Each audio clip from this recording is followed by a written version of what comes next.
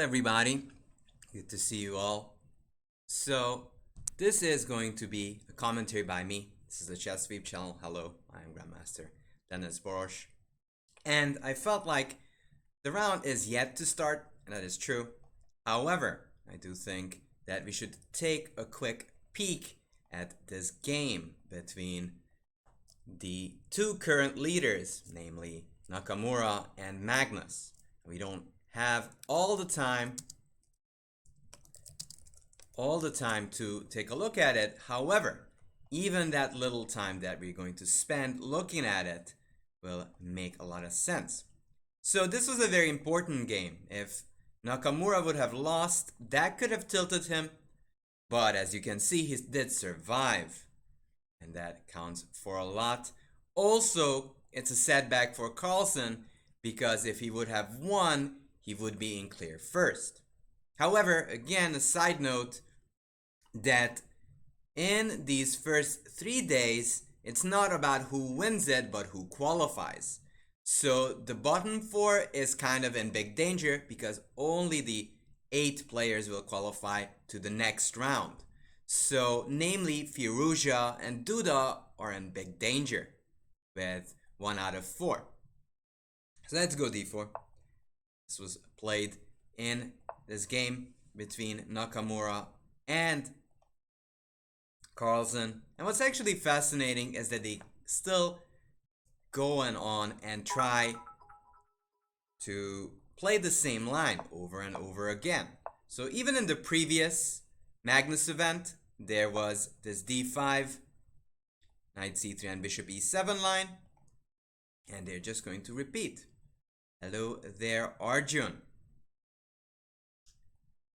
Knight c3, bishop e7. So in the previous tournament, which Magnus won, he went bishop f4. They all went for this classical main line of knight d7. Actually, with both colors, with c5. And even though there were ups and downs, most of the time, Nakamura did manage to survive. So this time I feel that Carlsen was specially prepared for Nakamura going this direction. Instead, he went c takes, e takes, bishop f4. Now c takes is a rare move because in a general rule of chess, you want to keep the tension if you ever can. So he did take. Now e takes d5 is a must because if you take with the knight, e4 shows up on the board, takes, and this does look like this semi-Tarrasch. This is actually the real semi-Tarrasch with c5. But in this case, black already committed the bishop on e7 and doesn't have this extra check in that you have in the semi-Tarrasch. So Nakamura is actually forced to get this Carlsbad kind of structure, which is known to be favorable for white. He takes, bishop f4. However, the big reason this is not popular, meaning taking, and bishop f4, is because it allows to activate the c8 bishop. As we all know, that c8 bishop is the culprit in most of the positions in chess.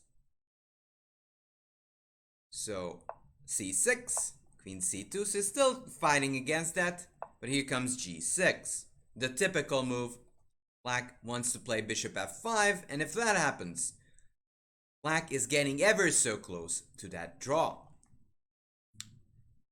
However, obviously, Nakamura is running into preparation. Now, this line is not entirely new to both Carlsen and Nakamura. Why? Because one of Nakamura's seconds played knight e5, bishop f5, queen d2, and gone with f3, g4, an aggressive play. So, even though this is some sort of a surprise for Nakamura, he might have been quite familiar with it. But this time, Carlsen goes e3, bishop f5, bishop d3, takes, and on the surface, he had just solved all of these problems. However, there's a surprise up in store, and that is h4. Now this h4 move is again having some sort of a renaissance, as This was played in the Caruana Nakamura game in the Magnus Invitational. And it's also an interesting move, championed by none other than everyone's favorite commentator, Yasser Seiravan. In fact, Yasser played this in the 97, 98, very close to the 2000s against a China match. So this h4 is staple Yasser. Hello Evansma. h4. The point is, White is going for some minority attack on the wrong side of the board. Usually you see it here with rook b1, b4, a4, b5. But in this case, Carlsen and also in Yasser's game, Yasser was trying to dissuade black from castling, or if black actually castles, that attack will be very dangerous. So knight b6, knight e5. And that is actually a typical dance in chess. Once this knight avoids and moves away from controlling this square, it immediately jumps into e5. So not sure if knight b6 was necessarily the best move. However, I do sympathize with Hikaru's situation. You're facing a novelty or something of a rare move. You do not want to test your opponent's memory. You don't want to do that. So knight b6, knight e5, queen c8. So this queen c8 is again kind of those tricky moves. He's trying to come up with a plan that possibly hadn't been looked at by Carlsen. Also, it stops any kind of g4 ideas. Also, another idea here, even h5 is possible. Takes and rook sack. Not quite a rook sack, but an exchange sack. And because this knight is so strong and white has such a stable structure, white would get a good counterplay against the king. It might even just be decisive. So seeing that, Nakamura decides to go queen c8. The reason he doesn't go h5 is because it would weaken the structure and no longer will he ever have the option of kicking out this knight. So he goes queen c8. h5 now is not such a big deal because the king is in the middle and it can go long. So if you win the pawn, black will not really be too worried.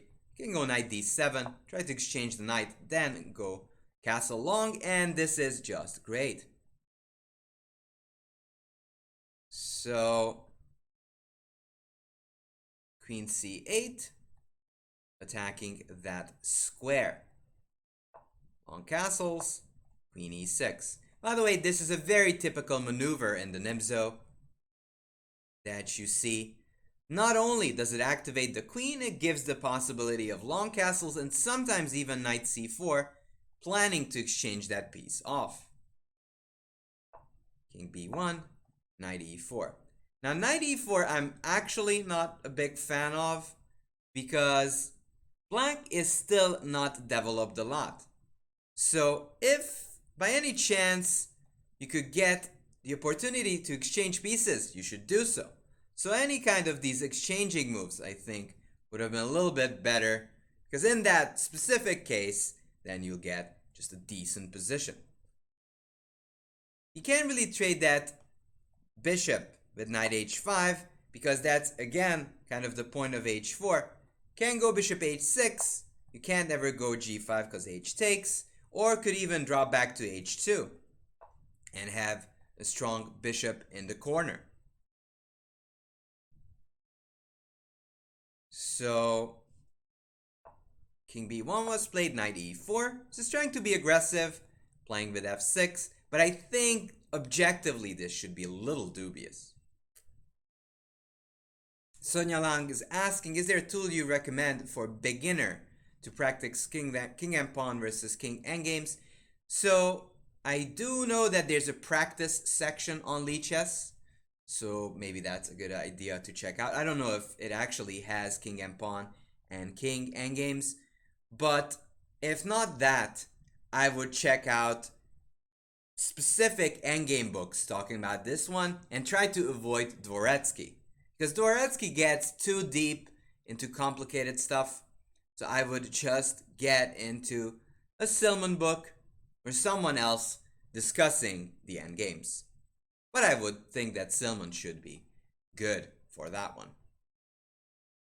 So Black is in the defensive, not really trying to do anything, just trying to castle as quickly as possible. So knight e4 is played. He's trying to eventually just kick out that knight in the center. Queen c2, bishop b4. And bishop b4 is an aggressive move, but I think it's just too early. Sonia Lang, thank you. Hope it helped.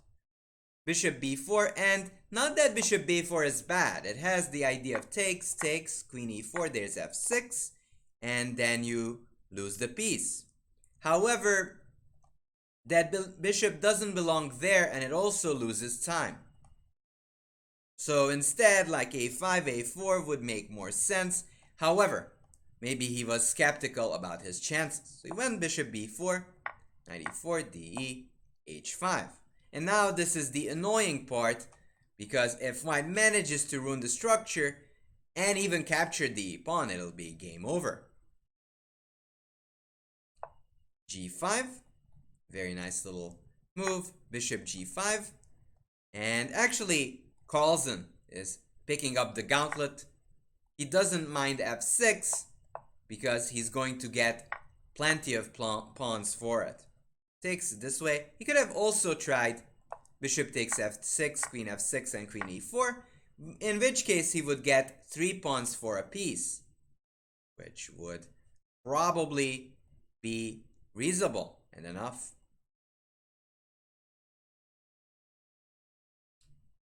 So, in this position, he played rook h4 instead, trying to attack, fg, knight g6, rook f8, rook e5. So white is better here. However, never underestimate how clever and flexible these pieces are. And that's actually the issue for white. White will always have to deal with the safety of this rook. If you can't deal with it, then that will be the problem. So h6, just defending the pawn. Bishop d6, rook f5, queen e6, e4, rook e8, f3. Now this is kind of the best construction that Carlsen can get, because these pawns are still flexible. Whenever rooks are fighting against the light pieces, you want flexible pawns. Oftentimes this doesn't really work out in e4 systems, because the e4 systems have really bad pawn structures.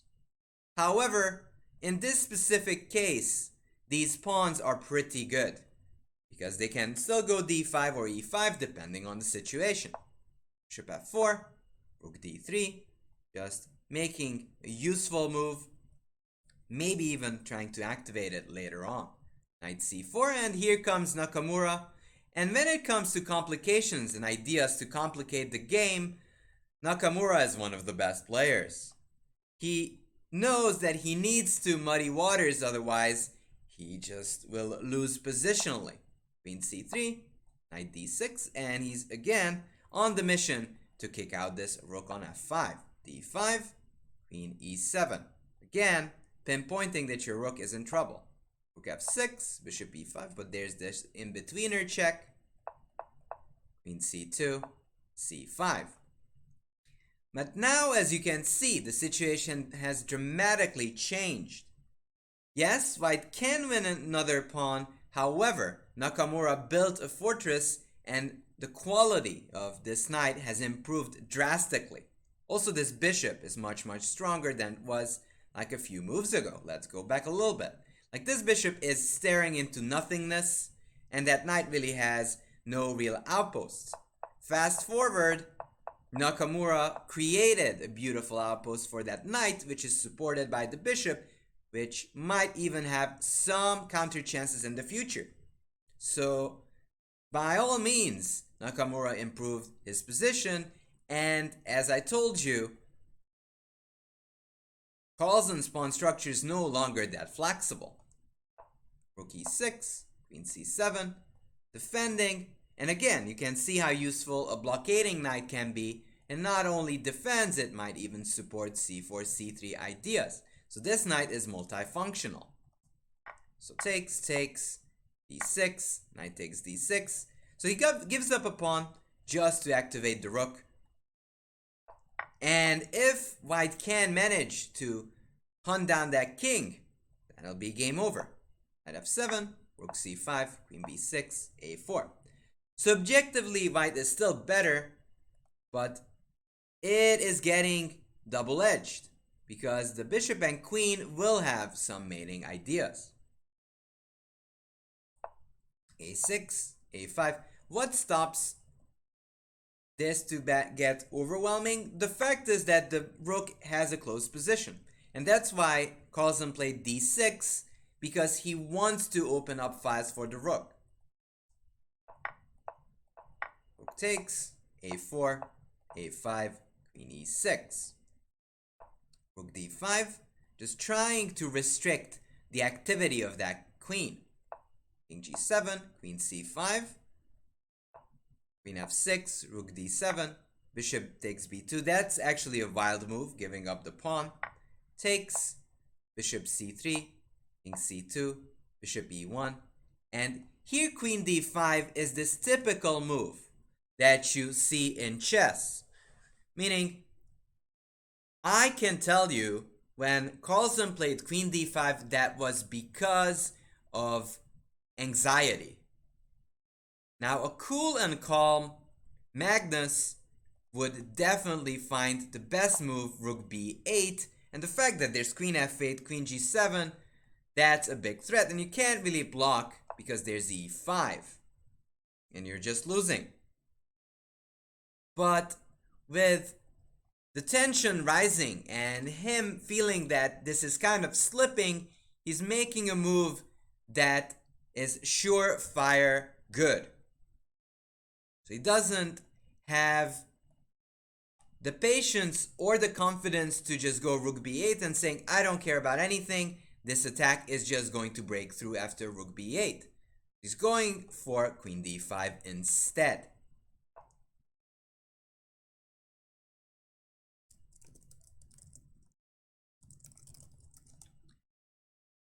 So queen d5, it's not a bad move. However, sometimes you have to have extra resolve to go for the boldest and best move. Now, rook b8 would have been the boldest, so it's double-edged. But if you find it, you actually will win the game. So now this queen d5 is actually going to drop it. Queen f3, and suddenly the threats are just getting too dangerous. So realizing it, Carlsen decides to end it. Goes queen e5 check, king g7, and repeats because he realizes his king has no more shelter and he just doesn't have enough time to double up on the 8th. Therefore, the game ended in repetition with queen e8 check, king g8, and rook b8. So now we're gonna go back to the broadcast because we're going to take a look. So I guess we should start with Carlsen's first game. And then we shall look. So at the moment, because of this draw, Nakamura retained his lead. So this is the standings so far. Carlsen is tied with Nakamura. Wesley So, a good addition to this whole event, and Karyakin. So those are the four tying for first, and that's why this was such a crucial game. Because if Carlsen would have won, he would be in clear first. However, the big drama will be on the last boards because only the first 8 qualifies. So, namely Duda and Firuza are in big danger on 1 out of 4. But I don't know. What do you guys think? Who's going to just slip through the cracks and qualify?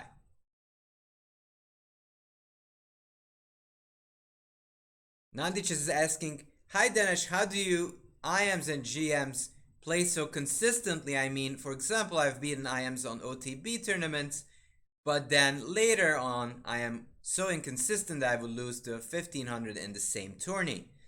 Well, exactly. You actually pinpointed the difference. Consistency. The difference between an average Joe and a Grandmaster is the consistency level. Because even though, like as you saw in that Carlsen game previously, Carlsen did get the chance to win, but he would never lose that game. And that's one of those big differences, that he would never go below that standard. If he has a better position, he might draw it, as he actually did, but he would never lose it. And that makes the difference, really. That they know that if they get an advantage, they can't have the luxury to throw it all away. It is kind of a level of seriousness / understanding of the game.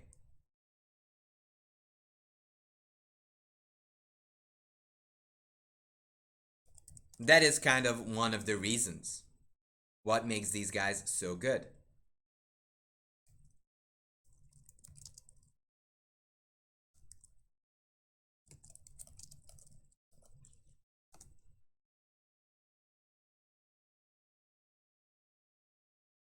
Yeah, I hope that was answer. So it's not like they're superhuman. They're also human. Just their level of focus is just so much better than someone who just sometimes focuses. They focus all the time. How do you improve consistency? That's kind of like yoga or staying in the moment. How do you stay in the moment? Well, you practice it. So they keep themselves in the moment, and that's just what makes them special.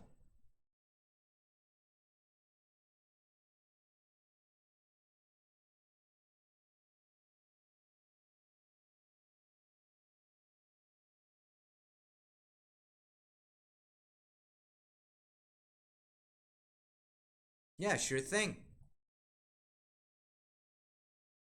And I do think that is kind of the big deal in chess.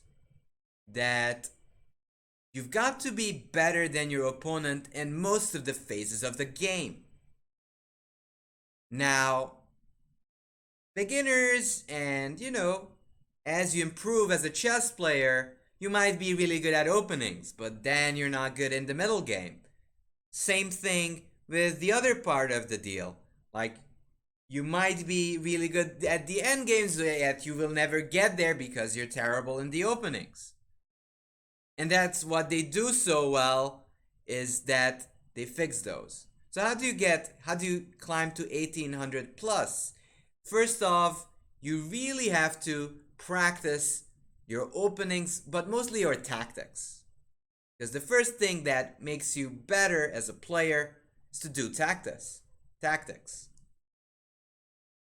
And if you do those tactics, you eventually going to crash through that 1800. And then you have to do all those stuff. How do grandmasters memorize hundreds of opening lines? It comes with practice. Like, how do you memorize all those studies whenever you study history? Well, you study hard, you repeat, like everybody else. You keep studying. That's what you do. You just go after that, you work on it. And in fact, like, just look at how Nakamura improves his game.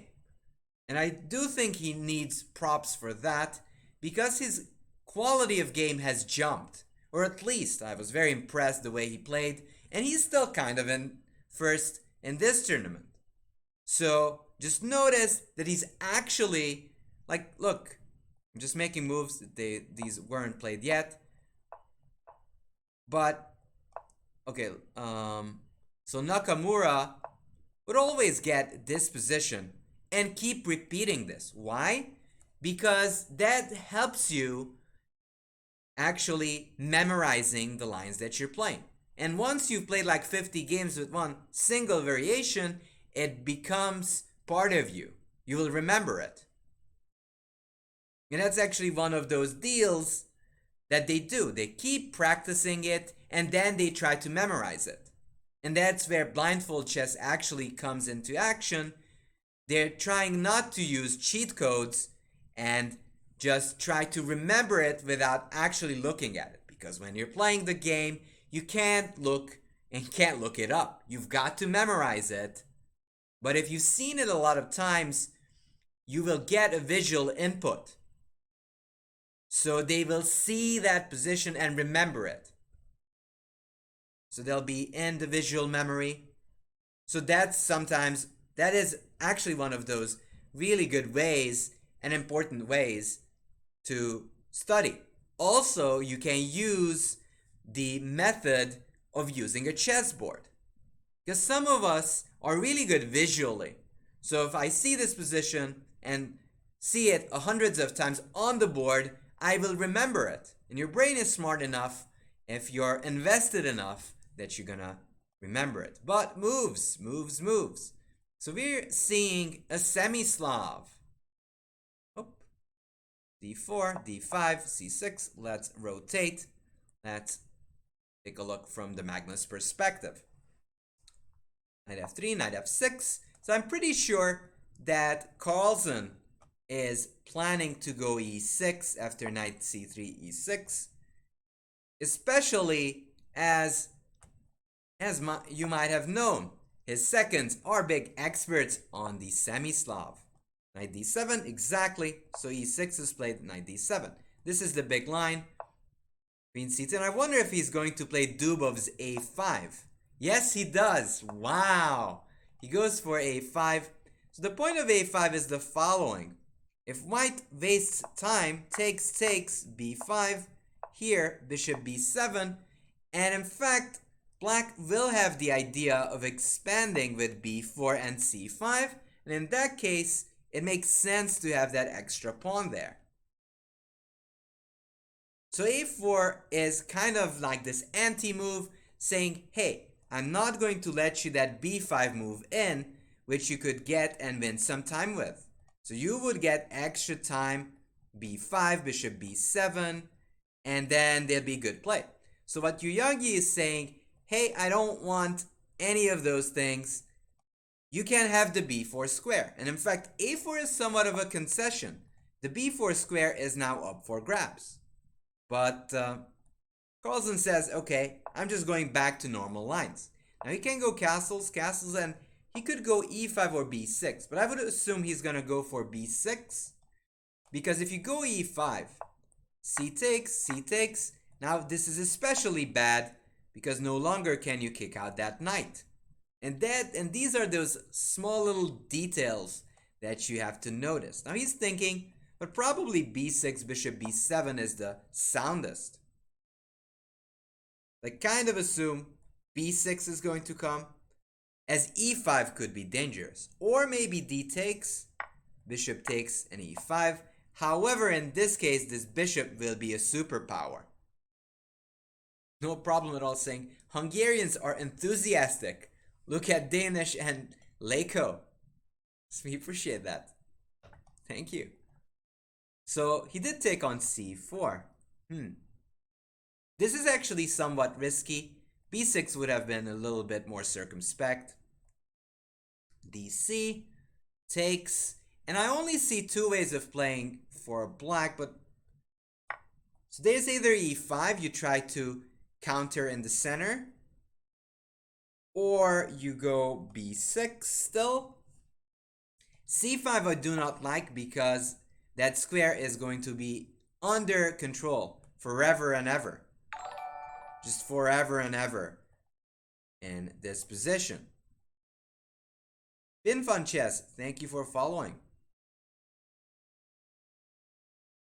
So DC, bishop takes C4. Black could also just play queen E7 and say, hey, I don't want to show my hands yet. You play E4, I go E5. And there's a difference now because the D4 pawn is loose and there are some tactical tricks if black gets the chance. So let's say bishop b3, e takes, knight takes. Now queen e5 doesn't work. It would be nice if it would. There's knight f3 and that pawn is defended by the knight. However, there's bishop takes h2 check, king takes, queen d6, and then you lose the knight and you're just down a pawn. So it does make a lot of sense to just make a waiting move with queen e7. He actually played e5 immediately, which also makes sense, saying there's no difference, not gonna go that direction now. I'm gonna go e5, bishop a2, just dropping away, so there's no knight b6 tricks hitting the bishop, and it will be still very useful. Sometimes you can also build batteries. Like, this is kind of the Grandmaster way of Scholar's Mate. So Grandmasters love getting the bishop to b1 and checkmating that way. This is our favorite Scholar's Mate. Now, it's not that it's winning immediately. However, oftentimes we do use that. So let's say rook e8. Black would have some trouble after knight g5, as knight takes h7 would be a big threat. After h6, knight e4. And once this knight is gone, queen h7 will be a big threat. So that is kind of the big move. Well, sorry to break it to you, Josh Friedel, but it's true. We like to checkmate with batteries. It's a fact. Alright, let's take a look what's going on in Nakamura's game. So Levon is going back to this Petrov line.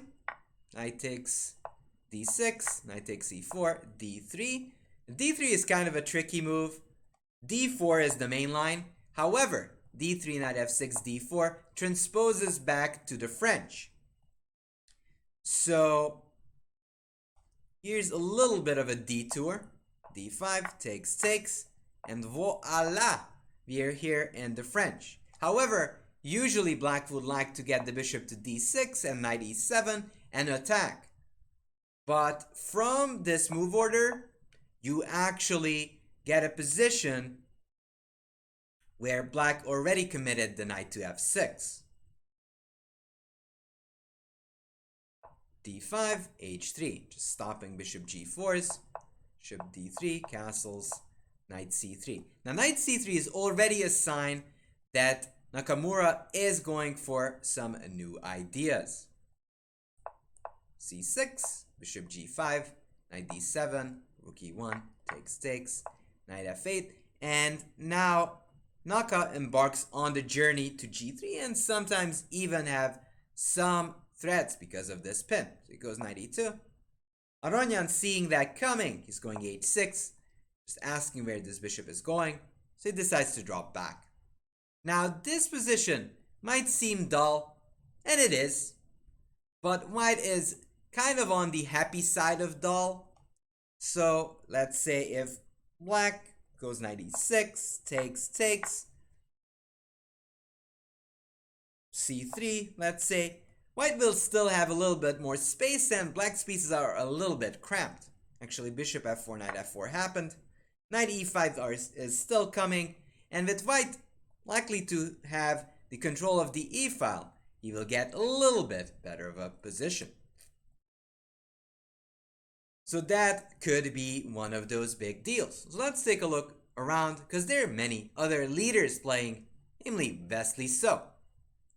So again, another e4 game, knight f6, d3, bishop c5, takes, and in this position, Carlsen played knight c3, castles, bishop e3 against Grishuk, and had like a beautiful attacking game. So if anything, it's something to check out. But So had different plans. He goes knight d2, knight d7, knight c4, just putting pressure on that pawn. So this whole game is going to revolve around the fact that black has a defected structure, however, has the bishop there. Whoa, Kale News, thank you for subscribing. Thanks for all the streams, Danish. You make the game look easy. Thank you, appreciate it. Thank you for the follow, Freeze. F6, castles, castles, C3. So the idea is to go D4 and build a big center. And with this bishop still being very passive on C8, white still does have a little bit of a pull. Rook E8, kind of dissuading that idea, because if D4, black can even think about taking and attacking the E-pawn. So decides to go and expand on the queen side instead, A4. And also note how strong this knight is on C4. It's defended by the charger pawn, just energizing this pony on C4. It also takes away this important square, and it can also bounce to the other side of the board, putting some extra pressure. Knight B6, just trying to get rid of that very strong knight and also activating the C8 bishop. But noticing that that could be an issue, he goes knight A5, putting pressure on those pawns and locking this bishop to defend that square. C5, BC, bishop C5, D4, takes, bishop F8, rook E1. So if you just follow the chess principles, you can kind of claim that white is better. Why? Because white has a big center, has two pawns in these all-important four squares. What does black have? Nothing. No pawns in the center. However, black does have the bishop pair, but those bishops at the moment are struggling. You can't move this bishop out. Like, can't go here because you drop the b7 pawn, and with a pawn down, you're probably going to lose the game. And if you can't activate this bishop, because you've got to defend it, with these very underdeveloped bishops, you don't really get real compensation. So if anyone's better here, it gots to be white. So here Karyakin will have to find a way to develop. Either with rook b8 and then try to get the bishop out. But I do feel it is vastly in control. c6 played. Probably I would anticipate h3 just to stop this move. And I think he's going to do well. But let's go back to the Carlsen game. So there were moves played. Bishop a2, queen e7. Just planning e4s. So there's two things going on over here. One of them, sometimes you want to take on d4, but if you can, you're trying to play e4 with black, and sort of you get a reversed kind of French defense. With white playing a very good French with this bishop being active on a2. h3, bishop b4. So he's kind of going for a different direction, as the pawn is not on a3, and it's never gonna be because pawns never move backwards. So he goes bishop b4, gives up on this plan of e4, which is typical for this structure. He goes bishop b4 instead, just pressing this knight. Although I'm not sure what is he going to do after this move. DE? Actually, DE helps, because after rook d1 I'm not quite sure what Carlsen was planning. Because if you go e4, knight d2 and this pawn is still, or knight g5, this pawn, wait. Knight g5 is bad because takes h6 and then the knight is taken. So that could be one of the ideas. ABC Chess, thank you for following. Hello, Perron. So maybe that's the point, that he wants to take one of those knights in case of jumps. Okay, so he still wanted to play e4 then. Yu Yangyi, seeing that, stops it and takes on e5, knight e5, knight d4. Now Yu Yangyi is known to be a fighter, so he could try to exchange pieces, but he says, nah, I am going to slalom my knight to f5. And if knight f5 is coming, then there'll be some hopes for an advantage. So knight f5, if you allow that, I would presume this is better for white because of the bishops. And if white gets e4 in, not only white will have more space, but the bishop pair.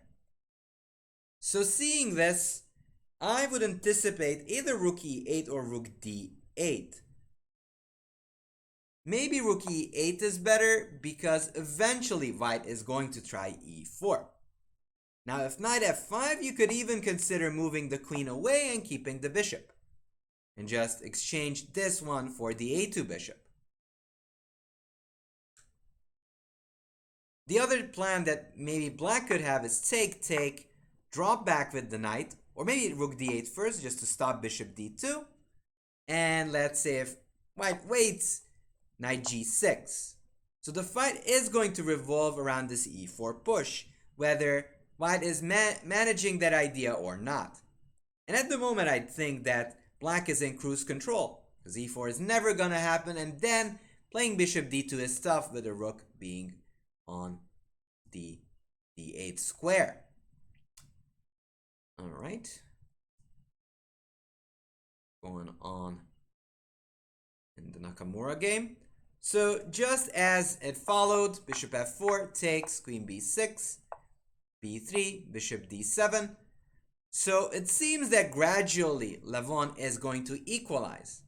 However, he's still going to have to deal with a pesky little knight on e5, which is a big issue. Queen d2, rook e8, knight e5. Note, you can't really take on d4 because tactics time, you lose the queen.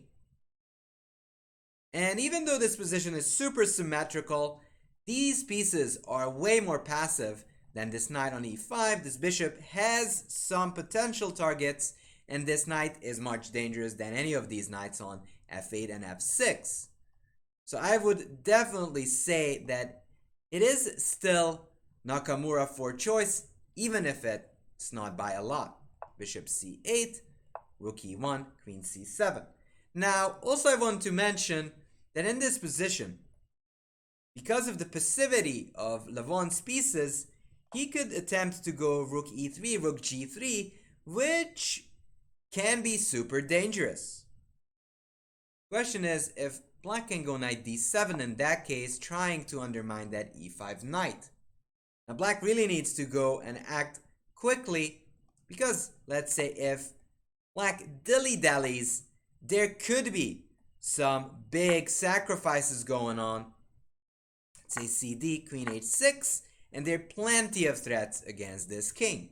Not saying it's necessarily winning, but it is something that he really needs to look out for. Not only threats on g7, there's threats on f6.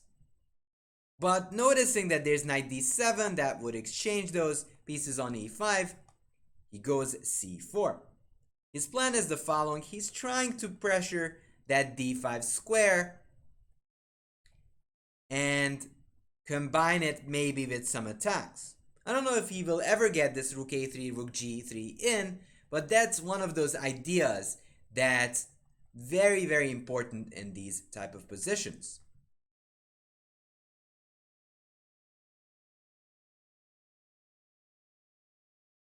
But let's take a look at Wei Yi's game, where crazy things are happening.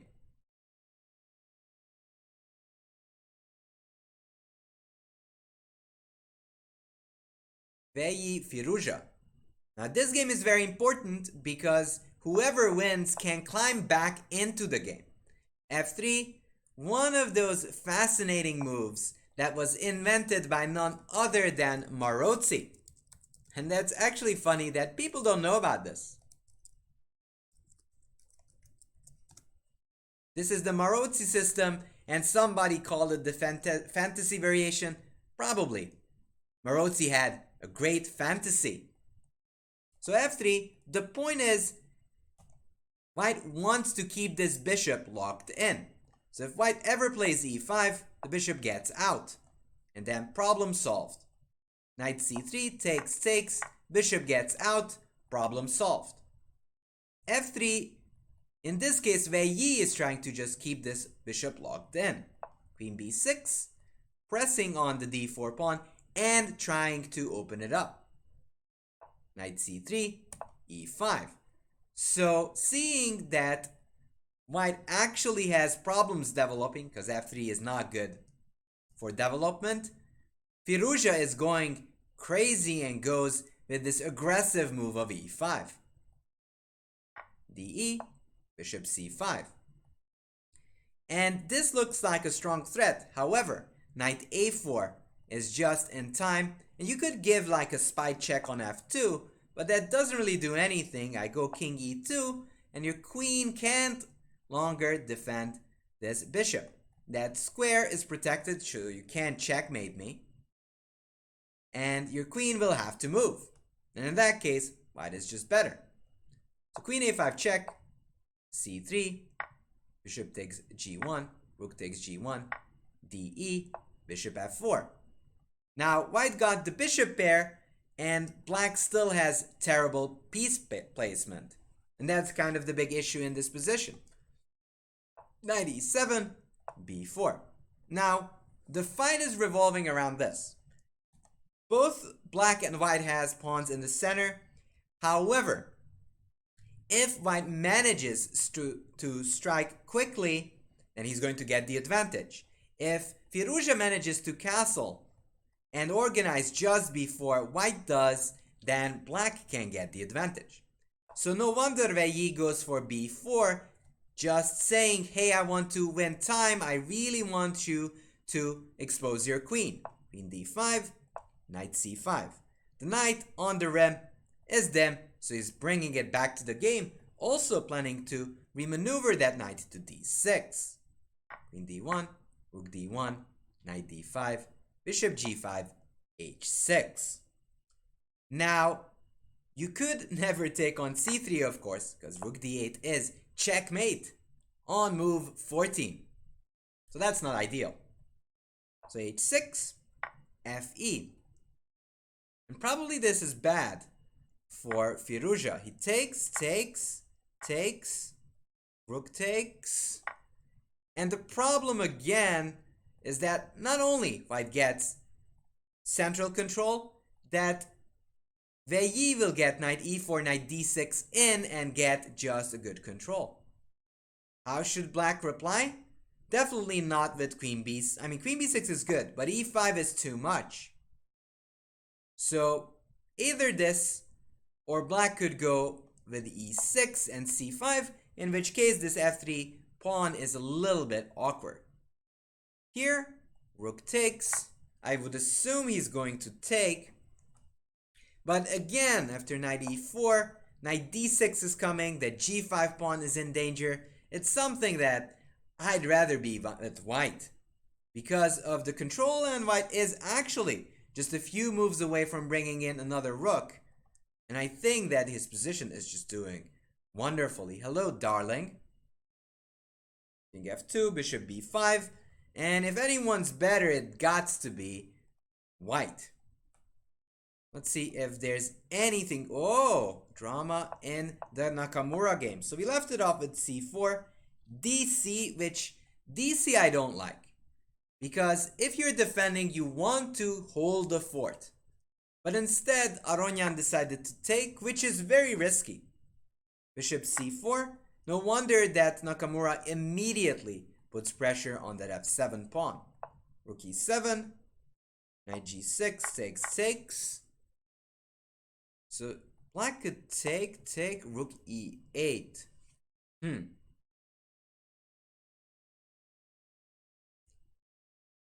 The question if white can actually break through, because takes, if you go back knight e5, there's knight d6 and it's defended. You could go queen e1 or queen e3, depends, attacking the knight, knight d6, but it does seem that all of these squares are defended and white just has not enough play over there. Okay, so it seems that Levon is probably just doing fine. Whoa, the Carlsen game is heating up. Also, people, if you have a suggestion which game to look at, feel free to let me know. Or just talk. So he goes the c5. He's actually going this direction. Bishop e6. As I told you, he wants to get rid of this bishop. Takes fe. Now he just wants a pawn on e6. And in this way, he might get some active chances. He controls the d5 square, so there's no more d5 jumps. e4, knight h5. So seeing that white either wants to go f4 or bishop g5, which would activate that bishop, he goes knight h5. Not only he's threatening knight f4 ideas, he's also trying to make sure that these squares are under dark square. These are under control. Knight e2. Also, it is time to look around for tactics, because you can note that black has 4 pieces lurking around the king and white has no light pieces around. Not at all. Also, if you're just tuning in, hello there, I am Grandmaster Dennis Boros, and this is the Chess Sweep channel. Just looking at this game by Magnus, where he played very exciting game following Dubov's novelty. So knight e2, g5. And this is such a brilliant move, typical to this Slav systems. You don't have enough time to attack that pawn, and black just can't defend it with h6. And this move just pinpoints, hey, I'm not going to give you the f4 square. Also, if you just move around, I'm gonna go g4. Hitting that h pawn, and if you take knight g4, queen h4, and queen h2 mate is coming. So this is very, very dangerous for Yu Yangyi. Maybe he even has to play this very ugly move of f3 just to stop g4.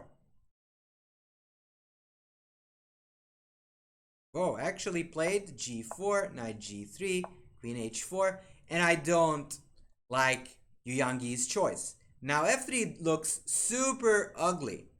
However, in this specific case, this looks way more dangerous.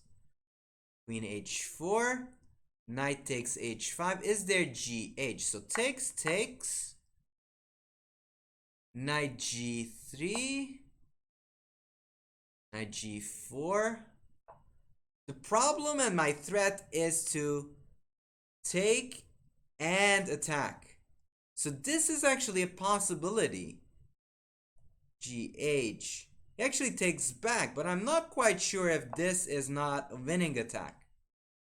Because not only I'm threatening to take and queen takes g3, let's say here, I can also threaten to take on g2 and queen h2 is checkmate.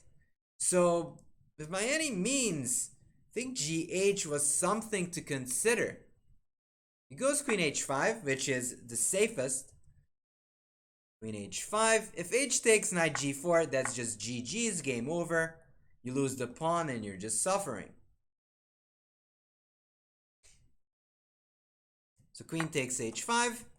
GH is a threat. H takes knight g4. That's very bad news for Yu Yangyi. If queen e2, I think there's knight f3 check. If you capture, your queen is hanging and it's just going to be checkmate. And if you go in the corner, I don't think that black is going to have trouble winning this quite quickly. Okay, let's see what Wesley's doing. So we left it off over here with c6. We went bishop a3. The idea with bishop a3 is the following. So he is trying to exchange off the bishop pair, and he manages, and now he just has some control of the center, and also he is just having a good position. Queen e7, rook a1, probably a little bit passive, I think. Bishop e6, knight b3, knight is looking for a new place. Bishop f7, queen c2, rook d8, and this is a dream scenario for Wesley. As he has the center, he's gonna plunk that knight on c5, and after a5 there'll be problems with rook b1, c3, knight c4, h3, d5, ed, knight e5. takes, a5, bishop takes. What? What did he do? So he played d5 and he just lost the pawn? Why did he do that? He had such a dominating position. Probably h3 was too slow, I guess, in hindsight, and a5 would have been better, just clamping down black's position. And that would have been a way better choice. Hello, Mustafa. That would have been a better choice.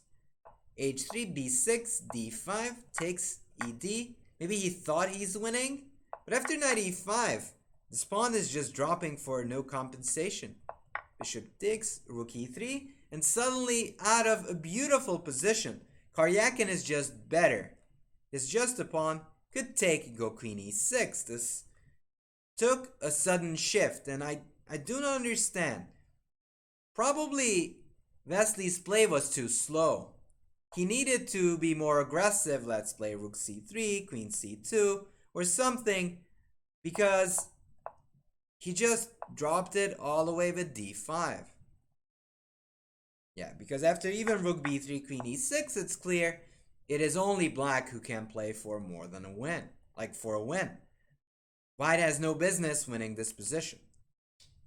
Let's go and see what's going on in the Vei game. So we left it off here. He didn't even dare take the pawn. Bishop c4, and again the problem for black is that garage sale of pieces on the 8th. Knight c6, rook f1. And the basic principles of chess still are valid. The weakest spot in chess is still f7. Bishop e6. Whoa, rook d7 check. Beautiful. Now, if Vei is known for anything, he's known for his tactical vision. And because black is yet to bring the rooks in the game, rook d7 is a very nice move, just forcing black to get into a bad position. Knight takes d7, and in this case, the problem for Firouzja is the following. He just has passive rooks, and these pieces are just ready to pounce on that king. Rook h4, still very, very interesting.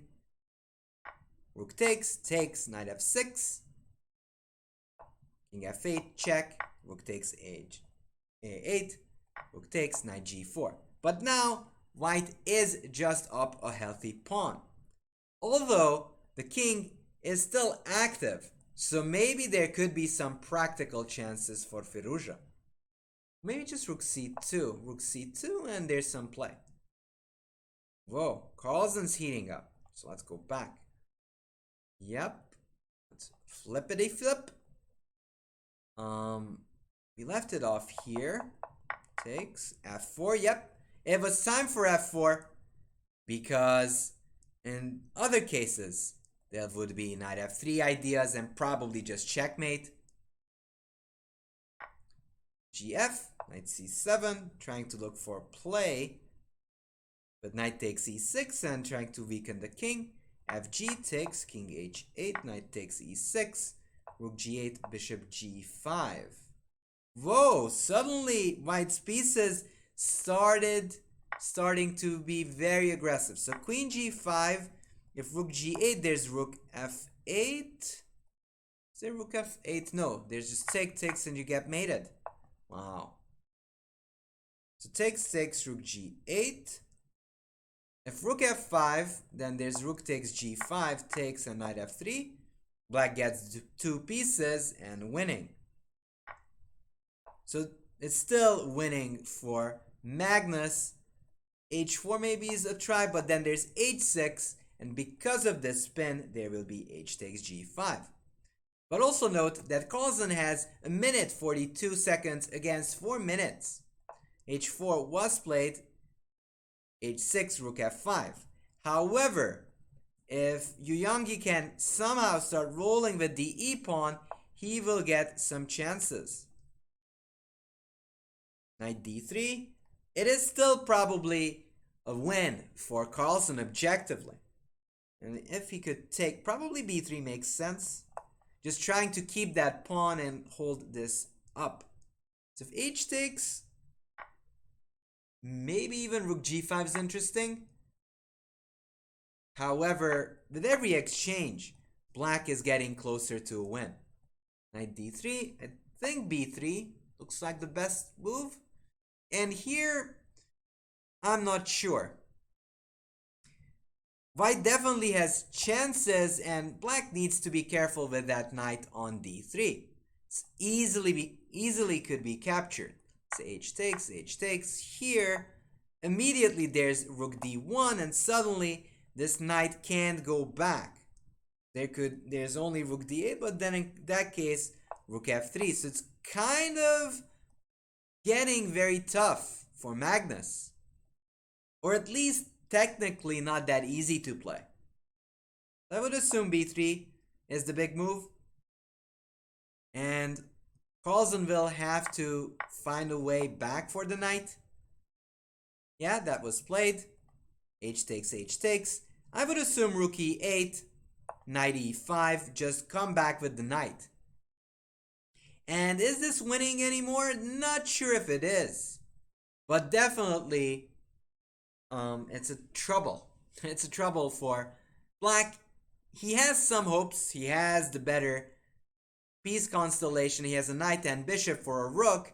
However, if this king gets active, gets to e3, it might get double-edged.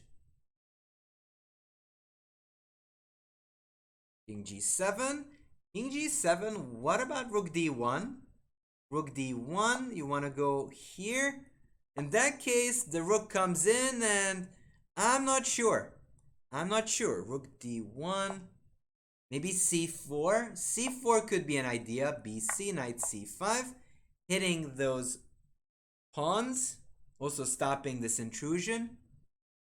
That could be playable for black. But is this winning? I'm not sure anymore. Not at all.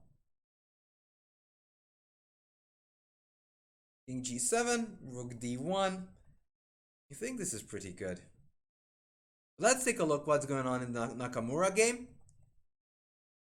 Meanwhile, so queen e3, knight d6, queen e5. So not seeing a win, that is Nakamura. He goes ahead and just makes sure that there are no easy moves for Levon. Queen e5, not only pin this queen, so there's no knight c4. You don't have bishop f5 because of knight e7 check, and you lose the bishop. So sometimes you just want to put your pieces on these four squares called the center, and because of that, Levon has trouble moving around.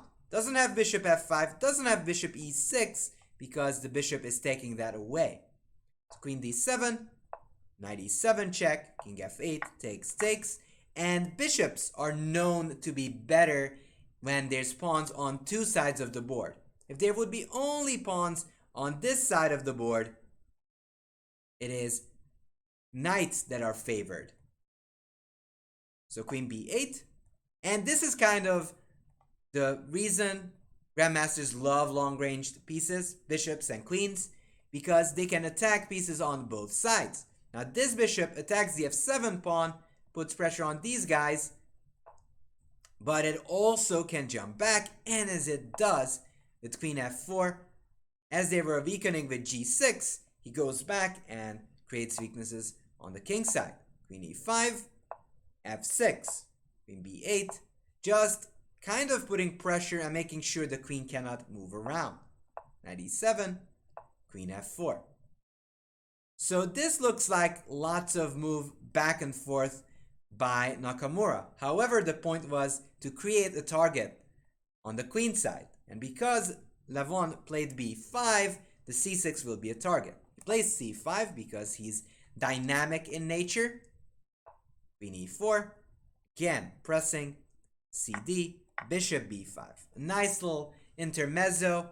If Levon takes, there's queen e7 check, here check, and then the pawn falls. Queen d6, queen b7.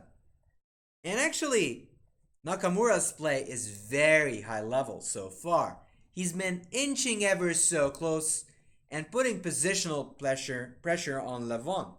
And it seems that Levon is cracking so far. Queen b4, queen a7, check. Not enough checks. There'll be these pawns guarding from those checks. h5, h4, g5, takes, f takes. So you can see that Levon is desperate to get some counterplay. That's why he weakens his structure, but says, hopefully I can give enough checks to this king and survive. h6, fg, king g1, just moving away from that danger. h4, gh, gh, queen d7, coming back, just bringing the queen closer so the king can walk up and eventually could use the queen as a shield. King f6, bishop d3. Now, this is still a complicated position. However, if Nakamura plays his cards right, this should be winnable. Let's say here, king h2, king h2. You can't go under and attack these guys because queen d4, and you lose that last and important pawn. King h2, queen f4, king g2, and the king can slalom to h3 or even f3, walking this direction, trying to take that pawn. And if here, I assume queen g4 is also good, after the exchange, this pawn is neutralized and the a pawn is going to make a run for it. Now, knights are great, but bishops are better when there's pawns on both sides. So, probably Nakamura is just winning, as he's going to either slalom his king to h3 or f3 in both cases, but good chances. But let's go back to the Carlsen game as it's heating up. So let's go back. Yes, indeed, c4 was played as I predicted. bc, knight c5. So he is trying to create a weakness to use that a pawn. Rook e5, trying to get in. King g2, rook c7, rook d8, rook e8. So he is going for either pawn pushes or some attacks on the king. So Carlsen has a minute. Carlsen has a minute, or had a minute now, has 30 seconds to Yuyangi's 50 seconds. Whoa, this looks really bad for Carlsen, because after king h5, not only you'll get checks, but that g-pawn is going to start rolling down. And a2 is not a real threat. Actually, is it? It is actually a real threat. The question is how white can checkmate. Can white go king h5, a2? Because if the rook goes here, there's knight a6, and the pawn promotes. The big question is if there's checkmate. Check. So if you go in the corner, yes, you get checkmated by the pawn. That's why this king maneuver was so good by Yuyangi. However, the question, what happens if the king goes this direction? So we have rook g8 played, king f7, king f5. Here, check there.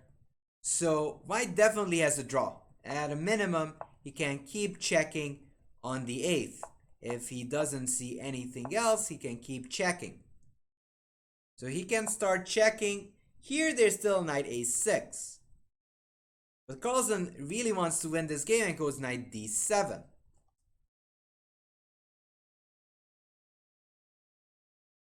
Knight d7. g6. e5. Wow, rook e8 is checkmate. Ooh, it's mate. It's just checkmate. It's unstoppable. So probably knight d7 wasn't the most practical choice. Rook e8 is coming. There's not much to do about it. Wow. Yuyangi is about to win. What a win. Also clawed his way back from a terrible position.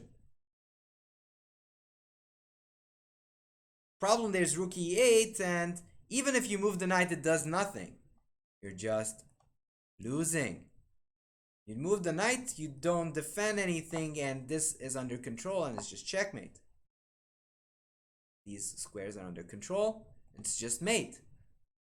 So maybe knight e5 is best, but that's then again rook e8. So he resigned. 1-0. Wow. Right, back to the Naka game. Queen e4. See, slalom this way. King f3.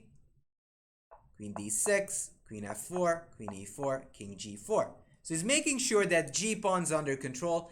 And also note that time difference between Levon and Nakamura. Nakamura has 2 minutes, 25 seconds to Levon's 26 seconds and the losing position. So I wouldn't be surprised if he's going to resign pretty soon.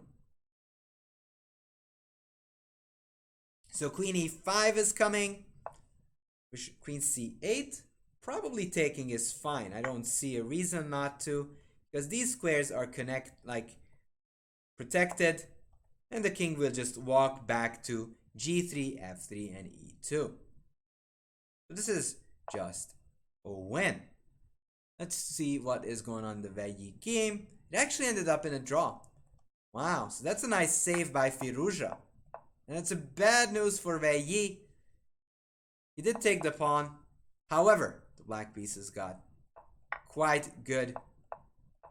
Yeah, that's just ended up in a draw. Let's see. The rest of the game, also a draw. So he did lose that pawn. He got an amazing position and then just blundered it away. Gave up the pawn, but he managed to hold in the end. Because white still has very good pieces. There, takes draw. Alright. Let's take a look at a different game then. Let's see what's going on in the Duda Dubov game. So we didn't look at this one. Bishop g2, knight f3, there. Queen c1, e5, bishop d2. So he's trying to stop Dubov from castling. No, Naka shouldn't blow this. Let's go back. Naka shouldn't blow this. He has like a full minute advantage. If anything, this should be super good for Naka. He's just going to move the king away. I mean, Levon is tricky and has still a knight on the board. Let's keep watching this, because anything can still happen.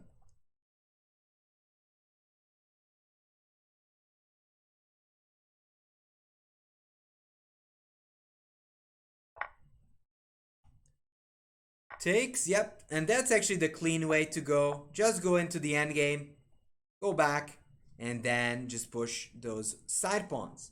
And that's the problem with knights, that they're just too clumsy.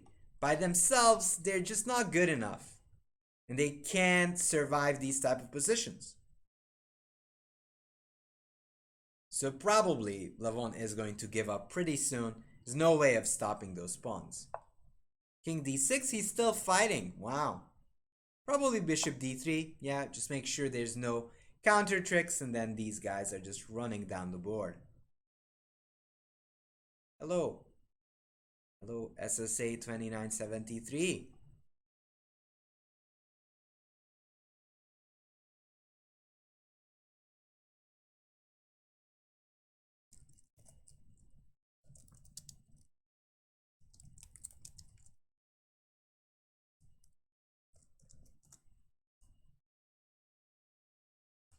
Bishop d3, pawns running. Not much to do. It's pretty bad. And therefore, Levon resigned. Let's take a look what happened in some other games. Yeah, let's take a look at the Ding game. Good question. Zug Addict. Let's take a look. No, these are not bullet games. These are not bullet games. Ding Grishuk. So, g3, this typical system. Queen a4 check. So he doesn't really want to go into these big topical lines. So he goes queen a4 check, trying to win the pawn back. Bishop d7 takes c5. Gives up the pawn for some active play. Knight d7 tries to win back the pawn. Bishop e3, but it seems that Ding is pretty stingy, doesn't want to do that. Bishop d5, queen c2, queen c1, knight d5, c6. So what Ding here is claiming, okay, you can have the pawn, but I'll ruin the structure in exchange. Castles takes bishop d5, knight d2, bishop e7, queen f4. But again, another problem for Grishuk. e4 is coming and the bishop will get trapped. e5, queen f5. Wonder what happens after knight e5. Knight e5, probably bishop g5. And there's just too many things hanging for white. Goes queen f5. Castles, rook d1. Bring this guy's under danger. Queen c7. Rook c1. Rook d8. c4. Knight e3. So far so good. This looks like an amazing position for Ding. I don't know what happened. Bishop a2, just taking a pawn. When you're suffering taking a pawn, it's not a bad idea. Queen e4, knight f6. Oh! Knight takes e4, missed. Yeah, he's just completely dominating here. Like, there's no question about it. Like, you just take up a pawn for not much. However, he took on d8, which is that's incredible. That's incredible. That is incredible.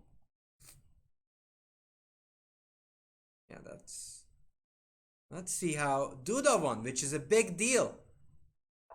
So he won a3 f5. So he's trying to play on the queen side. b4 takes c5, e4, knight h2. So the fight is revolving around the idea of that h6 pawn being loose. h5, knight b5. The knight is going to d6. Knight d6, bishop f4, b6, castles, d7, d2. And the problem is that black has such a loose structure. a5, rook c1, e3, and even after d4, it's just clear that Dubov is suffering. ed, which not only creates a target on d5, it also opens up the position and gives this knight f3, knight g5 possibility. Knight f3, a4, knight b5, takes. Rook a8, knight g5, takes. Yeah, rook b5 shows how bad the position is. Like knight e6, knight c7 forks are coming, and black is just hopeless here. b5, bishop d6, k1. And because of the high quality of white's pieces, black is just completely losing. Went here, queen f6, just clarifying. And this is just completely winning. Alright, this is actually a good news for Duda fans. Everybody, let me know, Duda fans. Are you happy?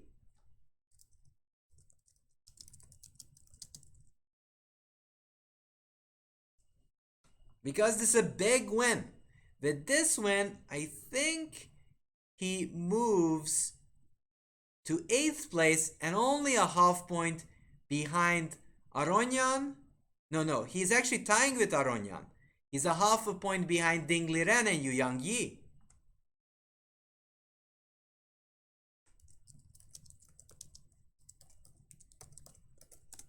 Duda fans, I'm pretty sure, should be celebrating right now. Because you can already kind of see that this win just puts him half a point away from the qualifying spot. And this is a big loss for Dubov as he still lingers on 1 point, while Veyi and Firuja is just leapfrogging him, even though they're still more likely to be eliminated than not. So Nakamura had a nice win. This was very well done, giving zero hope for Levon. And this is kind of showing high caliber chess, very much like Karpov. Anything else, it's more Karpovian. Takes, knight f8, knight e2. This maneuver was super nice. And bishop f4 was a special move. Takes, queen b6, b3, queen d2. Queen d2 is something of a high class move that I wouldn't have found, because I would assume you want to double on the e file. Queen d2. And knight d5 was good, because once that knight arrives there, it's not that easy. Probably Levon should have played knight e6. Just pressing on d4, try to exchange some more pieces. And yes, black still has a passive position. However, it's not that easy to press through. And after you play knight d5, I have knight d7. And once we exchange off the knights, it is just going to be a symbol, a very, very simple position.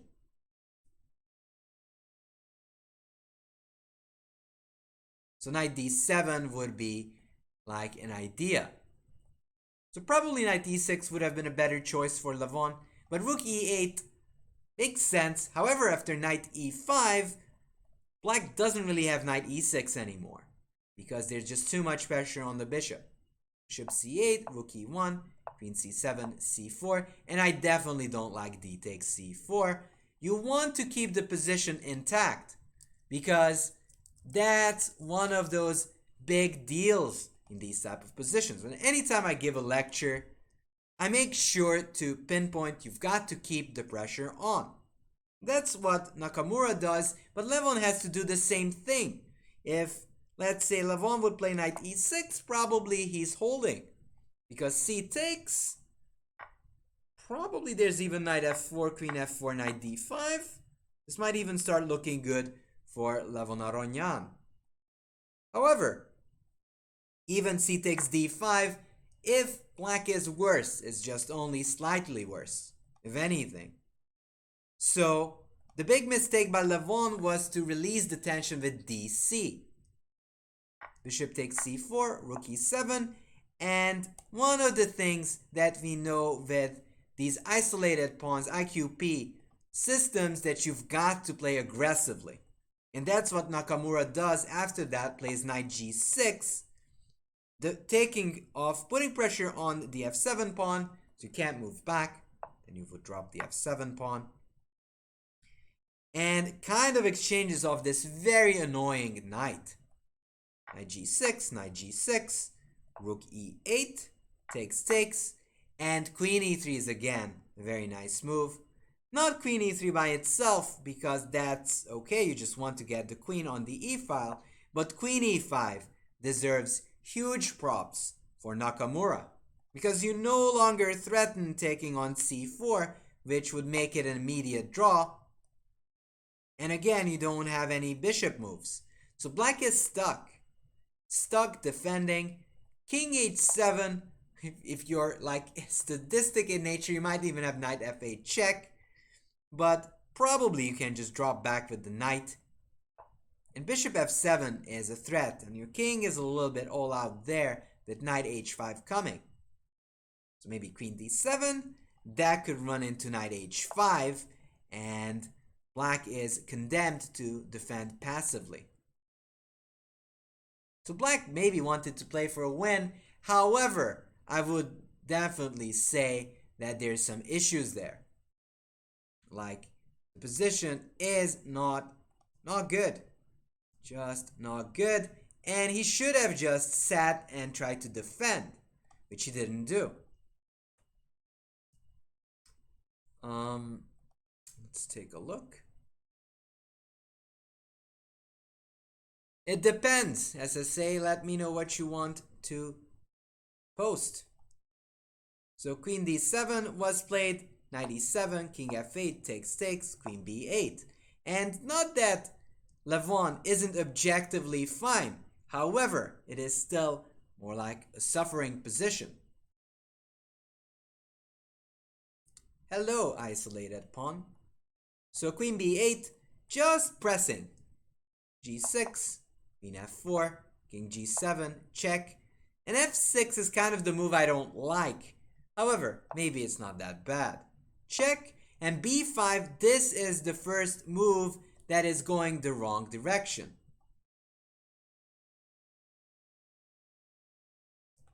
So b5 is coming, bishop d3, knight e7, queen f4. And now the queen is and has done her duty, and after those weaknesses, the position is just very good. And now compare this to this situation. Before b5, these pawns were kind of safe, but after b5, this pawn is going to be a problem. Queen f4, c5, queen e4.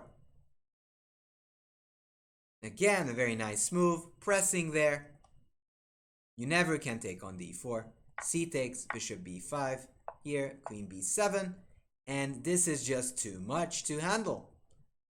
Just a great position in general. There, and this normally would be fine for black. However, because this queen is stuck defending that knight, it has big issues. By the way, people who are just watching, you can check us out on our Discord if you're interested in our lectures and previous commentary. So this would be even if not for this very good queen. Queen b4, queen a7, and again the problem is you've got to deal with the e7 knight. Queen e1, queen e5, g3. And one of the things that you should never underestimate is the flexibility of this pawn structure. Now it's not a new thing. You might have seen this thousands of times before, but you can see that queen e5 check, it's not an immediate draw. White has g3 and black runs out of checks. Note that if you would go back, there would be perpetual. But white always has one extra move to provide shelter for the king. h5, a very good practical try by Levon. It's a blitz game. You want to make your opponent anxious that you might actually have a repetition. So h4, g5, takes, king g1. King g1 is hated by the computer, but I still like it because it's technique. He doesn't want to run into technical difficulties. A computer might find the best of the best move, but king g5 was played by Nakamura for safety reasons. h4, gh, queen d7. And what you can see in Nakamura's plays, since he won those pawns, is that he's making sure that there's no draws available. King f6, bishop d3. There's two dangers lurking in the position, the h pawn, the d pawn. So you want to block it. The other thing you've got to block is these checks, and that's why this queen is very useful on d7. Not only it counter threats on d4, it threatens this knight, and queen g4 is going to be a good way of defending the position.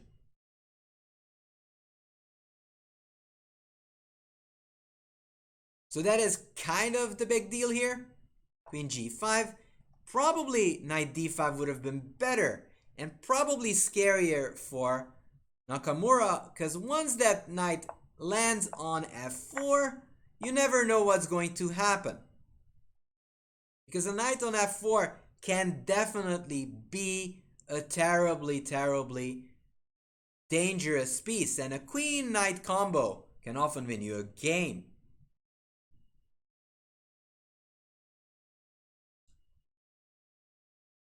So queen g5, king e2, check, queen c8 takes, and now it's basically game over. White has 3 pawns to 1, and here again comes good technique. Probably the most important part of the game. You want to exchange queens, and then you just win. Alright, so let's see which game is coming next. Which game should we look at? Should we look at Carlsen first, Nakamura, or who else? Chat. And dear viewers, what is your take?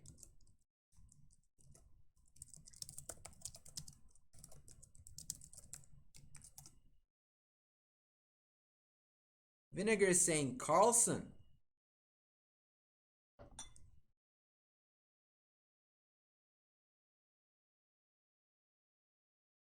Yeah, that's actually a big loss for Carlsen. You've got to recuperate, and he's going to go all out, I'm pretty sure. I hear signs of wishes for Ding, which is pretty respectable.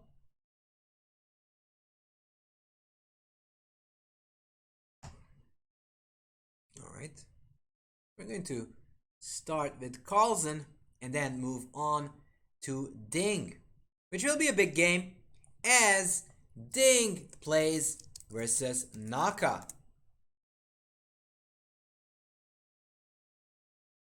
Which is going to be a big game. Any predictions there, viewers? And Leech has chat. What is your take?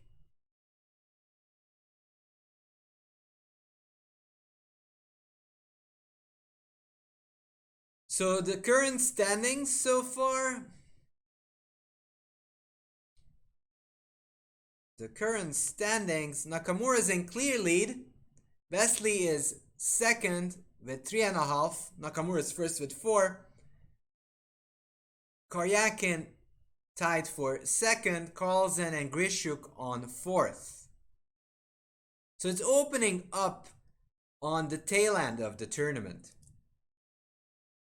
And here's the link for these things. Ding is gonna take Naka down. That's an interesting pick. However, Nakamura has been on the roll these recent months. His play was very high quality, and I think if he makes an extra push for it, he might be endangering Carlsen. I know that's not a popular opinion, but I do think that he is getting really close to get in peak shape. And with his peak shape coming up, I think if he will start breaking Carlsen and winning a bit more often, he will be a dangerous opponent. Not just Ding to Carlsen. What I expect in this game, I expect e4. Probably we're going to see a Petrov. Gonna see a Petrov, but this time Carlsen is going to go all in. For sure. For sure he's going to go all in. I don't know if he's going to follow what Nakamura played, but he might. Yeah. I don't know. What time is it in China? It could be early. Or late? I don't know. I mean, he is under shock. Ding is under shock, but he's still a 2800 player, so I wouldn't doubt that he would get a chance to, just solve it and hold it. Together. They're top players. They might not really tilt. Late night in China. What do you guys think about it? I don't think that's fair. They really should move the times for Ding Liren. It's kind of unfair, or at least compensate him. 11 p.m. Okay, 11 p.m. is alright, but I don't know. I think that it's kind of unfair when you're the only one playing at 4 a.m. at one moment and everybody else is like afternoon time or early morning. Not early morning, but like 10 to 12 a.m. I think my personal take is he should be either compensated or, you know, give a schedule when he has the time advantage. Yeah, he played 3 a.m. one time too, yes. I think that's not quite fair. But I'm curious, what do you guys think? Is it okay? Would you change it?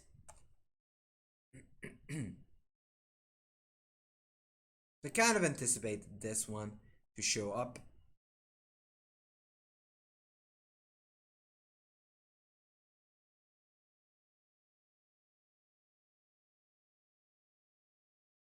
He can adjust sleep schedule.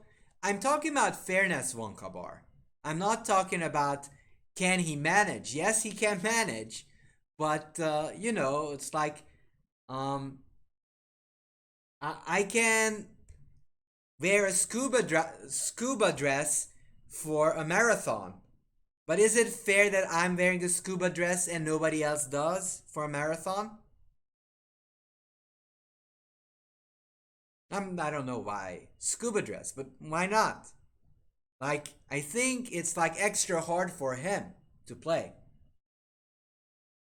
And why should he suffer the consequences? It's not his fault that he's playing from China. You're hating on scuba dress, Woobsy Daisy? Come on, everybody loves scuba dresses.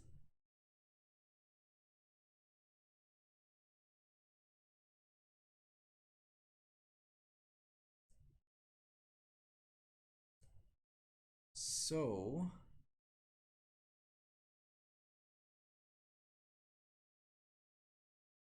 let's take a look back to that Wesley game. I think here. So here this was still much, much better and brilliant preparation by Wesley. And I think that this would have been very good.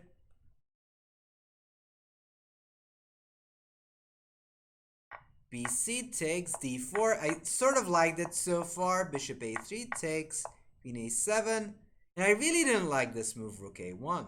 I would rather play rook e3 instead, doubling up and go queen c2. Why go back to a1 when you can put it to better square?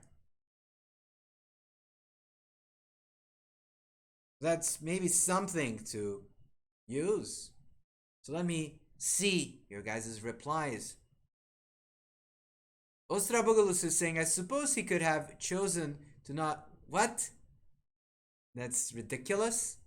I think they could have staggered the schedules to force everyone to play at different times. Exactly, that's what I'm saying, that they could have done that. Why can't we see their times? I don't know. I agree, but Chess24 needs to run tourney when most people will watch. They can watch, like, that's fine, but give them a time where it's as reasonable as possible for Ding. Or at least whenever they get closer to like finals and he's in there, don't let him play at 3 a.m. in the morning. Queen b4, I think there's queen d2. Or even queen b4. Yeah, probably queen d2. Oopsie daisy, thanks for your stream, dude. You are very enjoyable to watch, to commentate. Thank you. Yeah, maybe queen b4 is something. But I definitely feel that this just doesn't feel right. Bishop e6, knight b3, still an advantage for him. Rook d8, and I would have wanted a5. Here, h3, and just hold it together. You will eventually put pressure on the b pawn. And yes, black is holding his own. However, this knight is still hanging in the air. So let's say you go here, I go rook. Oh, rook b1's bad. because knight a3, that would be not good. However, let's say after queen c3, preparing this idea, king of rook b1, knight c5, and it's a pleasant position. I do not see a reason why not to do it this way. Knight c4, h3, b6, and just how improbable and not understandable that was, I don't understand. So like that d5 ending's other mistake, I don't get it. That is the only thing I don't get. Like, I don't understand d5. He has 9 minutes 44 seconds. And he plays d5. Probably he must have missed the fact that he's actually not winning the knight after knight e5. Yeah, Tricky Hiki is doing very well, think a bit. He's doing very well, and if he keeps it rolling, he might just come as a new challenger for Magnus. I'm not joking there.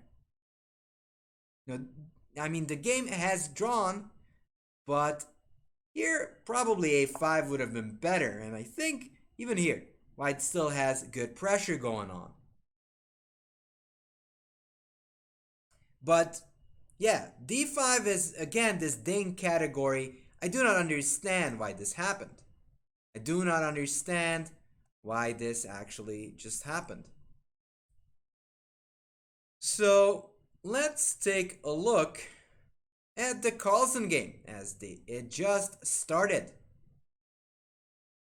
Live games resume now.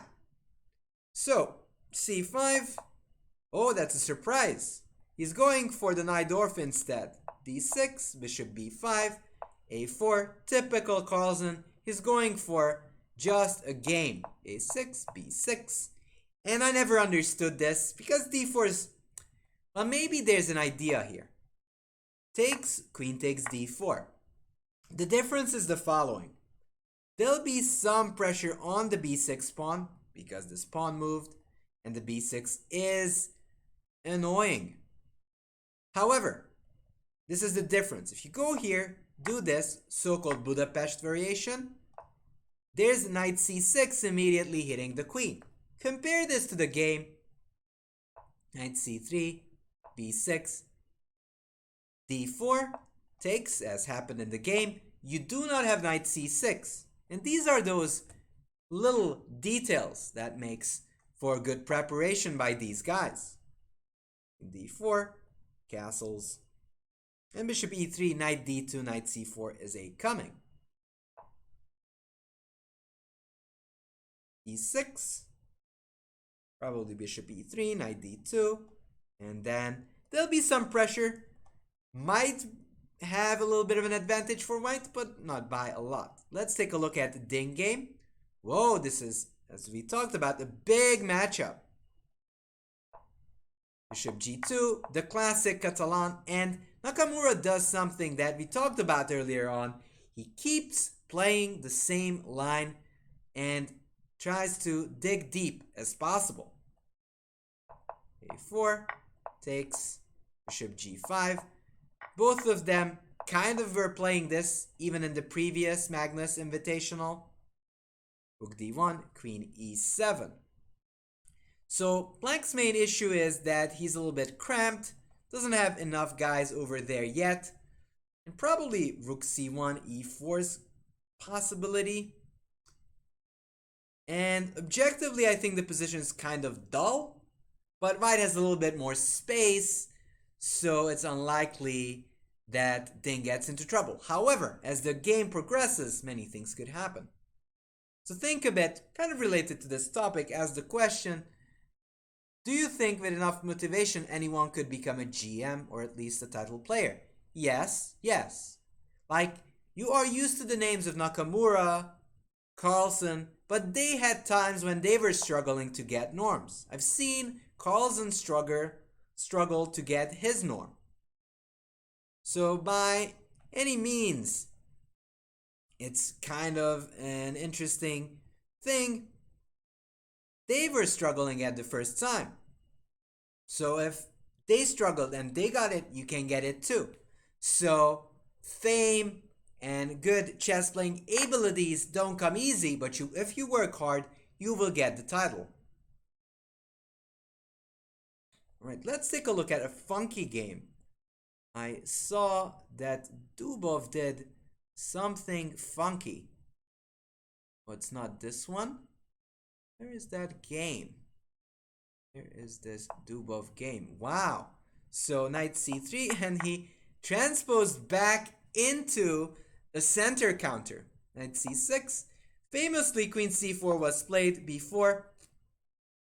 And I actually played this queen d3 in online chess with varying success. It's basically saying you're playing some sort of a reversed queen d6 Scandinavian.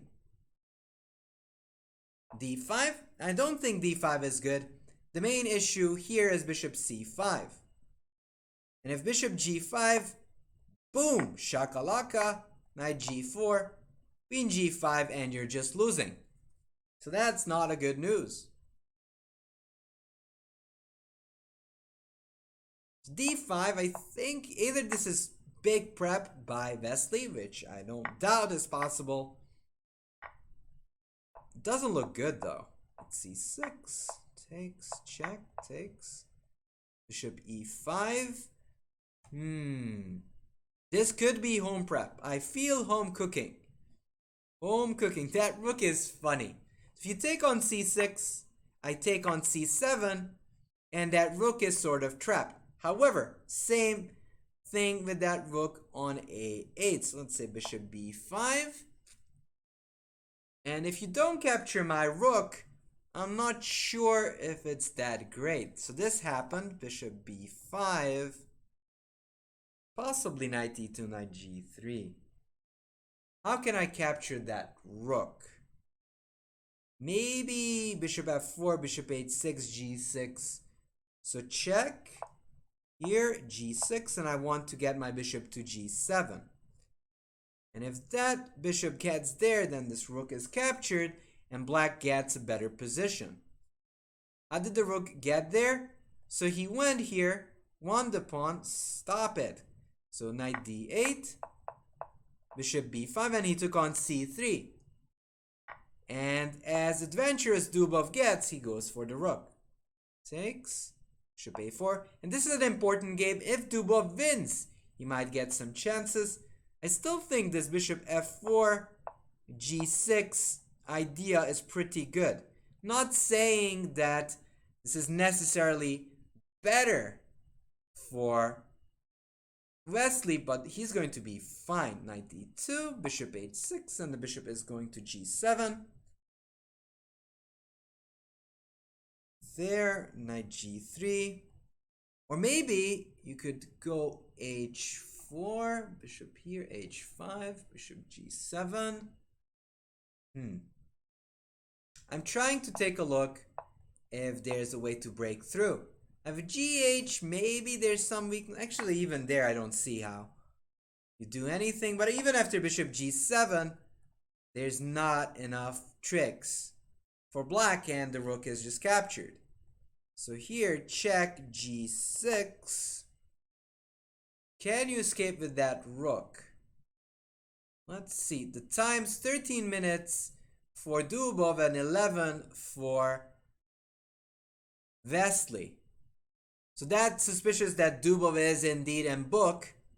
However, who knows? I don't know. Still, at the moment, I don't see how to deal with this. And if that works, probably Wesley is going to be out of trouble. Let's go back and see what's going on in the Ding game.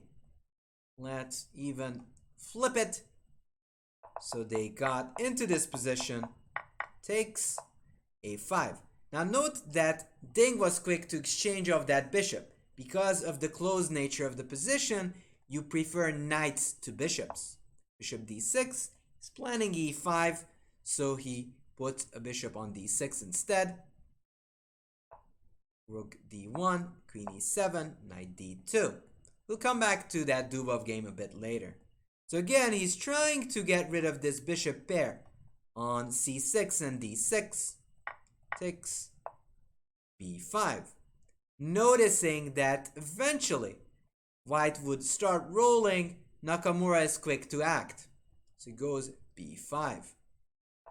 Queen c6, just freezing black's position. And this is starting to look really, really dicey for Nakamura, because it's unlikely there'll be a c5 break unless you go queen e8, however, or queen d7, whichever. But in this case, there could be knight maneuvers, pressing that bishop, invading through the c file. And if anything, Ding is just pressing on, and it's just gonna be a struggle for Nakamura even to survive. So queen c6 is tough to handle. So he plays e5, just looking for counterplay. Queen d7, obviously not played for that sole reason. Knight e4, e takes d4. So he's trying to activate this bishop. Can they take on d6, dc, rook takes d4, bishop e5. Now as Nakamura got an active bishop, this can get double-edged because these pawns can be weak by the end. Bishop e5, rook d3 maybe, or d2 just to protect that pawn. Let's say rook d2 just to defend. Takes. White has choice, can take with knight, maybe knight c5 maneuvers, hitting on the a6 pawn. Or even queen e4, because this queen is under pin. And because of these pawn weaknesses, I would slightly favor white here, if anything. Let's go back to the Dubov game. Let's see what's going on with that one.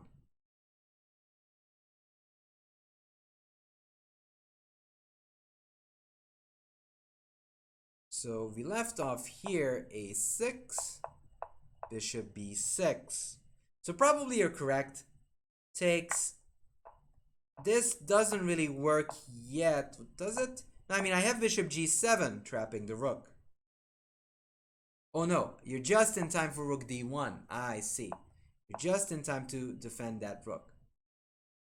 So a6, knight e2, b5, bishop b3, bishop b6. Attacking the pawn and still controlling that square. But it still seems like a position where everyone is kind of in a mutual bind. This rook is trapped, it can't move. And it can't go to d8 because the bishop is covering that square. Also, there's some threats on f2, so I assume rook d1 is going to be played.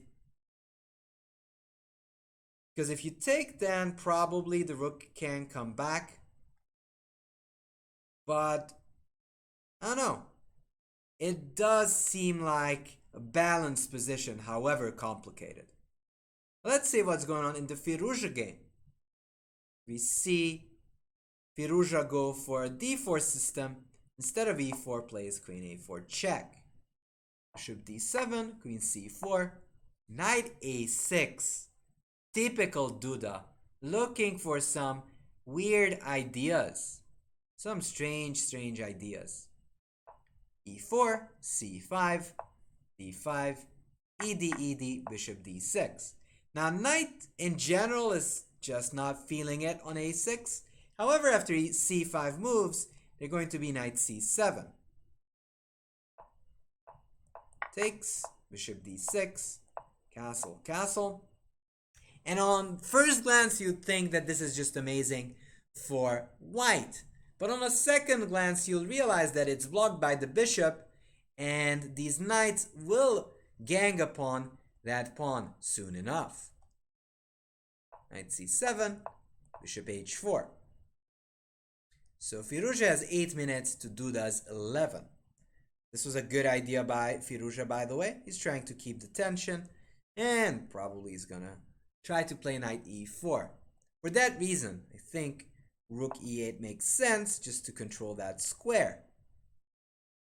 And that is fine. And if you take, Like exchanges by itself is not a big deal. Takes. And I still have control. You can't push the d pawn. And I will have multiple threats on your bishop and pawn.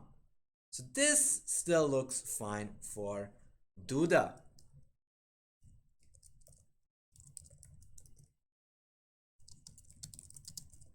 Any predictions for this round?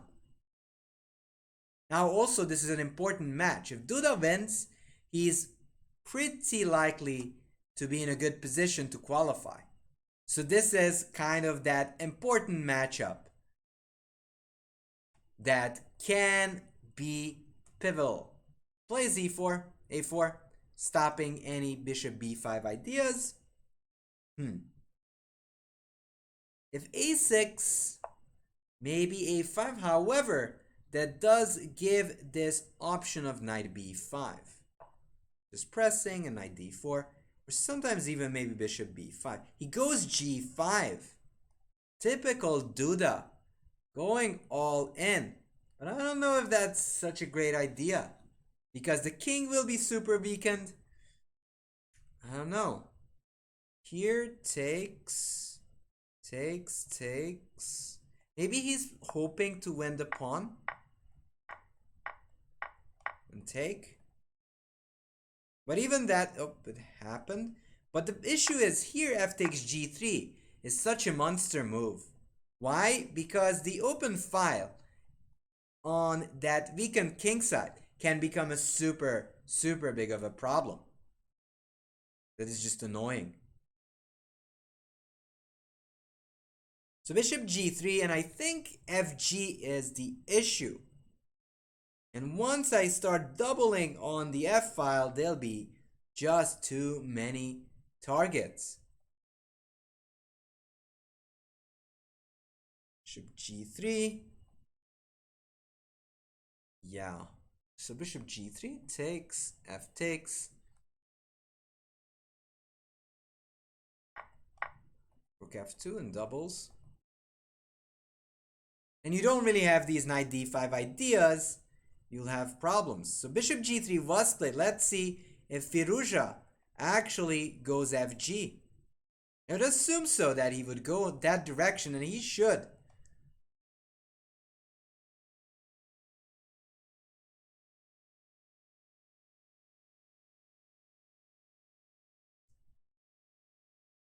Alright, so fg is coming. And it's just going to be a problem.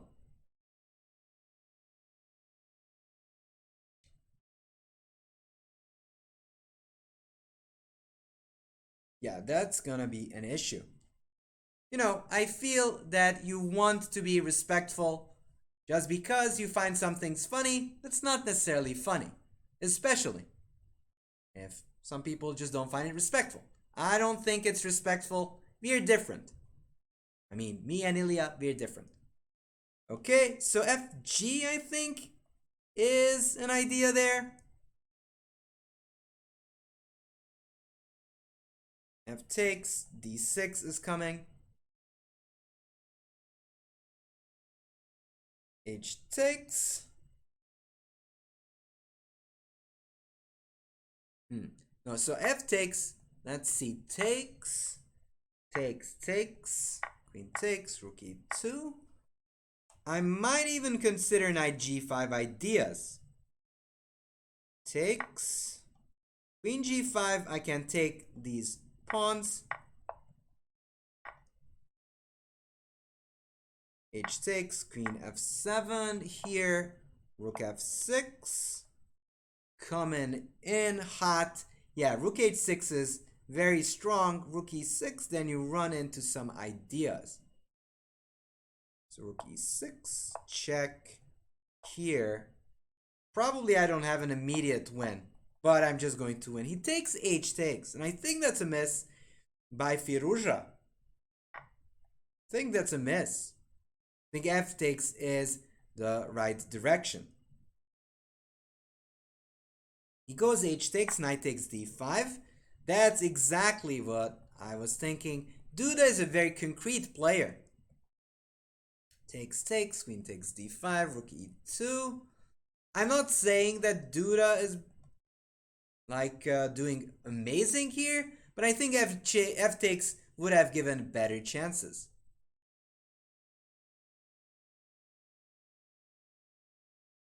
So you can take queen b7. Well, black should be just about fine here. Rook d1 maybe. Just trying to take with the rook. I don't think that's... This doesn't look like much for white. Queen d5 takes. Rook d1, however. Because you might have to go back. You can't move the rook because the queen is in trouble. Knight e5. What? Wait, knight e5? Isn't that bishop falling? That bishop might be just falling.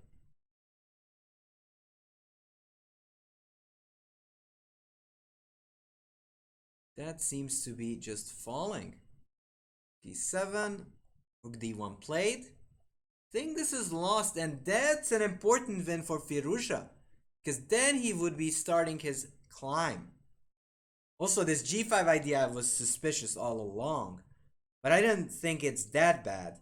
There's no bishop e6 that's hanging. If you go back, there's knight e5, and I think this is just lost. Alright, let's take a look at the Ding game. Okay. Knight e4, ed takes, rook d3, just covering and sometimes setting that up.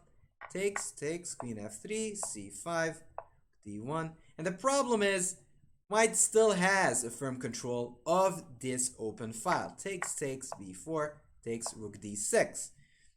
Saying that Nakamura's lost is like a long stretch, just a very long stretch. Because if Nakamura somehow vanquishes that a5 pawn, then his situation's gonna be okay. So let's say queen b5. If somehow he gets that pawn and doesn't get checkmated, then he's okay. Probably the issue is rook d5, defending the pawn, and I would be a little worried about queen g4 and threats on the king, as most of those heavy pieces would start attacking the king. Queen c4 would make sense, just try to protect that square so the queen can't go that direction. Queen h5, but even there, so this position is probably still very dangerous for Nakamura, but is it lost? By no means. He's still in the game, he's still fighting. So I don't think that we can really claim that this is just bad. I mean, it's probably worse for black, but I'm not seeing exactly how you're breaking through. There could be some ways of trying, but I'm not sure if that's gonna happen. All right, let's see the Carlsen game. So we left it off over here. Bishop e7, knight d2, knight c4. As I told you, this is the maneuver. He's trying to put pressure on that b6 square. Yeah, he's trying to push the b pawn. He might get some trouble because his pieces are passive, but he's not at all lost yet. d5, just going for counterplay. Takes, bishop takes. Now knight takes runs into bishop c5. Does it run into bishop c5? Because I see knight takes d5 there, and knight takes c7. But maybe there's take, and queen c2, and just run away with the queen. Bishop f4, queen b7, knight d6, takes, and Carlsen actually gets what he wanted, a risk-free position with a bishop there. Rook c8, rook a3, and the rook is going in. Queen c6, g6, bishop f4. And g6 is not a happy move. But a problem is if you play f6, queen g4, and you're going to play it anyways. You're forced to do it. g6, bishop f4, and bishop h6 is coming. This doesn't look good. This doesn't look good for Veilly. 5 minutes for Carlsen, and 550 for Vey. Bishop h6 is coming. c4. Maybe you could consider e5. By the way, just giving up the pawn. Queen d5, then there's ef, hitting this rook. Still some play on that pawn. So e5 could make sense. Takes, and just hope to hold this position, even though this is still not ideal. Let's see what's going on in the Dubov. Craziness is still going on. Bishop b6, rook f1, just defending. Seeing that it's kind of a mutual zugzwang, you can't really go out. Bishop b7, takes, c3, knight d4. But now it's just an exchange. There, bishop c7. However, there is still a bishop pair involved. So there could be some play for Vesely. Knight e3, bishop f4, takes, knight g4, hitting that e3 pawn. Rook h7. He doesn't want to do that. He's going to take the f pawn. I think Vesely is going down. Takes, bishop takes, king d2, and that's an extra pawn. Wow. So Dubov played my queen d3 move, and he's winning. Did play this in some of these big blitz games earlier on, which you can find in the Lichess database. So king g6 was played, but I think this is gonna be over. King d2, and this could be the first high-profile win for this queen d3 line. He took with the rook, knight e3, but this does give some counter chances. Wait, no, it doesn't, because rook here, the bishop can go to c6 because you lose the bishop, and if you go bishop d5, I can go king d2.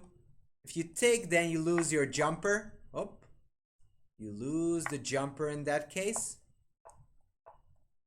and it's just over.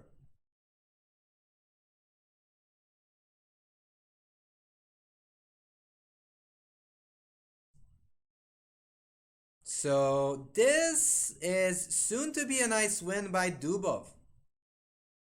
And you've got to appreciate his creative nature. Even though he is following a great predecessor. Wink, wink, nudge, nudge. Bishop d5, he took instead king f5. I still would want to play king d2. Just get rid of that knight and enjoy that position.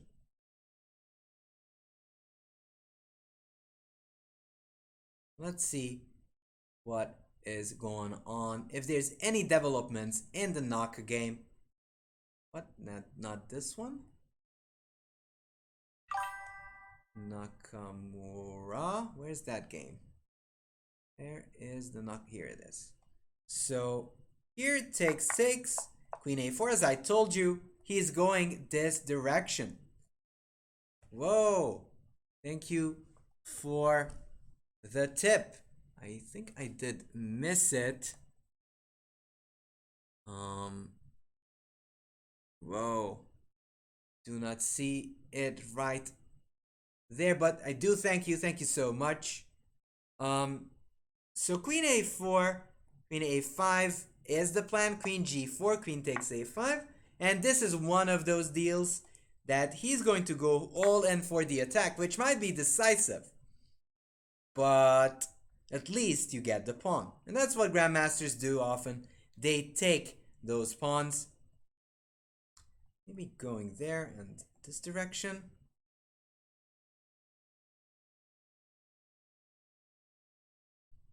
Rook takes there.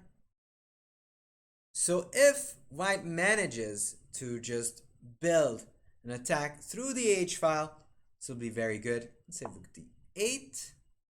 But I'm not sure about this. Okay, let's take. Rook d8 was played. I don't know why this one. Rook b1. Because eventually you will have to get away from there. Rook b1. Okay, let's say rook e8. There. You can't go this direction because then you unpin. Rook here, wanting to go queen h4. I don't believe this. I don't think that this is enough. And here, at minimum, Nakamura has queen e4. So I think Nakamura is in the safe. Or at least he's very close to be safe. So, yes, maybe he was winning or Ding was winning objectively, but in chess, it's not that easy. One slip and it was over. As I told you, the endgames favor black. And turns out rook b1's not the ideal move. I think after rook e8, queen d5, black is in no danger of losing, and also maybe some snippet of hope to even win the game. Rook b1 wasn't the best. Can you go all out? So takes here, check f3. There's f6. I had this mate, but after this I just run away. So you don't have this amazing move of rook h3. Can you go rook h5? That doesn't do much. I can sacrifice my queen and take on d1. What can you play here? Maybe take rook h3, queen d5, queen here. That doesn't seem convincing either. So takes here. I still have check and go down there, and before you would ever get queen h4, that's just not giving you enough play. So rook b1, queen d5 check played. Same old concept, getting the queen closer to the king side, getting ready to put pressure there. I think he is perfect.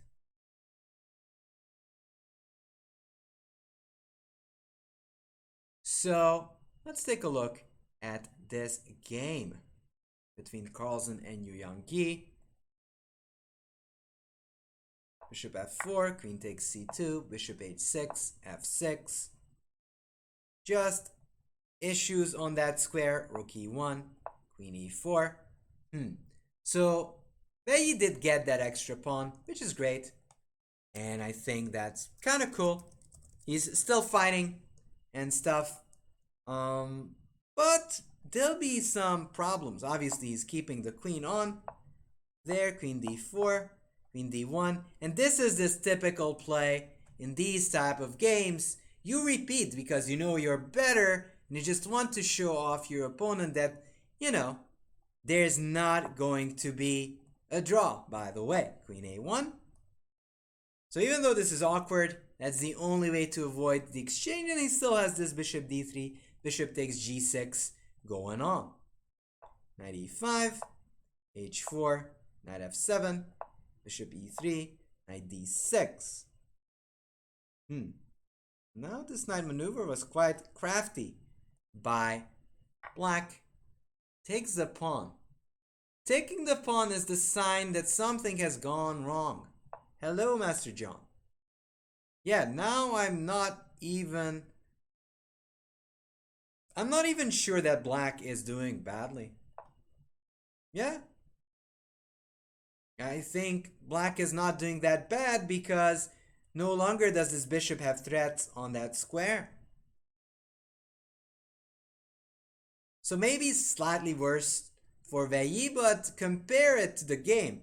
Like Carlsen has a terrible queen, some really passive pieces. Rook g4, I might even imagine that there could be h5 and the hunter might get hunted. Yes, I think that is totally possible in this position. I'm not at all certain because the c file is under the control of black. You can't ever go there. You can't go back and make that possible. h5 is coming, and I think Carlsen is bent on trying to win this game because he wants to come back with a vengeance.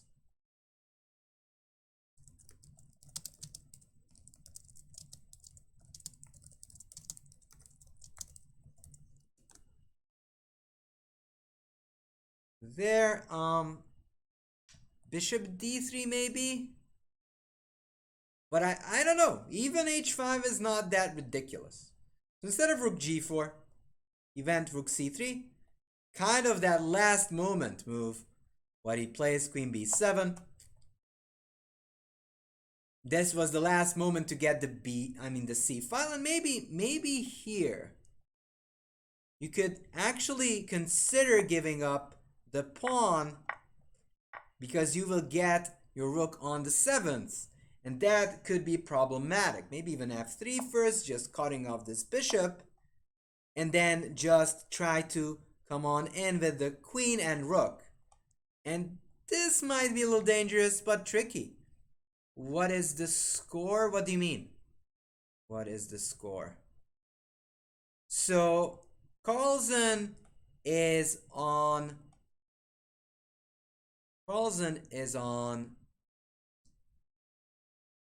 5th place with 3 points, but only a half point behind Vesely. Vesely, by the way, lost to Dubov's queen d3. Okay, so this is coming. f3 was played. Again, typical Carlsen, not going for these mistakes. Knight h4. That pawn doesn't matter as long as Carlsen can get the c file or some play. He's going to have good chances as that pawn can be a target later on. However, not sure. Let's say take 6, rook c8. What to do with this one? Maybe you can actually consider just going queen c1, takes, and just start rolling with the b pawn. And once that a pawn starts rolling, combined with some threats on the king, that could be of value. b4. Connecting it this way. This is actually very crafty. King f7 then doubles, and then b4 turns out to be an even stronger move. Takes, and you no longer have that square possible for you. And then b5 is coming, and that's an issue. Yeah, now I kind of lean towards white being better.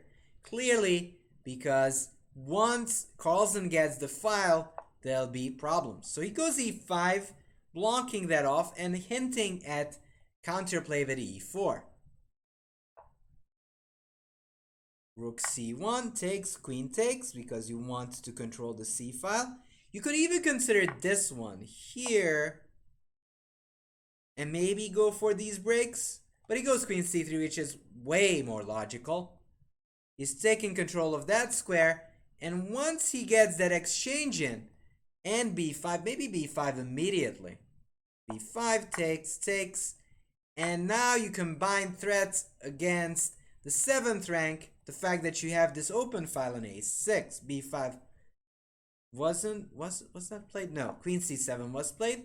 Again, he's going for the most and surefire way of playing the position.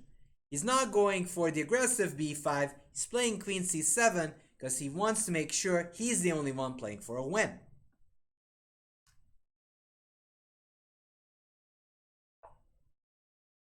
Knight d4. Knight d4. Bishop c4. Takes. Not sure. No, bishop c4 doesn't work. Takes. Yeah, but this time this pawn will fall and the a pawn's weak. So if anyone, it's Carlsen who's pushing here. Yeah, rook d7. Maybe bishop c6. Bishop trying to build a fortress. Here, bishop b5. That's something he could try. Here and just try to get into some sort of endgame. Because rook d4, yeah, even here, it's not ideal. So this just happened. Here, takes, and again, the difference between the king activities. So here, white can take away all the moves from the king, and then this king will just dart up to a7. And that's just very hard to deal with. Just played king f7, rook d6, and flat out resigned. Wow. Very nicely played by Carlsen. Especially the end part was brilliant. So Carlsen wins. Let's see what's going on in the Ding game. So the Ding game actually ended in a draw because there weren't enough pieces left on the board to win it. There, they got this position. The B pawn is just too strong. So Ding decided to repeat. What else? What other games are you guys interested in?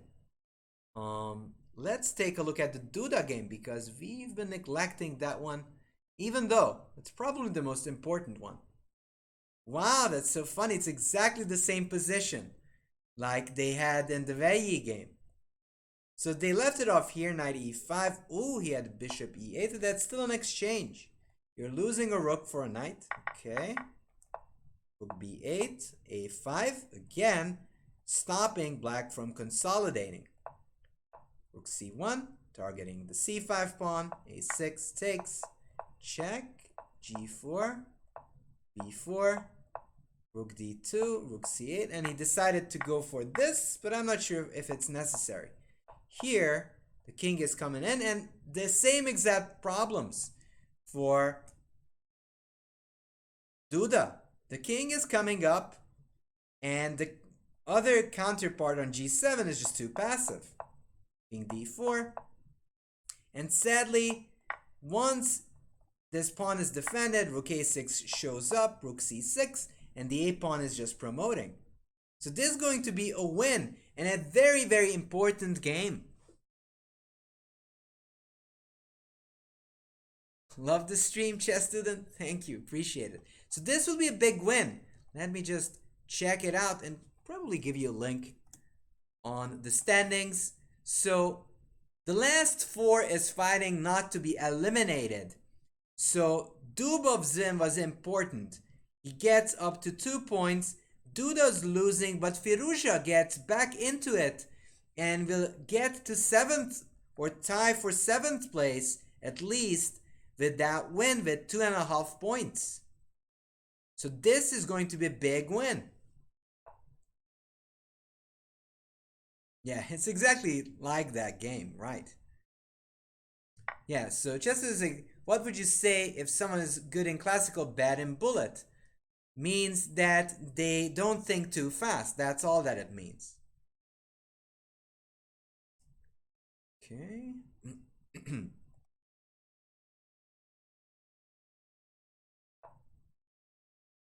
Let's take a look at the other game. This is practically done. There's no way that Firouzja is not winning soon. The a-pawn is just promoting. You can also just play rook c2. The a-pawn is just getting there. So we're going to check in a few moments what's going on in the Aronyan game because that's heating up. Yeah, this is just going to be game over. Aronyan Yu Yang Yi. So, again, a typical ending, but a bad king. So what you don't want to have in these rook and queen or any kind of endgames like that is these passive positions. Queen f6. If you go back, because that's going to be a big threat. Now this is going to be a win as well. The king is safe. The king always has a good hiding space on h3. And this king has always have to look around for these mating ideas. It actually is important for Levon as well, because with his win, he still keeps some buffer between the guys on 2.5. And Yu Yang was on 2.5, and with this loss, he's actually will be 1.5 point behind Levon. So that would kind of guarantee for Levon to stay in the race.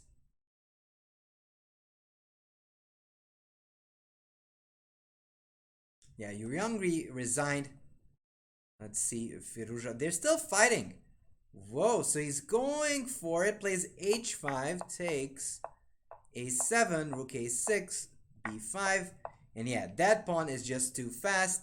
But again, technique. Rook a1, You make sure nothing funny happens, you don't promote, and then he goes b7. He's making sure that there won't be anything coming in the way.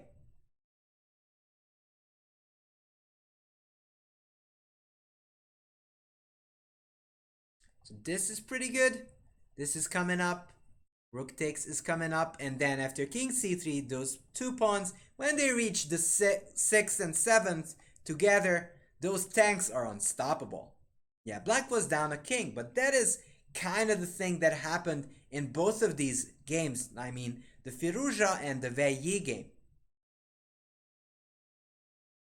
Yep, and Firouzja won, which is a big step for Firouzja, as he's, I think, on the verge of qualifying. He's tied for 8th place.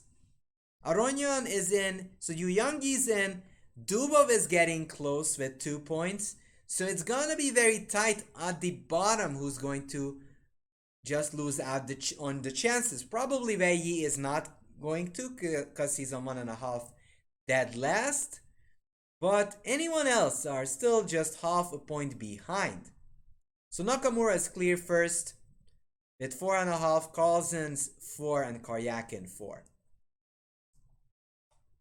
Carlsen is, so Naka 4.5 with So, actually So not anymore. Carlsen and Karyakin are on second.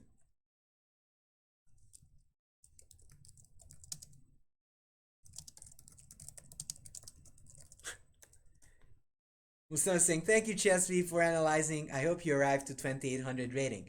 I hope too, but let's be realistic.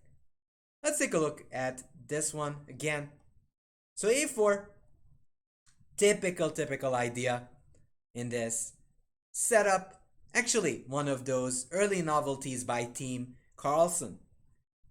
Usually you see black expanding on the queen side, and that kind of provides some counterplay for the big center that white gets. However, the point of a4 is to stop these expansions. f6, knight c3, a6, bishop e2, and probably because they don't like playing against a5, they play b6. But that's actually the big dilemma, whether b6 is more important to stop a5, or just letting a5 happen is a better option. He played b6, but as we will see in the game, that was one of the big culprits, as that became a weak pawn. d4, queen takes d4. Again, as I mentioned earlier, but I'll mention again, the knight is on d7, so there's no knight c6 hitting on the queen. Bishop b7, castle e6, queen c7, bishop e3, and here comes the big maneuver of knight d2, pressing on that pawn, which makes this whole line feasible and playable for both sides. I mean, mostly for white, this is the big game plan. Knight d2, knight c4, pressing there, takes, bishop f4, queen b7. I don't like queen b7. Maybe queen c5 is an option, even though I just mouse slipped there. Or queen c6, just stopping knight d6. I'm not quite sure that white would be too keen on letting that happen.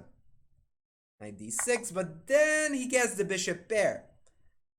Maybe he was thinking that I would have a double attack on g2 and c2 and miss this long-range move of rook a3, getting the rook in there. c6, rook g3, bishop f4. And even though black gets the pawn, as far as I understand chess, the bishop pair often compensates for being down a pawn. 6, rook e1, queen d1. And here comes that repetition, which is just mere psychology. You don't want to tell what's going on. You're just making sure that your opponent will get the full sense of safety. Rook d1, queen d1, queen a1. Now this is an ugly move. Don't do this at home, because usually your queen should be back in the center. However, the queen is a long-range sniper. So as this long-range sniper can shoot all the way to the end of the board. If you get b4 in, it's not a big problem that it's on a1. Knight e5, h4. So I was mentioning that bishop d3, bishop g6 can be super dangerous. And Wei Yi, very conscious about attacking chances, tries to avoid that. Knight f7, just kicking out this bishop. And in fact, this was a very nice maneuver by Wei. Bishop e3. And maybe here, giving up the pawn was not ideal. Maybe just queen c6 would have been better, just defending it. If h5, just g5. Show me the money. Show me how you're going to mate me. If you go b4, I go e5, and I'm up a pawn. Yes, I'm suffering. Yes, your pieces are active, but it's not quite ready to win the game yet. So I do think that this would have been a better choice for Carlsen. I mean, better choice for Wei Yi's opponent, that meaning Wei Yi should have played this one instead.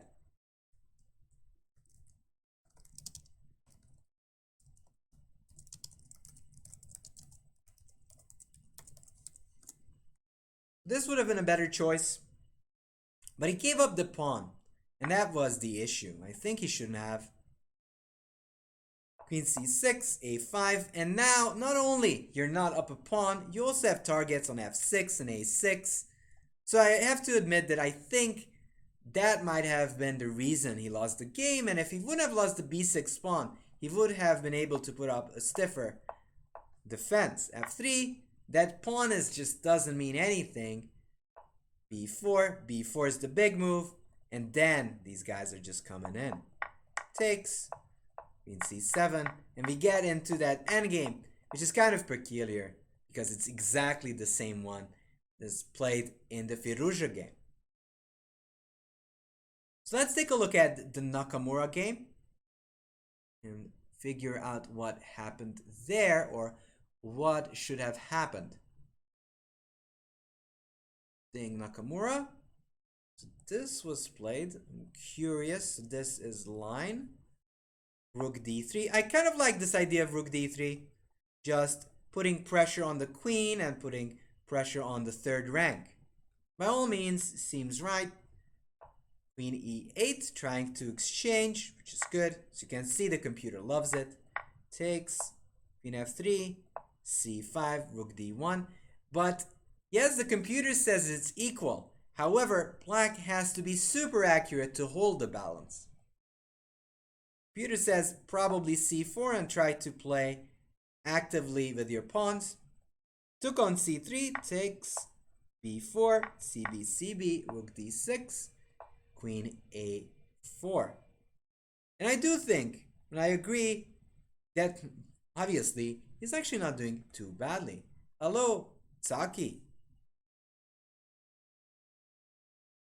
So queen g4. Now this is a big advantage. 0.8 means that you have nearly a pawn advantage. However, that's not quite enough. Hello, Forge. So queen d5, not only does it set up an Alekhine sandwich, it also defends the a5 pawn. Not to forget about the fact that white has a majority on the other side, and you can go a4, e5, e6. And if your Alekhine's gun is going on there, then there'll be lots of things going on with e4, e5, e6. So I do challenges in general, but this time I am doing commentary on this Magnus event. Taki. So e4, e5, e6 is annoying, but there's this queen b5 move. And once, even though the computer claims white is winning, that's just wrong, because once Nakamura eliminates the a6 pawn, it's a dead draw. 4 versus 3 is a draw.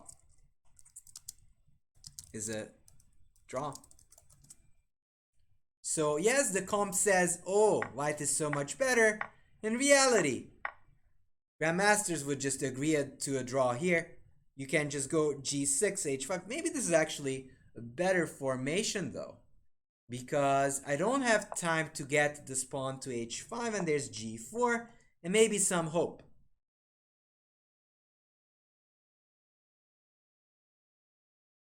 What was the time remaining? So Nakamura has 10 minutes and Ding has 5 minutes. So CB, rook d6, queen a4. So when people said, oh, this is winning, no, it's not winning at all. Nakamura is fine here. Nakamura has a fine position, because even after this best move, we get into this endgame, and that is objectively very close to a draw.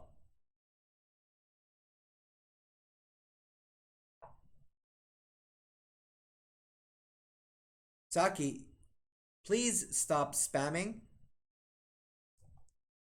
This is a warning. Queen g4. So he's trying to go for mate, which makes sense. And he doesn't want to go to the ending, because then going to be a problem. Queen g4, queen takes a5, rook d8. And again, black is just so aggressive and so active that there's not likely to be enough for a win. So computer says rook d8, queen takes, rook takes, queen b8, and this b pawn is fast. And again, if black manages to exchange the b pawn for the e pawn, it is just a dead draw. No, he's not.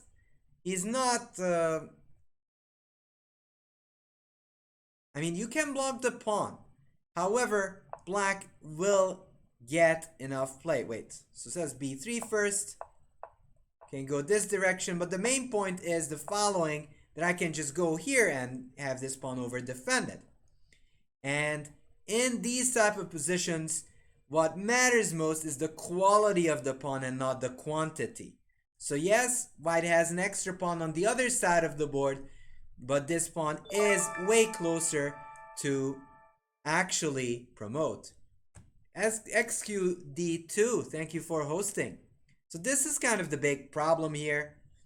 Yes, white is not in a big danger of losing himself, but it's not going to be a win anytime soon.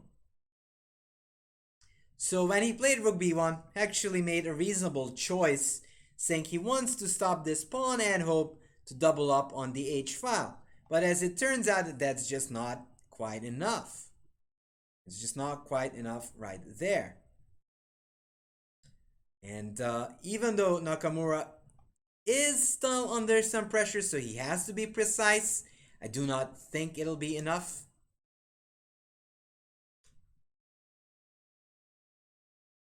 So let's see here. Who had winning chances? It was mostly Ding. So e4, queen d7. It's probably inaccurate, says the computer, but again, this is the thing. Computers don't understand, or at least this one doesn't understand, that there's a quality difference. The pawn that matters is a pass pawn. Nothing else matters. Takes, and you can't take the pawn because the rook is actually hanging. So takes, rook d4, and black will just get too active. e5, rook b8, and this is the issue. I'm going to give up the b pawn for the e pawn, and that is just a theoretical draw.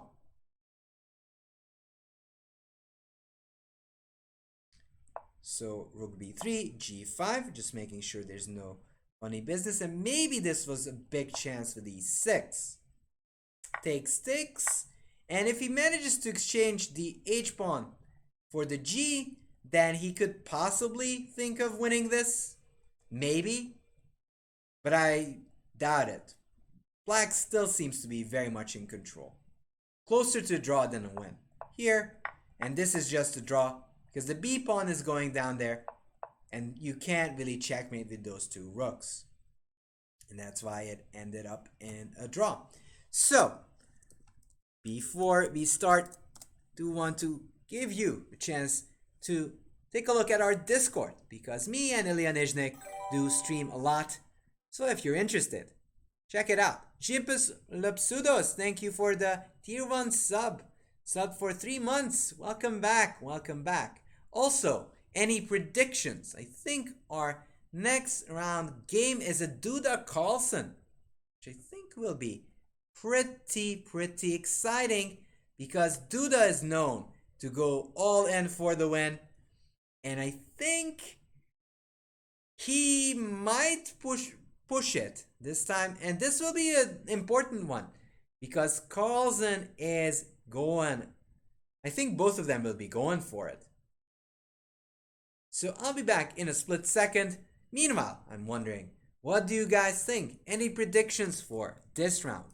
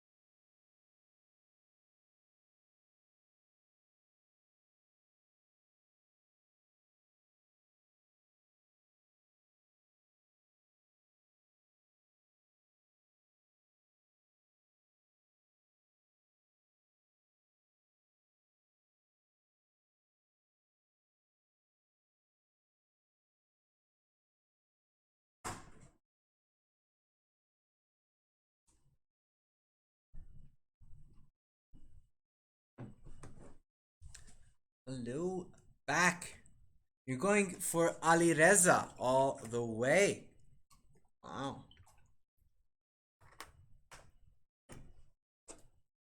Carlsen win. Okay.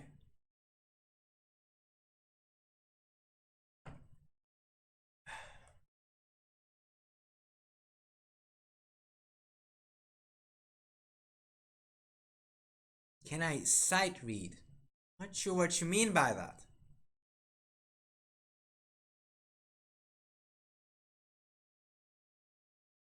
So, let's see. As there's still some time, let's take a look at the Dubov game. Now, I'm actually pretty proud of this one, because you have a function of checking who played this opening earlier on. Takes knight c6, but you can also check it. On the Lichess server. So queen d3. Let's go back.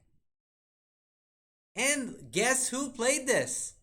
Guess who played this earlier on? Isn't there a chess sweep there? Isn't that right? Right there. The Grandmaster game where you've seen queen d3 earlier on. See? This is actually those good old little functions at Lichess that you can check openings. And you can also check it on the Lichess. And you can find out the earlier games played with queen d3. And there you have it. Dubov's move that he uncorked was played by yours truly. Pretty proud, honestly. Actually curious, because let's check if there were master games as well. Yeah, so Nair also played it. So I guess it was me and Nair who played it earlier on.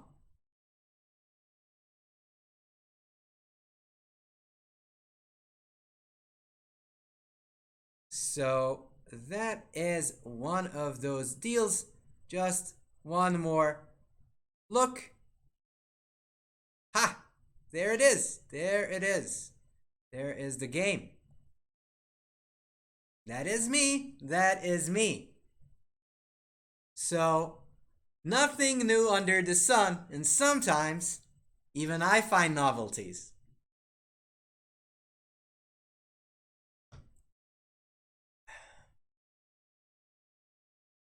Yeah, Lindores is a great player. No question about it.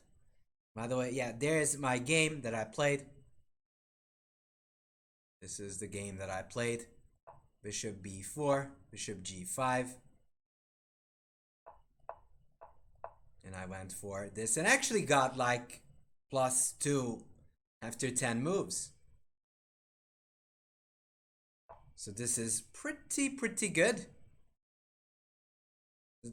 I'm actually happy to show that, you know, it's right there all the time. So, yep, queen d3 was interesting. d5 I don't like. d5, as you can see, already drops the mark. I do think bishop c5 is better, or bishop b4. Bishop c5 is better because that stops bishop g5, and boom, takes a knight g4, and that's a problem. So he played d5, but I don't think d5 is that good.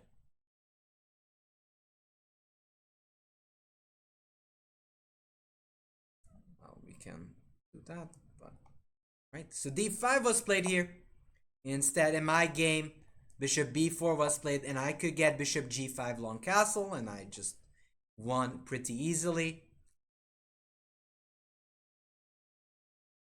Bishop b4. So d5 was played, which makes sense because they want AD and knight b4 ideas. Bishop f4, putting pressure on the c7 pawn. de takes, knight takes d8, bishop takes c7. So there's two things that you have to look at in these type of positions. A, who has the central control? Well, black has a little bit more control. But which king is safer? Well, the white king is just a move away from castling, while black will need to waste at least 2 more moves to put his guy into safety, which is crucial and very important. So he goes bishop b4, long castles, and not only does white manage to castle, he also puts pressure on that d8 knight. Knight c6, bishop b5, pinning it, probably needed to do something like bishop g4, just stopping this idea. But he took on c3, and Dubov is very self-conscientious when it goes down and comes down to analysis, and I'm pretty sure he analyzed this position. So here he plays rook d8, rook takes h8, bishop e5. On the other hand, I do not blame Wesley at all, because it does look like that rook has to be trapped somehow, some way, but I'm not sure if it is. So here, bishop c7, bishop a4, and it turns out that it's kind of like a mutual trap. Yeah, it's basically because of the pin, yes. Taki, because the bishop can't move, and if you do this, not only there's bishop c6, but even if you get this bishop b7, I exchange and I just up a rook against a knight. So a6, I don't know, I'm wondering, yeah. Bishop f4 is still my favorite. This is the one I suggested. Knight e2, what if I go here and then here? Yeah, so white is just in time to excavate that rook. a6 was played, b5, bishop b6, just defending. And sadly for Wesley, he can't really do anything in this position. Bishop b7 takes. On the other hand, if he gets a little bit more active, he can get some play, but it's just not enough. He did not resign. He did not resign. Knight d4, knight h2, rook h1, bishop c7, knight f5, and this is basically lost. Probably should have tied knight g4 and go that direction. However, I think that that would be hopeless in each and every case. Bishop c7, knight g4. The problem is that black is just going to lose all of these important pawns, and that's the big issue. Knight takes, rook takes, and then there's problems on that square, which is hard to deal with. So, and the rook is on the 7th rank, of course. Bishop c7, knight f5, king f6, knight e3, and that's also a splendid little maneuver, just trapping this knight on h2. It never can go that way. The g pawn is protecting that square. Bishop f4 and g3. And now this is actually technique in chess. You want to exchange as many pieces as possible quickly. Also, if you can get a bishop and you can get one of the bishops, black won't have the bishop pair anymore. It's going to be easy life. Easy life for Dubov. Knight g4, rook f1, king g6, rook f7, knight e3, and rook a7. Just try to eliminate that bishop, and then the situation is just going to be amazing. Bishop d5 takes king f5, king d2. As I suggested, white is trying to take the jumper. If you get that jumping knight, then it's clear. Once I get a4 in and start rolling with my pawn, it's just game over. Can't do anything. My king is just too close to the king side. And white is just winning here. By the way, if you guys are interested in lectures, we do have those stuff on our YouTube. So do check that one out. It's not only me, it's Ilya Nizhnik, who's very close to 2700. So if I were you, I would check that out. So knight f1 check was played, but this is agony. Takes, king f1, bishop c4, king f2, h5, a4. Now you can win this a million ways, but sometimes you just want to simplify when you get a great position. a4, takes, bishop d3, there, rook d4, and this is just lost. Rook d3, b6, and this pawn is promoting. A big win for this queen d3 system by Dubov. And it's also important for his standings.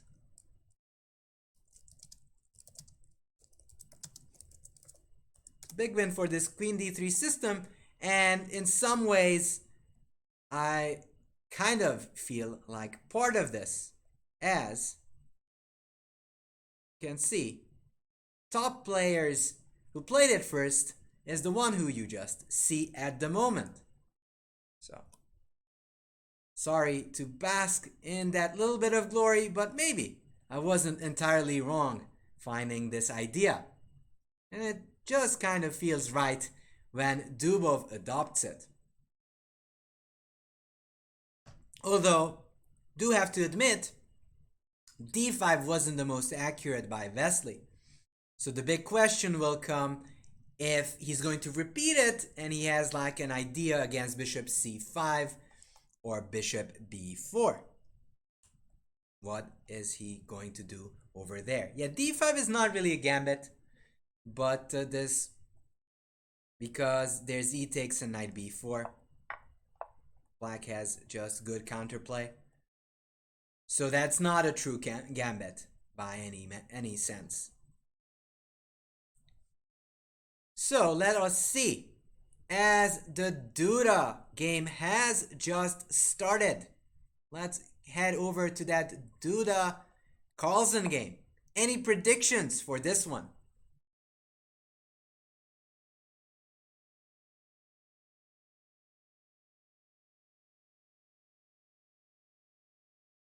Magnus. The c4 is coming. I wonder what, I think he's going to go e5, knight f6. Interesting. For the moment, that's weird. It seems to be a big weight going on. Interesting.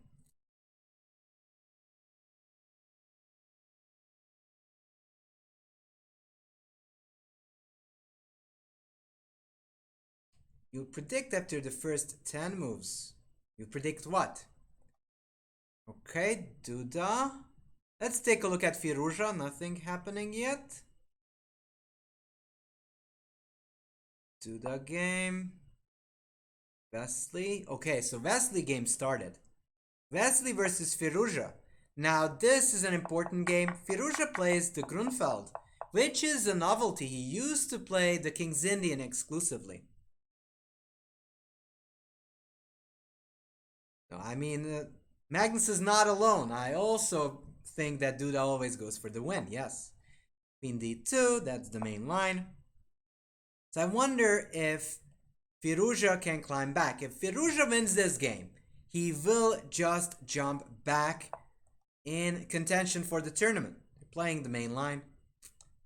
Nothing too spectacular so far.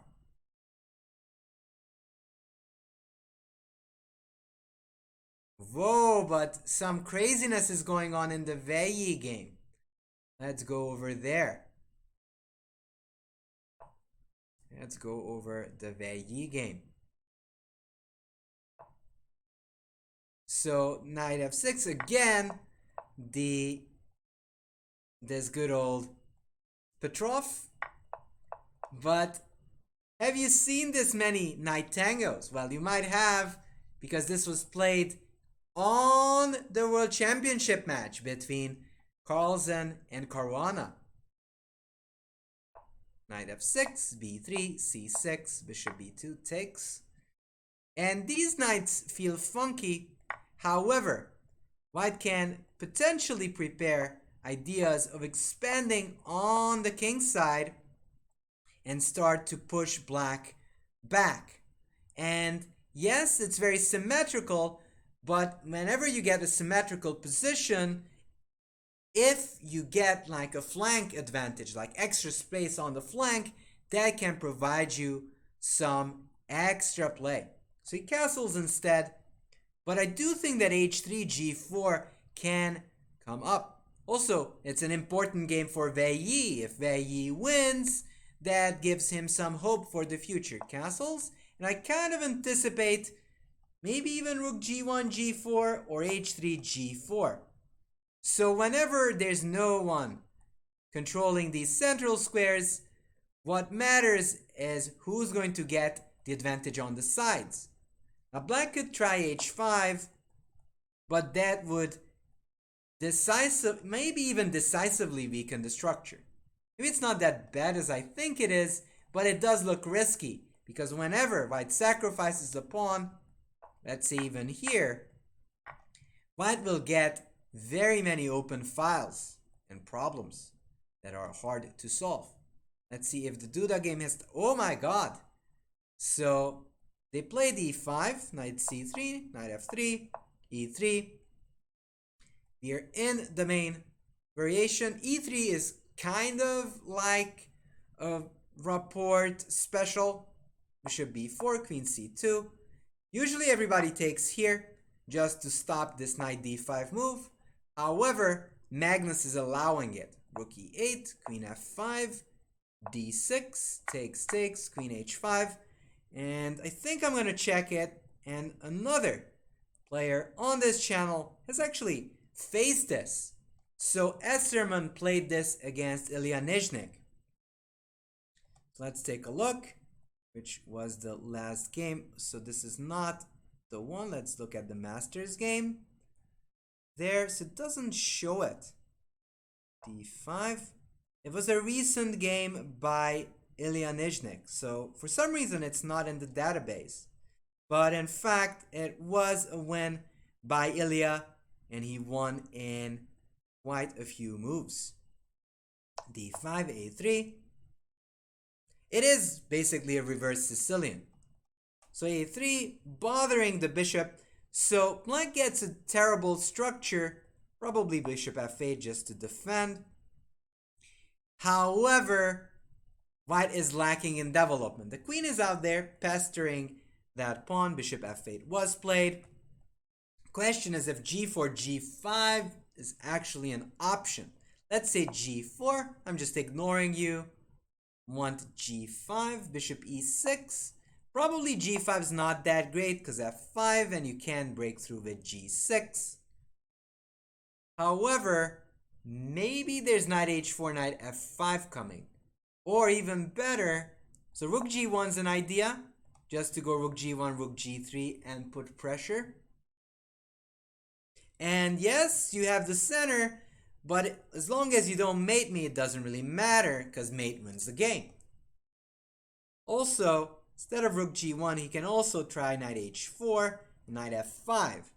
However, even though it looks pretty, I'm not sure it does much.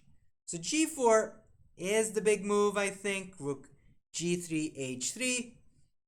Honestly, I kind of like white's position a little bit better. But it kind of will depend if he will go for this move. Back to Firouzja. So we left it off here.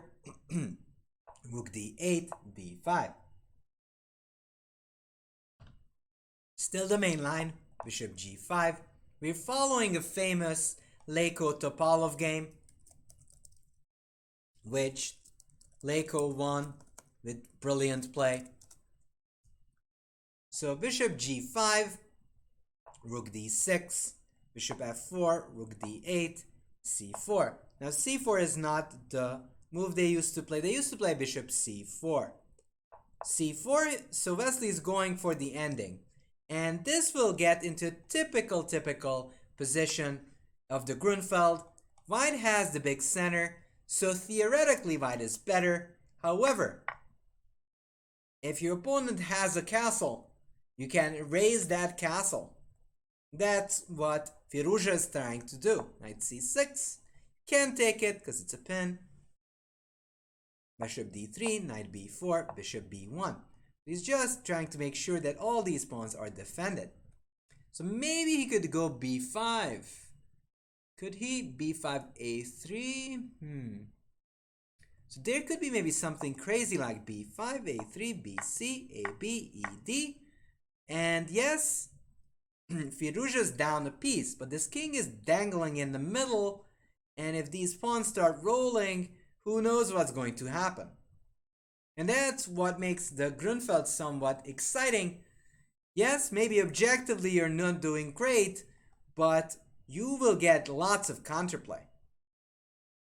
Actually, I'm not convinced. I think that black will have just enough play, maybe even more in this position.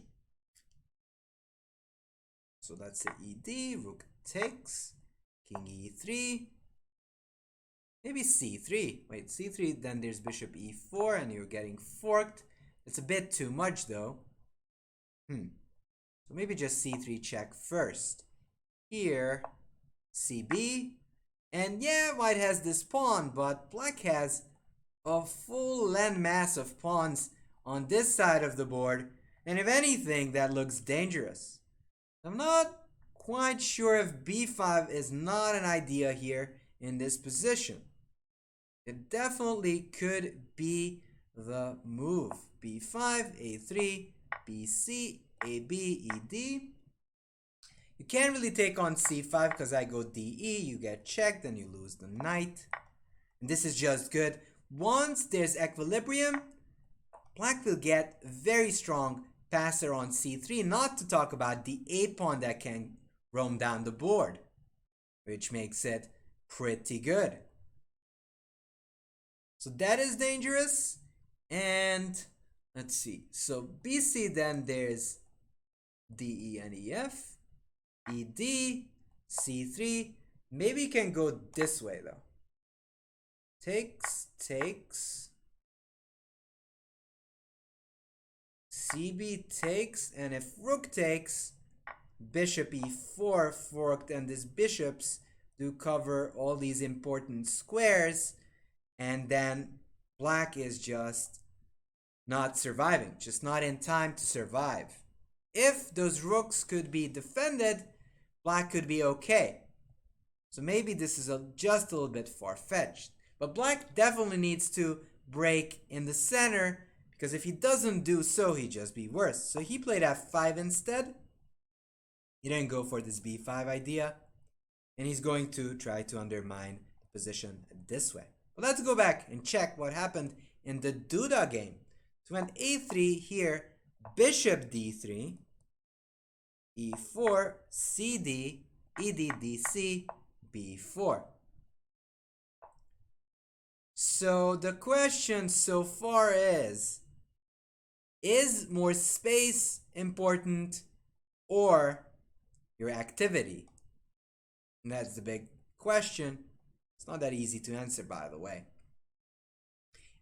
At first blink, I'd say that white is better, because the bishop will get to b2, and these pawns are not just isolated, they're doubled, and that d pawn can be potential target.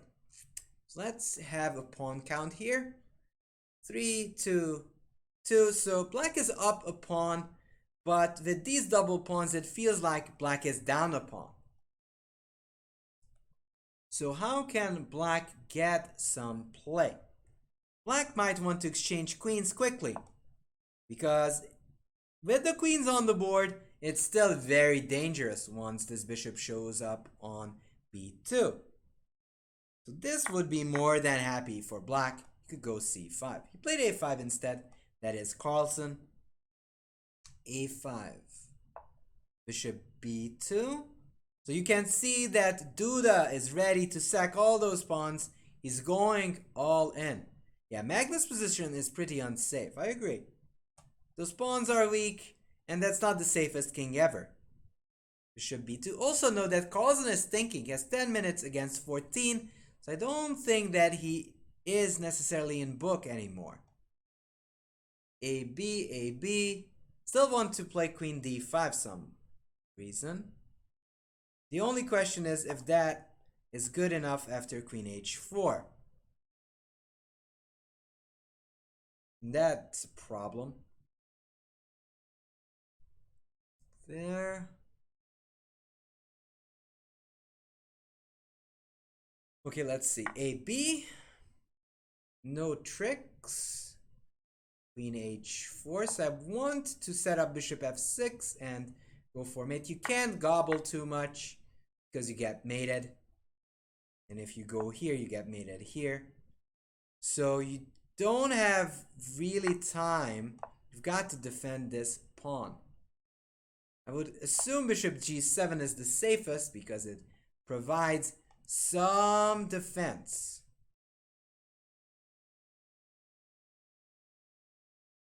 There, this might actually be safe now. Because let's say AB, black goes, let's say takes, queen d5. Wait, queen d5, that's still hanging. Or maybe bishop f5, get the bishop to e4, stabilizing the structure and get f5 in. And probably black is just doing all right. The rook c1, rook c4, rook g4 would only happen if you have oceans of time. But I don't think you have enough time to get in here. And it's also covered by my bishop. I don't think that's good enough. So for the moment, even though on the surface this looks very nice, for Duda, maybe objectively Carlsen is just holding. So let's check out Nakamura. Nakamura is playing the same line that Ding played against Grishuk. Takes, queen c2, knight f3.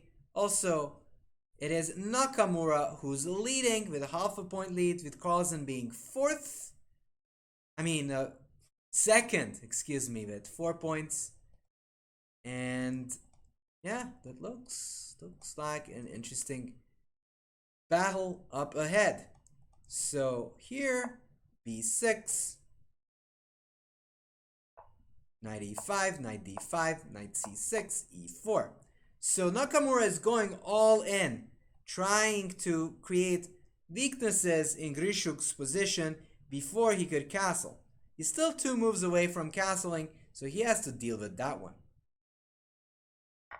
takes, knight c3, bishop g5.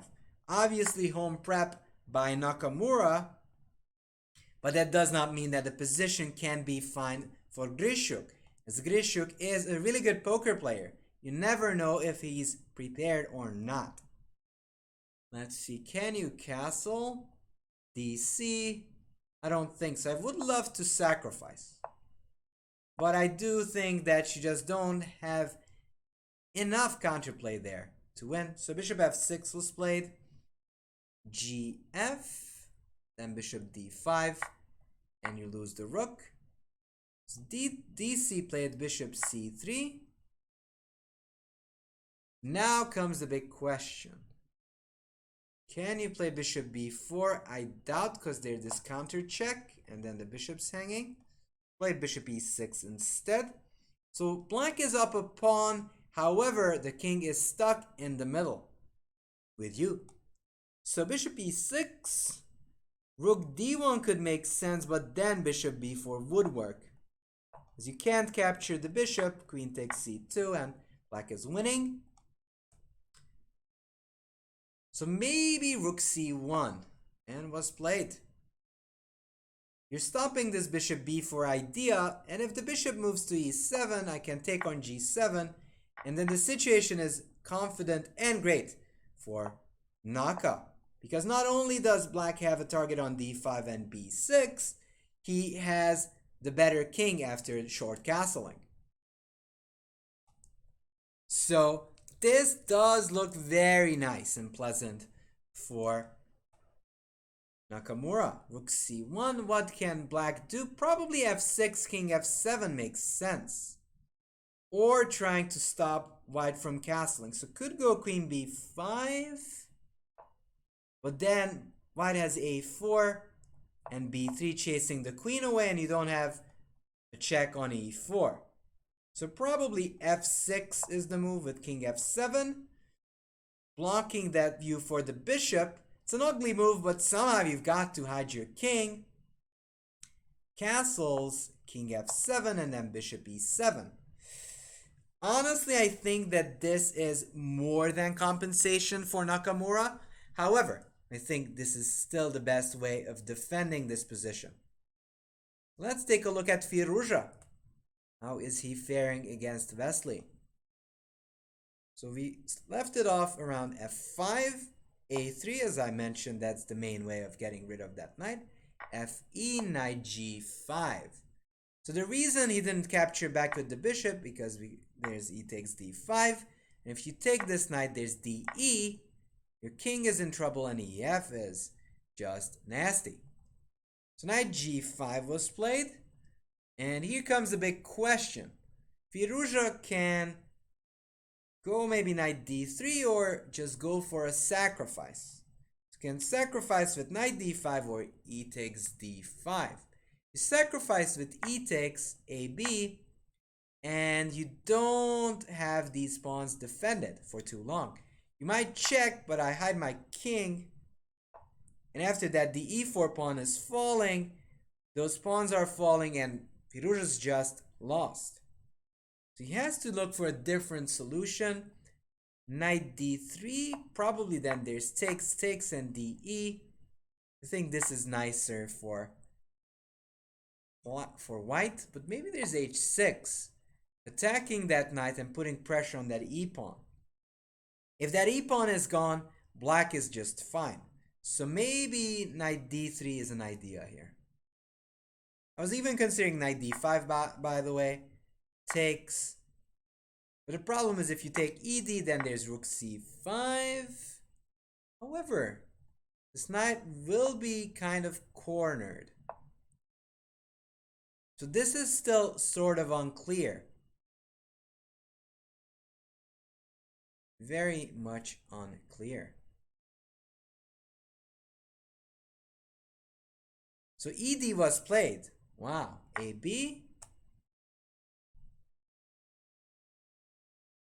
ab, he's going for it. h6. So he's kind of doing the variation.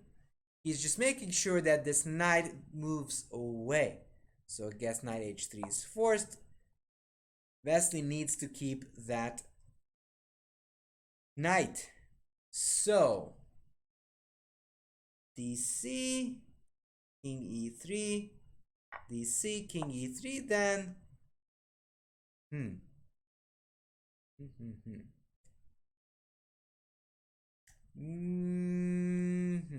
So bishop d4 check, king takes. Wow. Just think about it. This king is out of moves. So if you're not scared here with white, I don't know what scares you. This looks extremely scary. But even CB, say a5, and rushing down these pawns could be compensation, especially with this knight being kind of dim over there. Let's go to the Duda game. b4, rook e4. Ooh, he's going against the queen. Wow, that's a nice vision. Knight d4. Bishop g4, just queen h4, and the queen can slalom away from danger. Note that white really doesn't have anything on white squares, so there's no jumps that could really danger white. You can jump with the bishop, but then I go queen g3 check, and then I'm just doing great. So knight d4. However, no, it's not forcing anything. Because queen d5 I'm not forced to take. Once this knight moved, I have the luxury of going queen f3. And then I have threats on f6 and queen g3. Let's look at the time. So 4 minutes for Carlsen and 10 minutes for Duda. And to be honest with you, I'd rather be with white here. It's much easier to play and it's way, way more dangerous. Queen d5, queen f3. f5 is a no-no, because here you would run into knight f5 and just too many threats on g7. Maybe bishop g7 looks ugly though. Okay, castles. And the main issue black is facing is what happens if white is just simply trying to take those pawns. Say f5, rook c1, maybe even rook c5. So maybe this position is fine for black, but it is technically not great. Hello, accident castle.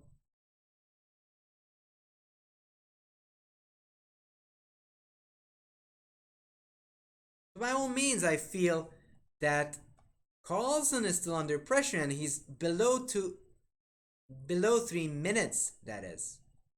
Queen d5. You can't exchange them. Can you go f5? Knight takes f5. Not really. So as there's some trouble brewing, on the other side, maybe taking makes sense. Just trying to exchange a pair of rooks. More exchanges happen, the better it gets. So an ending would be ideal for Carlsen. Queen d5 was played. The move that we expected. You want to centralize the queen. Even deep in the middle game, these 4 squares are the most important ones. This bishop actually is controlling all of those squares on g4 and h3. So h4, rook h3 is not possible because this bishop is just controlling them squares. Queen f3, bishop g7, or maybe f5 is bad, as we talked about it. And I still don't like it. I still think that Carlsen is the one suffering. Alright, let's go and see what's up with Nakamura's game. Takes, bishop e6, rook c1 is such a nice move. Defending the queen, renewing that pressure on g7, rook c8, castles, bishop b4, now it shows up, trying to eliminate as many pieces as possible. Queen e2, takes, queen d7, takes, and Grishuk is a move away from castling, and he castles. So he's giving up the pawn, saying, I will have enough pressure on these weakened pawns on a2 and c3. Yeah, plays queen a4, hits the pawn, might go rook c8. And objectively, if he's going to play fine here, he is gonna win the game. Not win the game, that is, draw the game.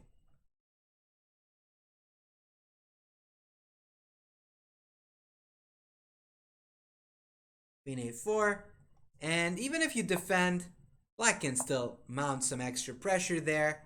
And if you're just passively defending, that just doesn't do any good for you. Let's see the Firouzja game.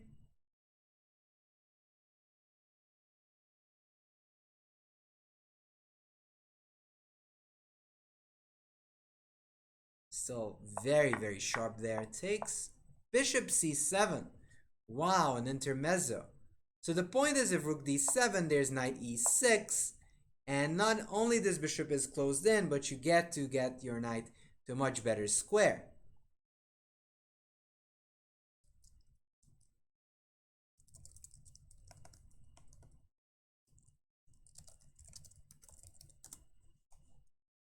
There, knight e6, rook f8, c takes d5. So he decides that that whole mass of pawns would be too much. We're just going to take there instead, give the knight back. Now black is virtually forced to take on g5, but here I guess bc is the problem. Because now the d pawn is suddenly the strong one. And yes, you might be up 50 pawns, it really doesn't matter as long as all of those guys are still back in the garage, and the quality of these pieces will decide and not the quantity. And again, that is kind of the big deal. Quality overall just matters so much more. So c takes, rook f2. That's actually pretty. This runs into checkmate. That's nice. That's a checkmate possible in this game, which is kind of cute. So Vesely is putting up a big fight. Takes, he plays king e1, of course. He doesn't fall for mate in 2. Takes. Should you take? Yeah, you should. Oh, wait. Maybe e3. e3 doesn't do good because the knight moves away. Takes. Wait. So takes. Maybe knight e4, bishop f5.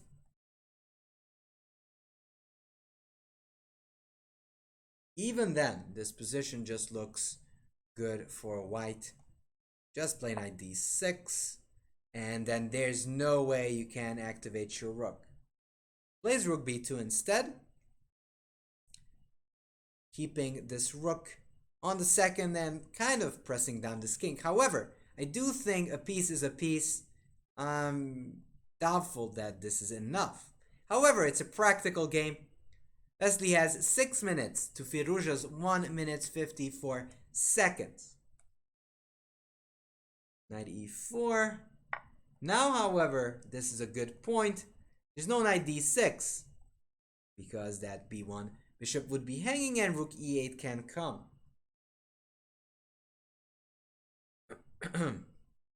So this is still very much double-edged after rook b2. So we haven't looked at the Levon game, but it's actually not interesting. So Veil, I think, went for knight g3 when he should have just gone h3 and g4 and just throw all those pawns at the king. Instead, he went f5 and exchanged everything. Alright, enough of that game immediately. Alright, so let's take a look back to the Carlsen game. He took on d5, and I think that's just a bad decision. Just a bad decision. C takes, f3, knight b5, rook e7. Black has the bishop pair. These pawns are still a little bit loose. I don't think this was a smart choice by Duda. Also, now this bishop is still threatening. Okay, if your dream comes true, like let's say h4 now makes sense as the rook is blocking the view. Now rook h3, rook g3 is an idea, because even if you play c6, I can go rook h3 and then I can start being very annoying. But there's this little tidbit that rook is misplaced on d7. Otherwise this wouldn't be so good. And also note that this knight takes away any other squares. The rook virtually cannot move. So this is an idea. Note that you can't really take the knight because rook g3, and because here bishop g7 is the only move, and you get mated on h8. Actually, that's one of those big questions. Will he find h4, or will he actually believe in that?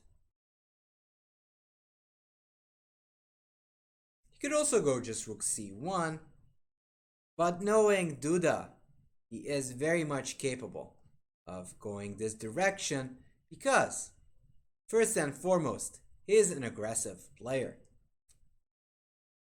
Let's see if Dubov has something interesting up his sleeve this time. No?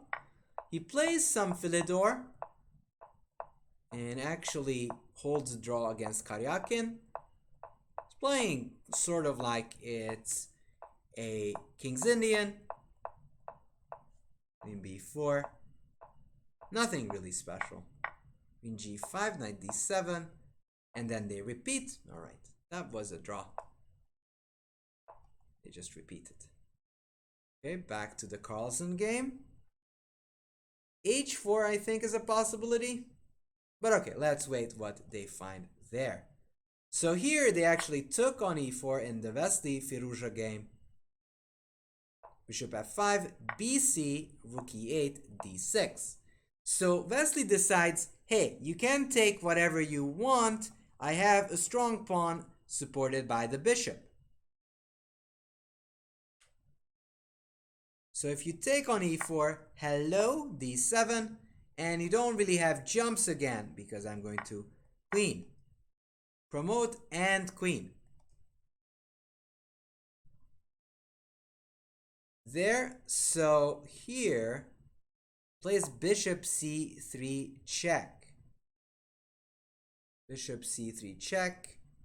King d1, it's checkmate. King f1. King f1. King f1 makes sense if you take d7, there's check on f8 and you get mated. Bishop e4, rook e4, rook c3 check takes, but then the d-pawn promotes. I'm just gonna take here, you check here, here, here, and this d-pawn is promoting. And if you want to start checking me from the sides, I will walk my king to c1. You can't stop me. And then my rook is protecting all of those important squares, and it's just great. So king f1 seems like the move. Question if there's rook f8. Rook f8. So black goes for the win. Rook c3. Bishop e4. King e1. So black is trying to mate at all costs, and white is trying to survive so he can push the d-pawn. This doesn't seem to work entirely because I can take on h1 and I block this square. That's actually pretty good for Firouzja. He actually took on c3, takes king d2 here, and there's knight f6, knight e8. However, that might be survivable for Firouzja, as he'll get his king on c6 and he will have a white squared blockade. Can you go d7? d7. If rook e4, I queen. If you take, I check. And maybe I can take on d7. Question if rook e7 works. Winning that. But you can't really win it because I have Push comes to shove, I can go rook d3 and defend this knight. But I also have rook f3 check, and if king e6, knight f8, and if king e8, knight f6, and bishop d6, I have just too many pieces. So probably d7 is the winner here. So this is super exciting, I agree. Yeah, I think they get some increment maybe after some time. I think d7 should be the move. And then Wesley should be winning this. So he has 2 minutes 26 seconds to Firouzja's 26 seconds.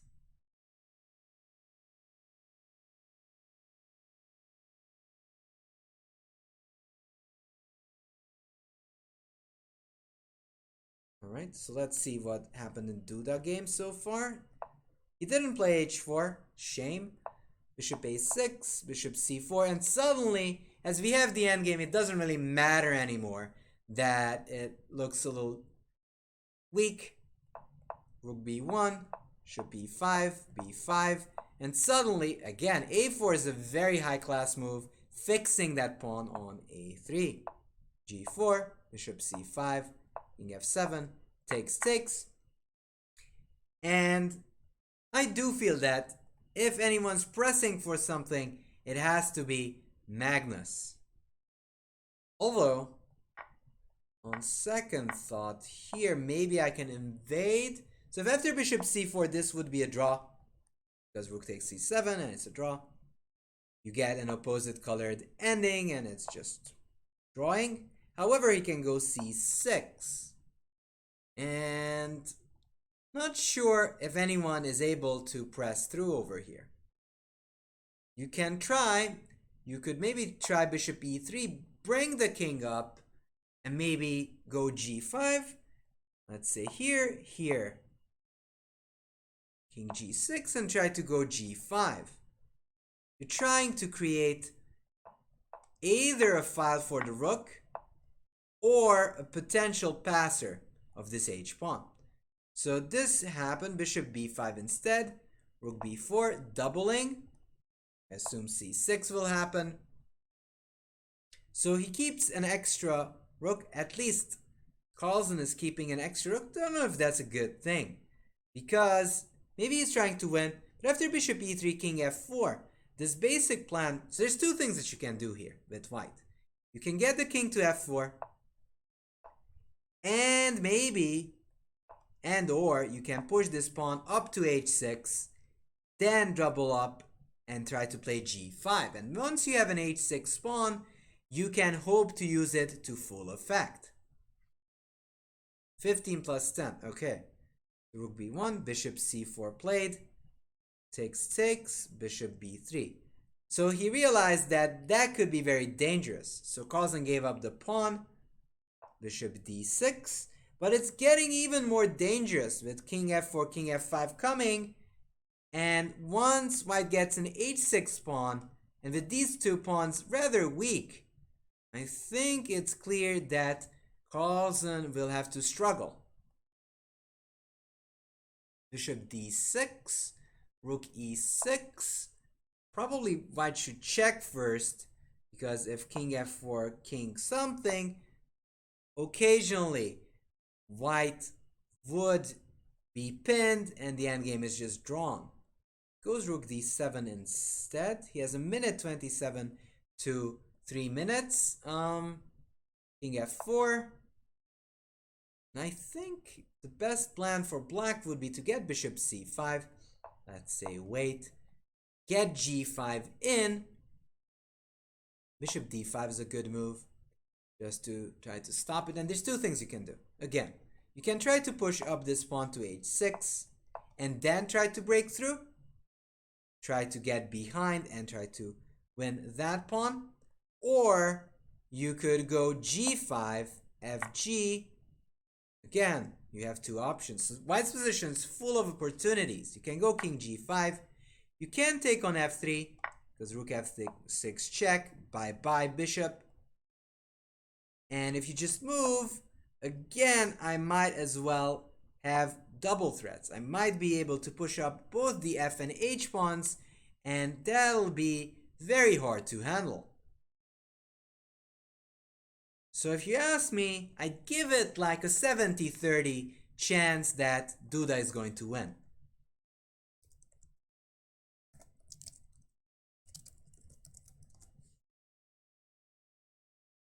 Plays f4, and I don't like that move. Maybe it's good. Probably his plan is to go f5 and g5. However, I feel it's very committal. It's kind of too obvious what Duda is planning. However, it is still white pressing mostly. Let's see what happened in the the Firusha game. So he went for knight g3. I don't know why not d7. Would be curious to know. He went for this, but then they got into this endgame, and as I told you before, the probability of a draw often rises whenever you get opposite colored bishops. Checks, and just a draw.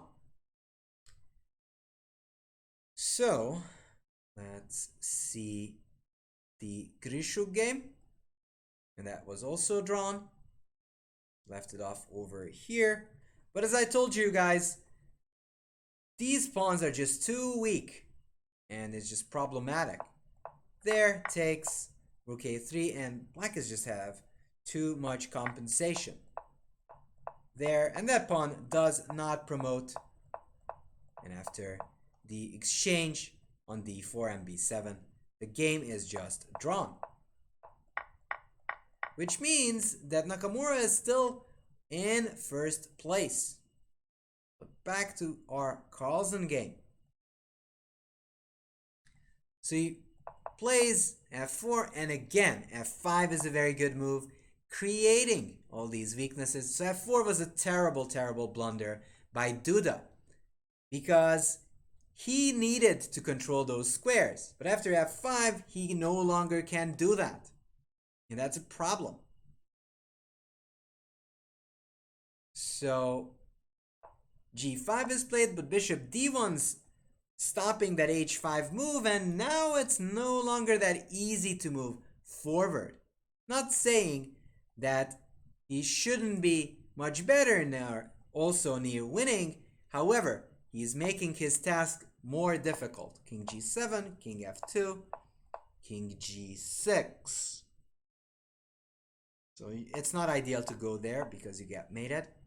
Don't do that. There, rook e7. So Carlsen has a minute 20 seconds to Duda's 46 seconds. So that time actually is on Carlsen's side.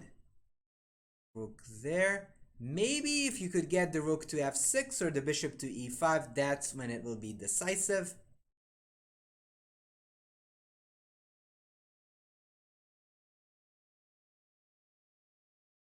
Okay, rook e6 is possible. Yeah, this is still very annoying. Let's say bishop h5 just to try to control some squares. Check here.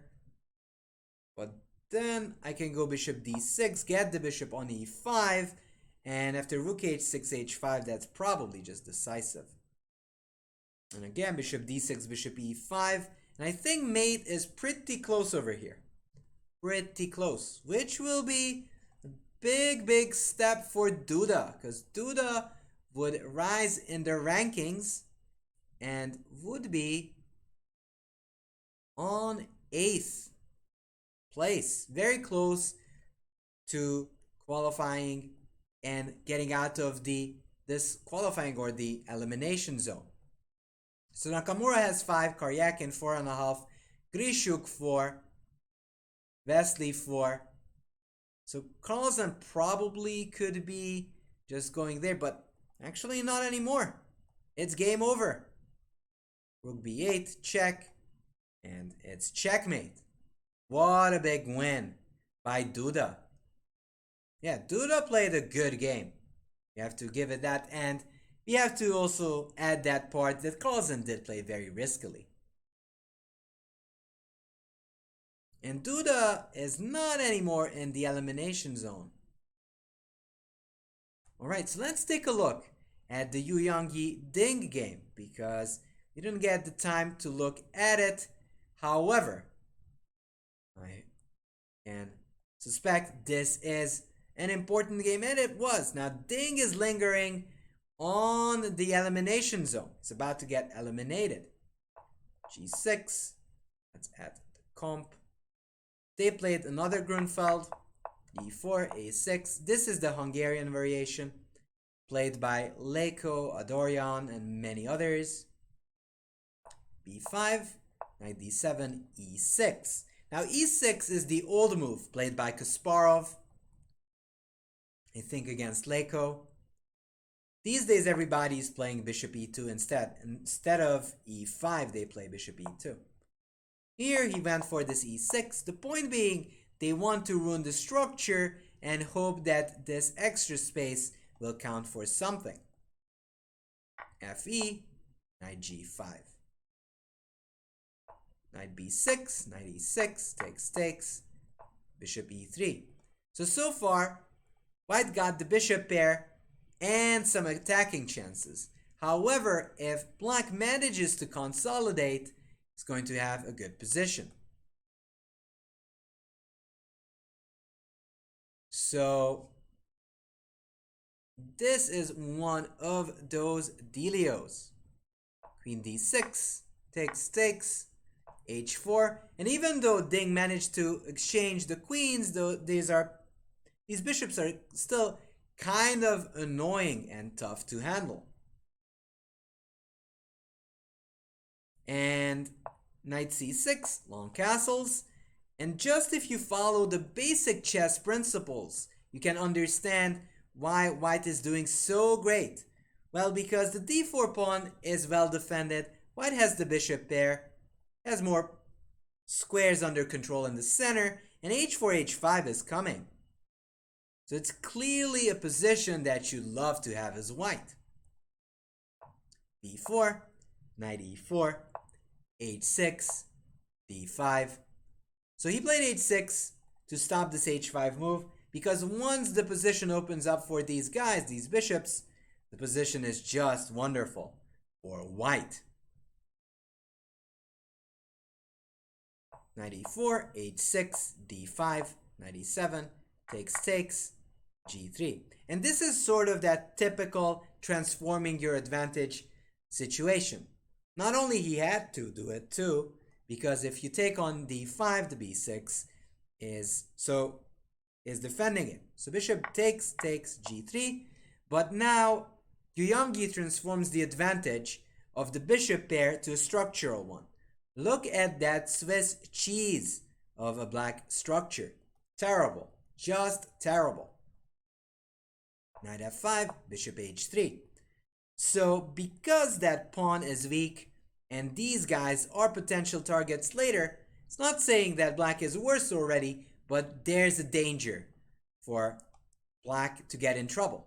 Knight d4, rook e1, e3. Now again, note that this bishop not only attacked that knight, but also takes away this crucial c8 square from those rooks. So it can't really come on in and have counterplay on this king. King b1, just sidestepping any sort of danger. b8, king takes a2. And most of the time we worship knights on d4, but in this specific case, you understand and you'll see that this is not a big deal, because all of the white pieces are going to play around it. They're just going to get on in on the c file or the e file, and this knight just doesn't have a target. And you mostly want that knight on d4 when it really has something to strike at, but not in this case and not in this situation. So a5 is played, f4. Note that white has an extra pawn on that side of the board, so he's trying to milk that. a4, rook c1. So Ding is trying to conjure up some play because he has some majority on that side of the board. So he's going to try go down with b5, b4. b5, knight takes, b4. It's a pawn you take the pawn. Rook c8. Again, a very nice little move by Yu Yangyi in this Chinese derby.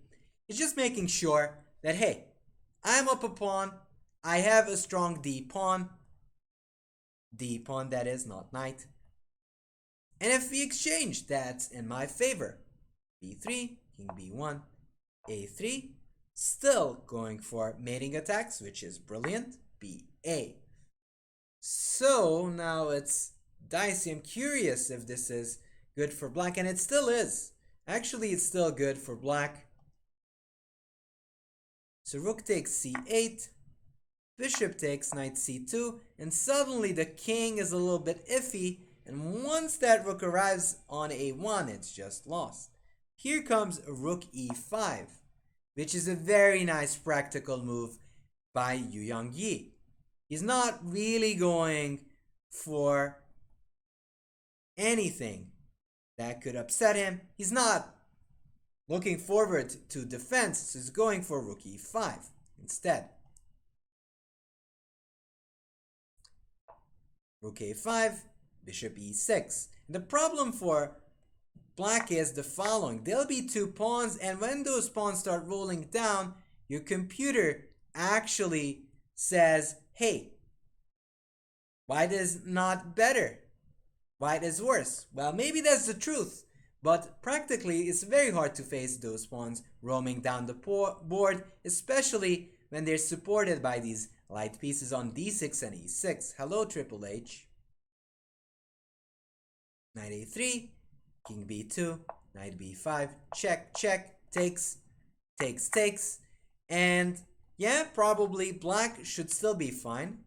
Yeah, as you can see, with absolutely correct play, black should be fine with knight c7, pressing the d5 pawn, rook a8, and the bishop cannot move because it has to guard the d5 pawn.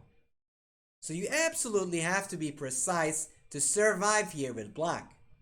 Here, bishop f7, and this will be a threat, but after rook a1, these checks will probably hold the draw, and this knight is a good defender. But that's what I'm saying here. Yes, the computers would hold this position because they see the only defense possible. However, Ding has 52 seconds against 2 minutes, and who's gonna win this? Well, obviously, white. Knight d4, king b4, knight d8, probably missed, as the knight slaloms back from f7 to c6, and when that arrives, it's just winning. These pawns are just roaming down the board, and this is just completely losing for Ding Liren. Here, bishop c6, and Ding resigned because e6 is unstoppable. So a very nice game by Yu Yangyi. Not perfect, but he was pretty clutch by the end. That rook e5 move was stylish and a game winner.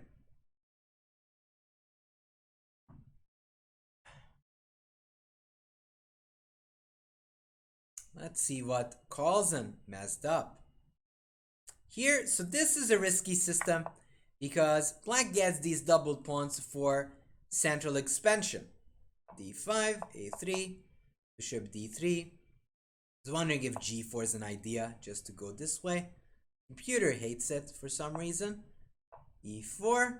But again, e4 is just overextending. Probably that was one of those problems. h6 would have been better and a bit more circumspect. Now black has solid center still, and after bishop e6, e4 will be a threat. So probably h6 had to be played in this position. Takes, here bishop e6. And because of more space, black has ample counterplay. But he went for e4, which was probably a little bit too aggressive.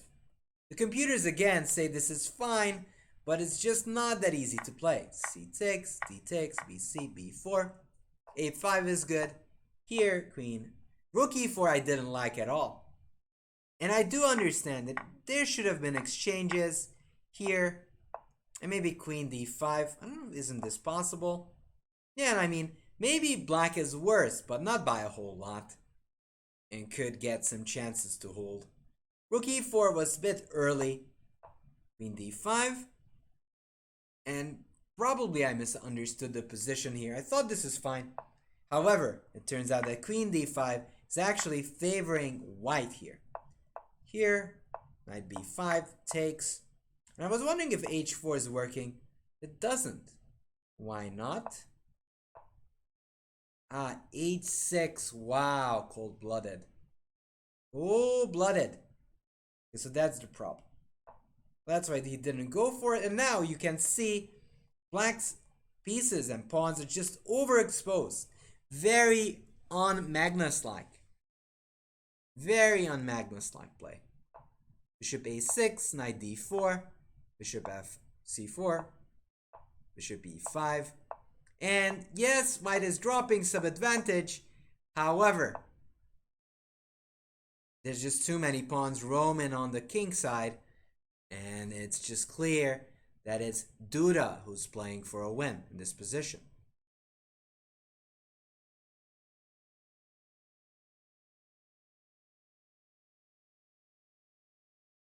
So, king f7, king g3 takes, b1. And probably rook takes b5 would have been better, I think. Just go for this, try to hold it. You don't want to have an extra rook in that position. An army of pawns, exactly. Here, and this is just tilting. This is his second loss. I don't like f4. I still kind of like king f4, g5. Something like this. Just being a bit more technical. Just either creating some weaknesses and go g5. But Duda is just going the brute way. f4, f5, bishop d1. Bishop c5. Again, I don't know why not bishop e5, just getting everything in. But maybe Duda is just enjoying himself. King g7, king f2, check. Rook e7, just blocking this rook from ever entering the e-file. Rook there, check. And it really doesn't matter what Carlsen does by this moment, because there's bishop d5, e5 check, and then those pawns are just swarming down the board. So that does mean that it is Nakamura in first, Karyakin on second, and bunch of people on fourth.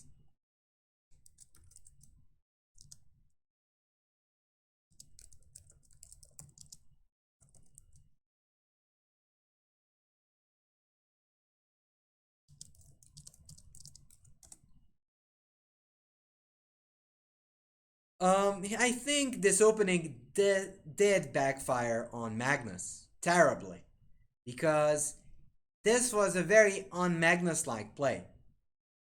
He had to be more circumspect, but he wasn't. So he overextended, and that's why he lost without really any fight. Yeah, SSA 2973, you did miss out on a lot. There were many, many good games. Namely, the Yuyangi game was amazing. Such as, that was just fantastic. That was fantastic. Just going to pinpoint, not this one, that was horrific. Not horrific, but not too exciting there.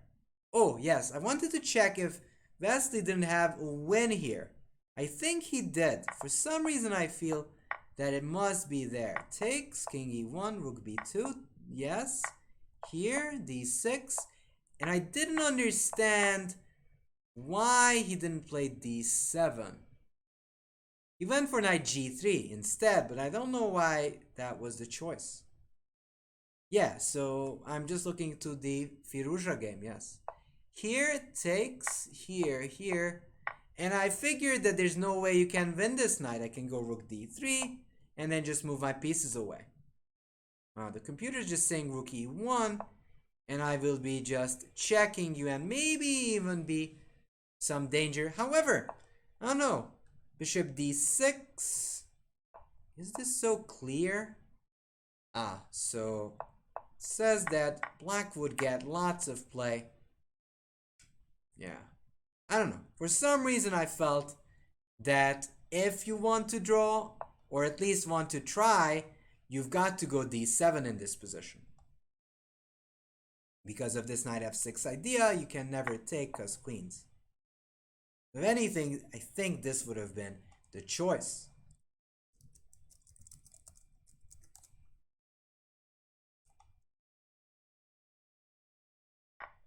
Takes. Let's see. So there were some missed opportunities.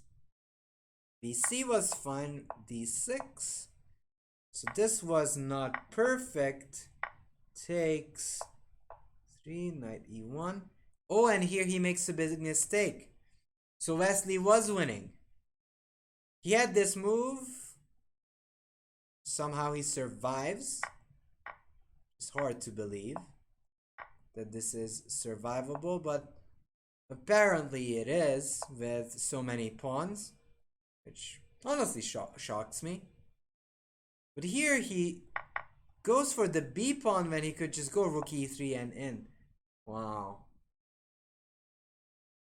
Not in shape. Not in shape at all. Oh, no, that's not what he missed. This is what he missed. So he saw this, pretty sure he saw this, but realized that the rook will defend from behind. What we didn't see is this beautiful puzzle move of c6. That's brilliant. That's actually brilliant. So it didn't look for magic in the position. But if he were to find the c6 move, he would have clinched. This would have been a clincher.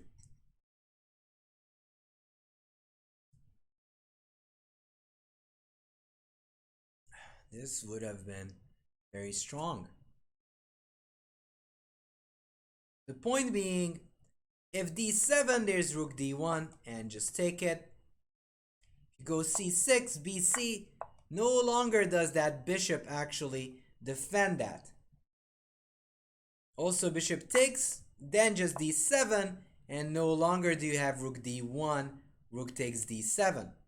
That c6 is such a beautiful move. I don't blame Wesley for missing it, but that would have been an important move.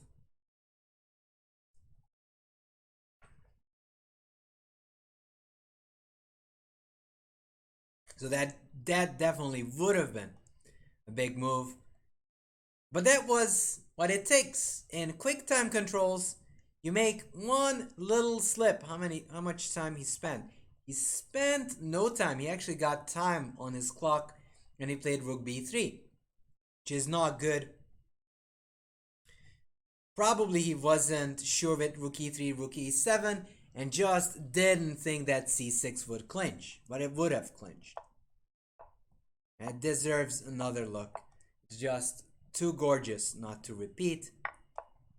That's promotion. And if he takes, there's no more covering, and there's d7. It's just game over. However, after takes, the rook comes in time, and the king is walking back up. And even though sometimes you have two connected pass pawns, it's not enough, because eventually this king will walk up to d7 and c6, and then after that full blockade, it's just over. It's just going to be a draw. So there will be a big matchup coming up, and that is going to be that Nakamura game against Yu Yangyi that we're going to see pretty soon. I do not know. Yu Yangyi is starting to catch on fire. I'm not sure whom should be the favorite. What do you guys think? Who would be your favorite there?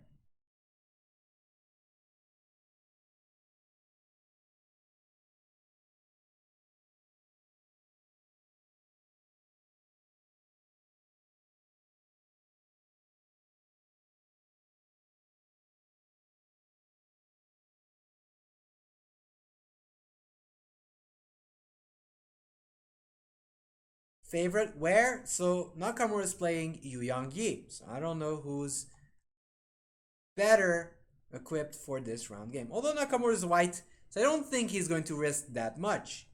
Although, so he has a half-point lead. However, Grishuk is playing Dubov, so he might want to retain his lead. I mean, even a draw is fine. He would still be ahead of Carlsen and Vesely. So Yu Yangyi is on 6/7th place, so he's probably qualifying. Ding is in some danger. Duda is in some danger. But they are the ones probably who are fighting for qualifying, and the last three is probably just gonna get eliminated. You like Hikaru either way he plays such creative chess. I think there's nothing wrong with playing creative chess. I mean, Nakamura have been pretty impressive, and compared to Carlsen, he's super consistent. That's kind of the difference so far. Now, it depends if Carlsen can stop the tilt train. He's also playing Wesley, so he might actually overshoot the next round.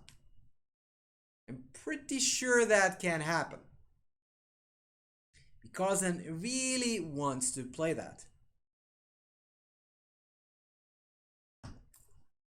Well, yeah, Dubov is creative.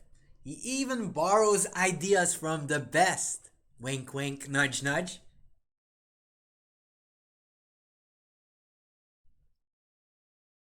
So, I don't know. Probably we're going to see, again, some d4, c4. Solid systems. But, like whom? Like that person.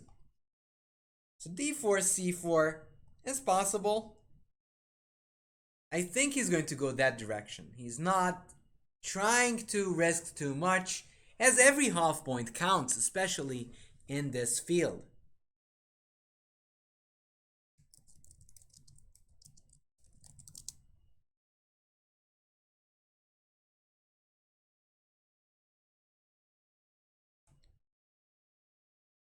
So d4, c4 I predict, but let us see.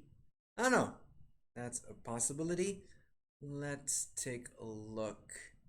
Which games we didn't see. So we had two decisive games with Duda winning and Carlsen winning. Let's just take a little bit of a snapshot of the Veyi game, shall we? It is 15-10, Coolio. 15-10.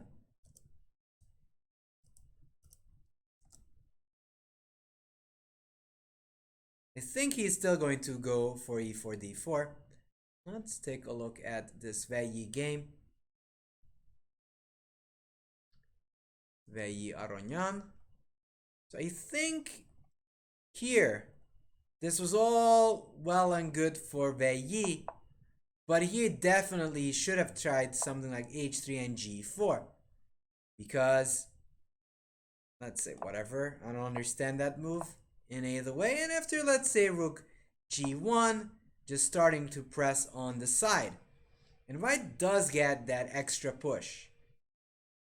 No, I do not want to see that. Sorry about that one. Do not want to see it. Sorry. Gonna delete it.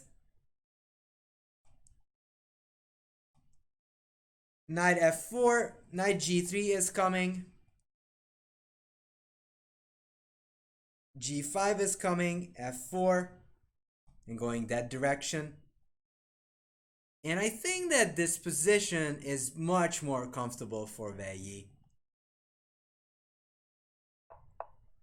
Knight g3, f4, g5, and go in this way, in direction. But he went for rook e1, which was a little bit tedious. Rook e8, knight f5, just going for these things. And I do not like this one. This is obviously just going for a draw. Just not perfect. It's just pretty bad. It is just pretty bad over here. Bishop f8 takes, bishop e2, knight e5, and yeah, and after knight e5, the position just boils down to a draw. There's nothing really special going on in this position, unfortunately. Not that interesting. But then it was just a simple draw. But this game was more interesting. And this novelty was pretty good by Nakamura. However, I think... Okay, so they just played perfectly. It means that both of them actually had a great time there. Hello there, Lolly. How are you? Didn't see you around in chat. So castles, bishop b4. There. But sadly, it's just a pawn. And probably it was just good play by Grishuk. This was the last chance to take and go for this game. But even this is probably just drawn. Because even if you win one pawn, it's just way closer to a draw than anything. Yeah, so probably this was well prepared by Grishuk, but Queen a6 didn't provide enough chances. But I'm pretty sure Nakamura is not unhappy with this draw. Queen a4, Queen b3, maybe Rook a1, but this is typical to these classical systems that, yes, white is up a pawn, however, there's just too much pressure on these guys. Don't be fooled by the fact that the computer is claiming an advantage. There's no advantage here. After black defends these pawns, the a pawn is just not winning by in itself, and the game is just a draw. Because let's say here, Queen c6. Okay, Queen c6 is bad because this case, he indeed can get the pawn and the rook behind that pawn. So that's not ideal. However, if he exchanges it any other circumstances, this is just a dead draw. Now, Queen b3 was inaccurate. Wasn't good. Rook a8. Rook b1 takes. Rook a3. There's pressure there. b4, rook c3. And even though the b pawn is coming, it just doesn't have enough support to actually win the game. King f8, b6, rook c8. And the big problem right now is that the king is not there to get to d4 at all. And that's a problem. So that is kind of the big issue.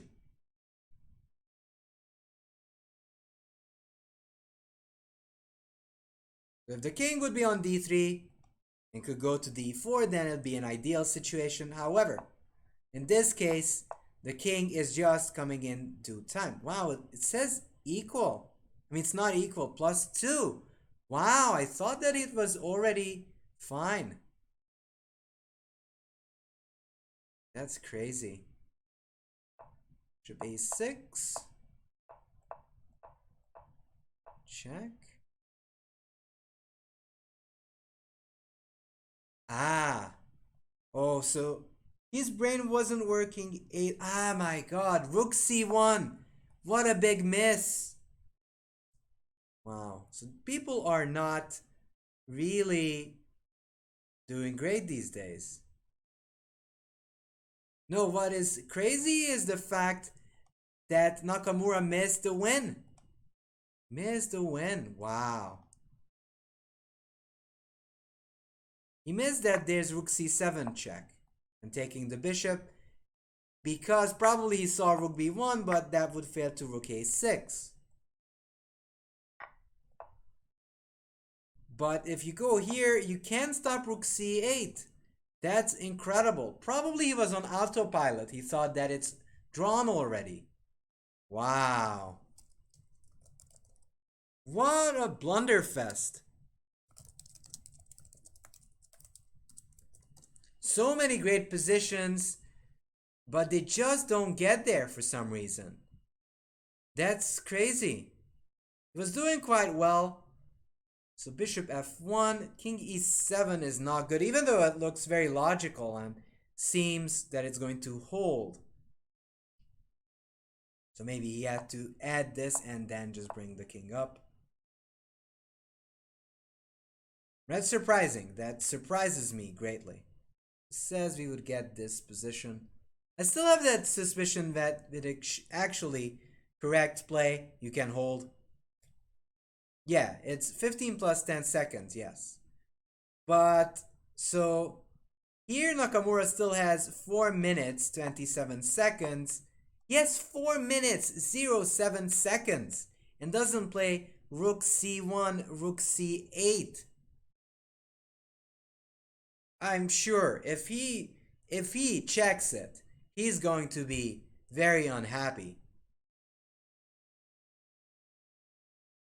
So Rook C1's point is the following: if you get the Rook to C8, you're winning, because there's no way you can stop me from promoting the pawn, and if you do this, then this is obviously losing. You're down in exchange, meaning I have a rook and you have a bishop, so just gonna lose. I'm pretty sure, by the way, that he just didn't see Rook C7 for some reason. But, you know, these things do happen. And I think that even the best of the best make mistakes or just have blind spots. So, Ding Liran lost his queen earlier on. Such things. That is pretty shocking. So let's take a look at Nakamura's game for a second this time, as we're already talking Nakamura already. Nakamura playing Yuyangi. Let's go back to the beginning. Another Petrov here, d3. He does this again. But Yuyangi plays g6 instead of Levon's bishop e7. I mean d5, bishop e7. Bishop g7, queen e7, bishop e2, rook e8. And pretty sure both of them are in book. But, I don't know.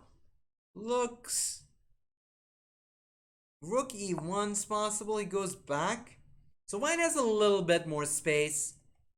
White has a pawn in the center, a better bishop compared to this one, which doesn't really have any good squares left. So white has that extra space and better pieces. So if anything, this is again a risk-free position for Nakamura. So he's trying to go for this now, these days. Naka is going safe and sound, and if we win, that's good. If we don't, then it's a draw.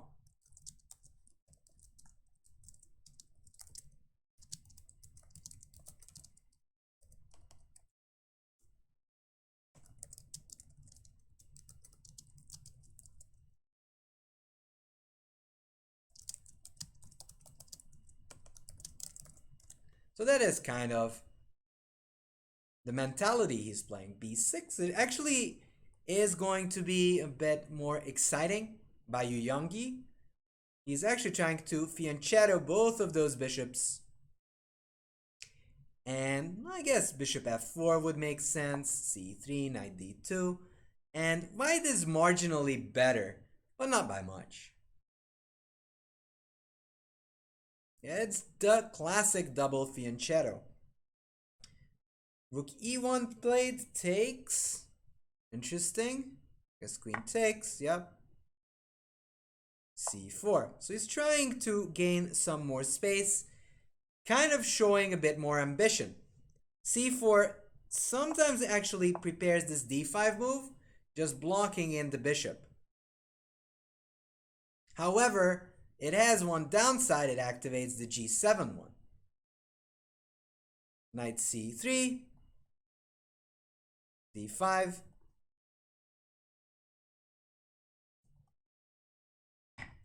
d5 is coming.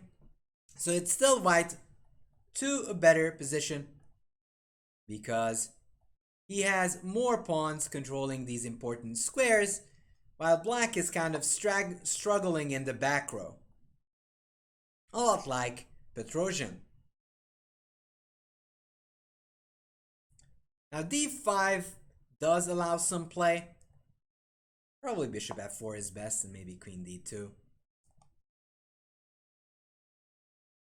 So I would think that this position is slightly more comfortable for Hikaru, but it is not decisive yet. Of course not, it's just move 15. I wouldn't be able to say that just yet. However, it is a very comfortable position. If he doesn't go insane or do something crazy, I think Nakamura is likely to at least clinch a draw. So white is a little bit better here. Let's take a look at Magnus's game, because I'm pretty sure that's going to be a very dicey affair. Indeed it is. Indeed it is. So Wesley plays the Grunfeld, knight e2, and plays this h4 line, which was super popular in the 90s, going for immediate attack. But I think Magnus might just go overboard with this aggression. He might lose against Wesley, and if he loses, that's like 3 lost games. That's a lot already, and still so many to go. Good evening, Gaborovich. Say it takes, bishop d3, knight c6, knight a5, and as we kind of expected, Carlsen is not going to repeat. h5, just blocking off that attack. And there's 2 things that white can do. White can go short, can go f3, and go king f2 g4. Still sort of an exciting way of playing this position. However, it's not that clear. f3, you don't really want to play e5, however, because then there's d5, and this bishop is still very passive. And white gets a very sound position. Probably white is just better. So yeah, h4 is typical in the Larsen, Alpha Larsen spirit.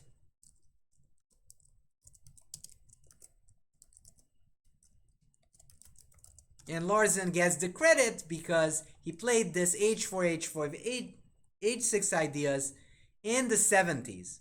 So I'm pretty sure it was him first. So he goes castling instead, saying, okay, h5 is a weakness. So bishop d7, white can actually think about playing knight f4. Because knight takes g6 could work because of the spin. And oftentimes, even sacrifices are in the air. So castles, bishop d7, knight f4, takes, queen takes, pressing on both ways, king h8, and here's a typical move that's actually smothering black's position, and that is e5. e5 can be super tough to deal with, because now that bishop is pronounced dead, dead, dead. Not that this bishop on d7 is any better. Not only there's e6 threatened with knight g6 ideas and forks, but this bishop has no more scope anymore. So it is clearly white is in favor. What about h6? h6 has the same exact problems. You still weaken the g6 square. So it really doesn't matter if you play h6 or h5. It has the same issue. The question is, how can Wesley react? And it does seem like he's out of book. Maybe takes and e6, just stopping d5, and maybe do the fabled double fianchetto. Still will have to deal with this h-pawn. He has bishop g5, queen d6, just creating this typical blockade. However, to let's say queen e3, b6, e5, this can get super dicey with all these pieces lurking around the king. This can end up a miniature very easily. White gives up the bishop pair, but on the other hand, that bishop's kind of bad. Actually, they're going that direction. Knight b3 was played. So queen b3, attacking here, here, here. Queen e3. He goes AB, and I think that's a bit too passive. I honestly felt that queen takes b3 would have been just like a better direction to go to. And just do that. So he goes AB e5. So he's trying to open up the position for these guys. He's saying, if you play d5, yes, I'll have a bad bishop, but I'll take that pawn. And that's a fair argument. However, white can still go bishop g5 here. Queen d6. And you could maybe argue for de, but d5 is best. Because in this case, that bishop on g7 is just terrible. Yeah, bishop g5 was played. Understandably. Because to queen d6, d5, this is just a solid, better position for white. You get queen d2, eventually might exchange that bishop off, and that passed d pawn is just going to get some advantage. But let's take a little look at the Firouzja Karyakin game. So they're actually playing, which was played like forever in the first Magnus Invitational. c5, knight h5, bishop d3, takes, b6, b4. We've seen this played by Carlsen against Nakamura with black. Castle, bishop a6, and this time Firouzja goes for the critical line of b5. Here Firouzja is actually going all in. cb, queen b5, and he's saying, I'm going to create a c pattern, and because of your passive pieces, I will have enough play. c6, rook c1, knight e5, knight a4. And now Karyakin is facing some pressure because that b6 pawn is kind of suffering. And I'd say that there's still some things to deal with here for black till he can claim that he's fine. That b6 hanging. So if Karyakin will be accurate, he's probably going to be able to survive, but he still needs to do some trickies. So let's go back to the Nakamura game. Left it off here, takes bishop b7, d5.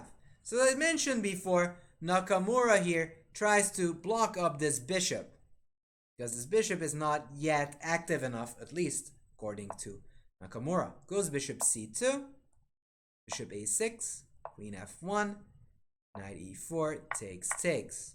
In fact, here c6 starts to become an idea trying to press, however, that might run into dc, bc, b4, and b5.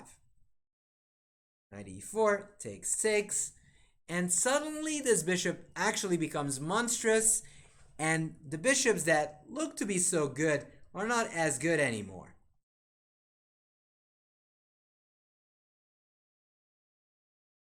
Maybe bishop d3, but then knight c5, and suddenly I do feel that Yuyangi is the worst over and might actually get some chances. Because bishop d3, knight c5, and you kept being bothered. So Nakamura, you can just tell by the clock. It's 8 minutes for Naka and 12 for Yuyangi. That shows that there's plenty of issues going on for white. He's trying to figure it out. So bishop can't really move yet, I don't think, because the b pawn's hanging. So he played rook b1. That's actually the move I was about to suggest, because you want to defend the b pawn and then get your bishop out. As white is still kind of passive, maybe c6 makes sense. You want to open up the position while your opponent's pieces are still disorganized. Yeah, black is in business, right, Lolly? I agree. dc takes. That's a problem. And if you play b3, you'll feel the wrath of that knight on c3. Rook e8, d5 is coming. This is very, very good. I start misclicking. Apologies for that. So this is not that clear. Actually, I like c6. And if bishop d3, then you do run into knight c5 over and over again. c6, dc takes. Probably the best is to defend it from here. Knight c5, then bishop e2. Just making sure that b pawn is staying put on b2. Yeah, I do agree. c6 is, I think, is marvelous idea. Maybe even knight a4, just stopping that. If b4 now, I can even go here. And if b5, just sidestep, because you can't never take on a6, you just lose that exchange.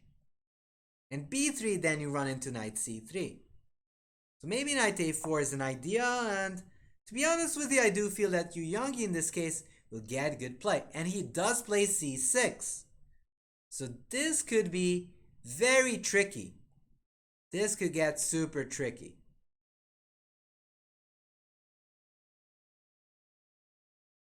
Played bishop a4. It's a very good move.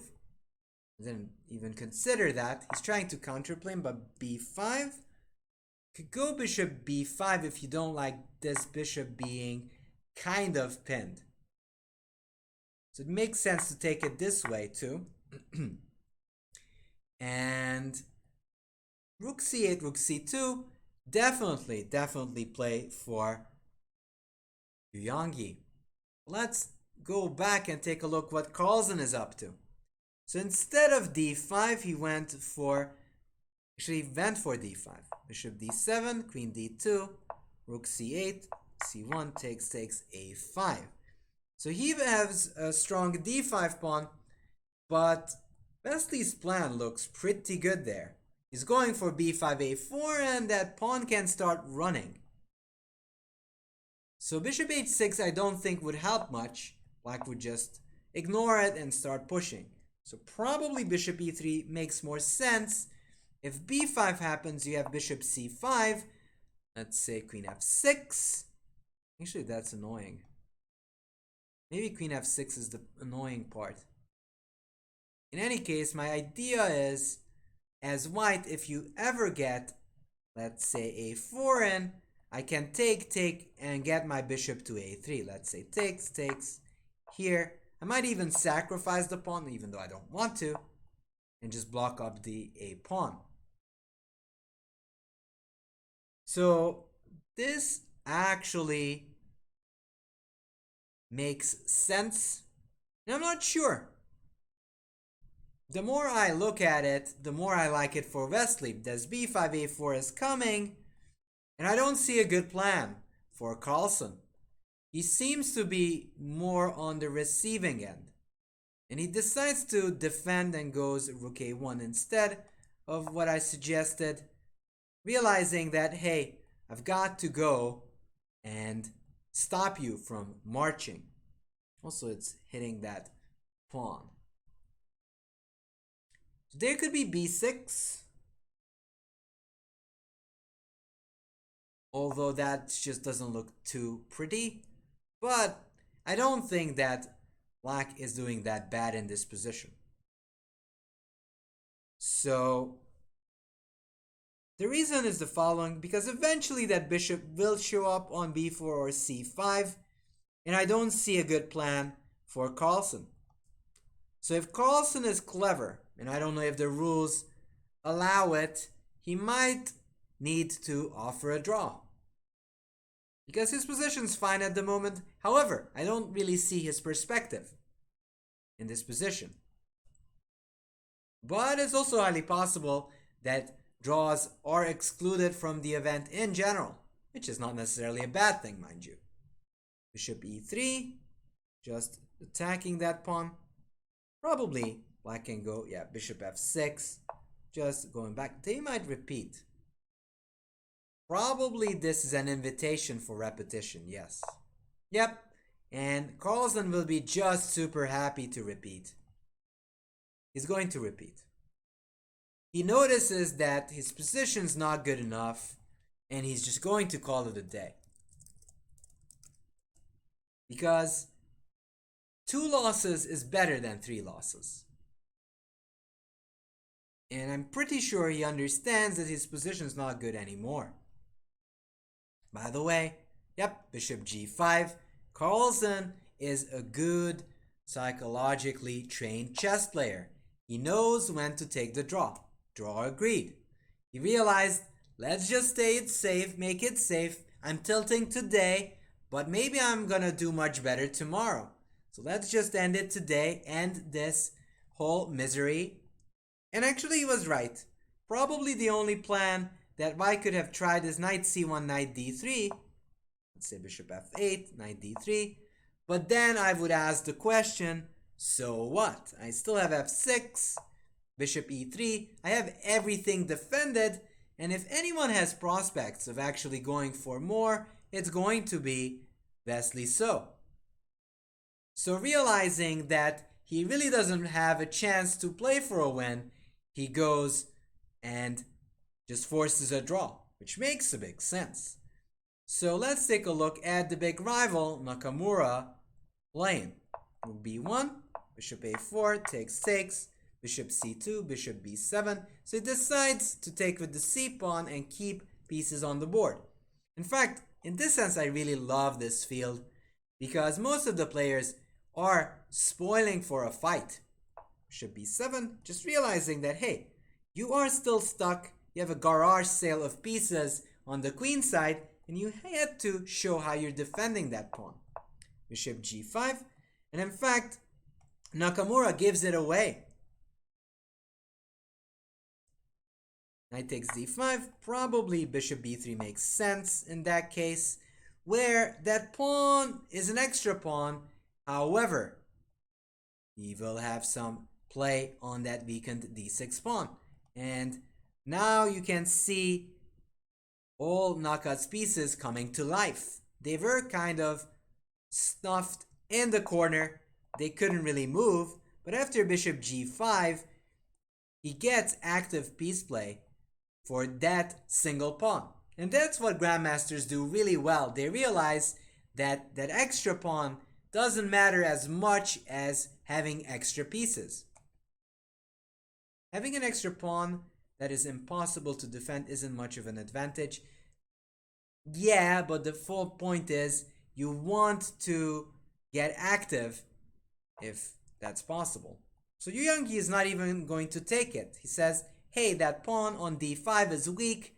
I don't care about that pawn. Just take on f6, give me the bishop there, and I will be able to put additional pressure on your position. I'm pretty sure Nakamura wouldn't want to take on f6 because that would definitely give easy play for the white side. So I'm kind of assuming he's going to go bishop h4 or bishop anywhere else. Played rook e1 first, interjected that one, hitting the queen, queen d7. So I mean, Yu Yangyi is tempting Nakamura, but I don't think he's going to fall for that. I kind of think bishop h4 is going to be played, because if you go bishop d2, I can take with the bishop, and then it is an extra pawn. However, if you play bishop h4 instead, in this position, you don't have bishop takes d5, because bishop f6, you lose that defender, takes, queen takes f3, and at the end of the day, you're going to lose that rook on a8. I kind of assume bishop h4 is going to be played here, and I would think that he still has some good counter chances in that case. He actually takes on f6, which surprises me. I kind of feel that this is sort of admitting that he's worse, and he's still going for some active play. So with knight d4, he gets the opportunity to fire up that f-pawn up the board, and that could actually give him some good chances.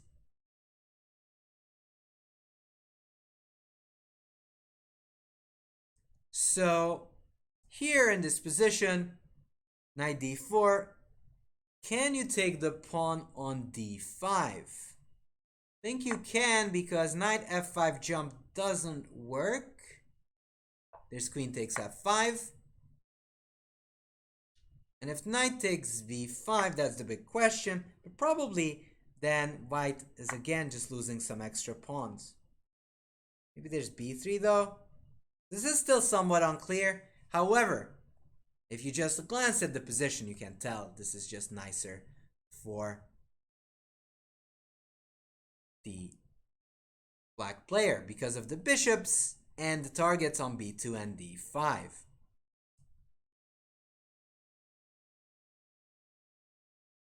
So sometimes if you have no exact plans, you can just go ahead and play rook c8, activate that rook, and then just keep threatening bishop takes d5 in the future.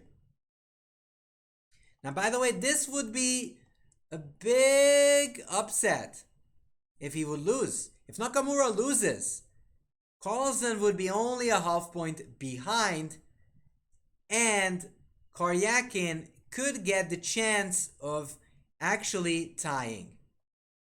Talking about Karyakin, let's take a look at that game between Firouzja and Karyakin.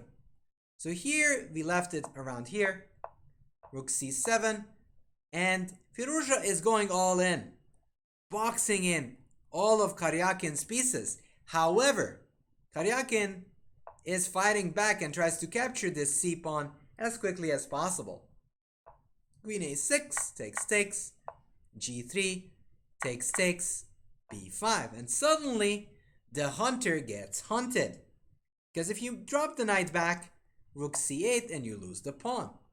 So even though at this moment earlier on it seemed like a decent position, probably he should have acquiesced for a draw with knight b6, but instead he played this, knight c5 takes knight b7, and now he's struggling for a draw. Even though he does have some pressure on that rook. And this is a big question. And that's a question I'm going to ask you guys. Do you think Karyakin is going to tie for first?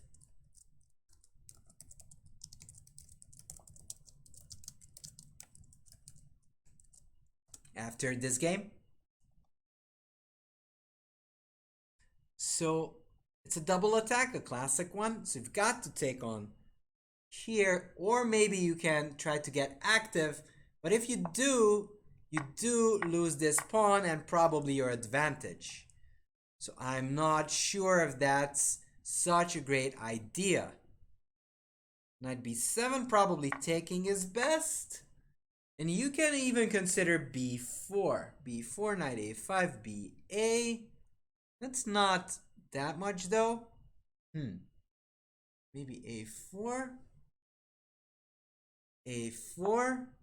And it feels that that knight could be in danger. However, can go here because black has the back rank and you lose the game. Not entirely there. Rook a8 and it's winning.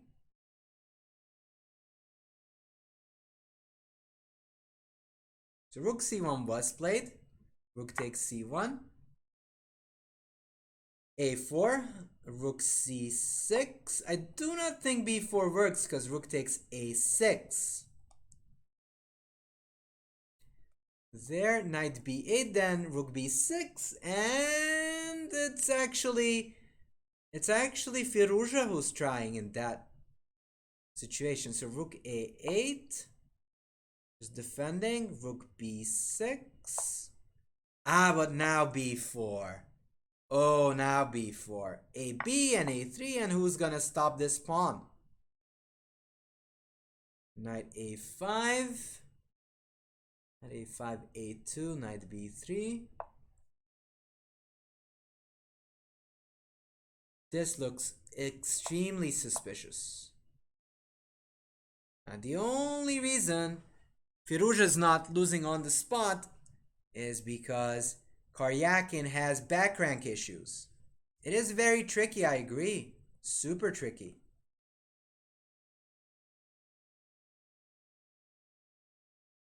So I would say that there's some good chances for, yep, this was played, rook c6, rook a8, knight d6, then b4 just would win. The pawn is defended, the rook is behind it, the a-pawn's running down, and you've got to deal with this guy. So rook b6. So far we've predicted all of these moves.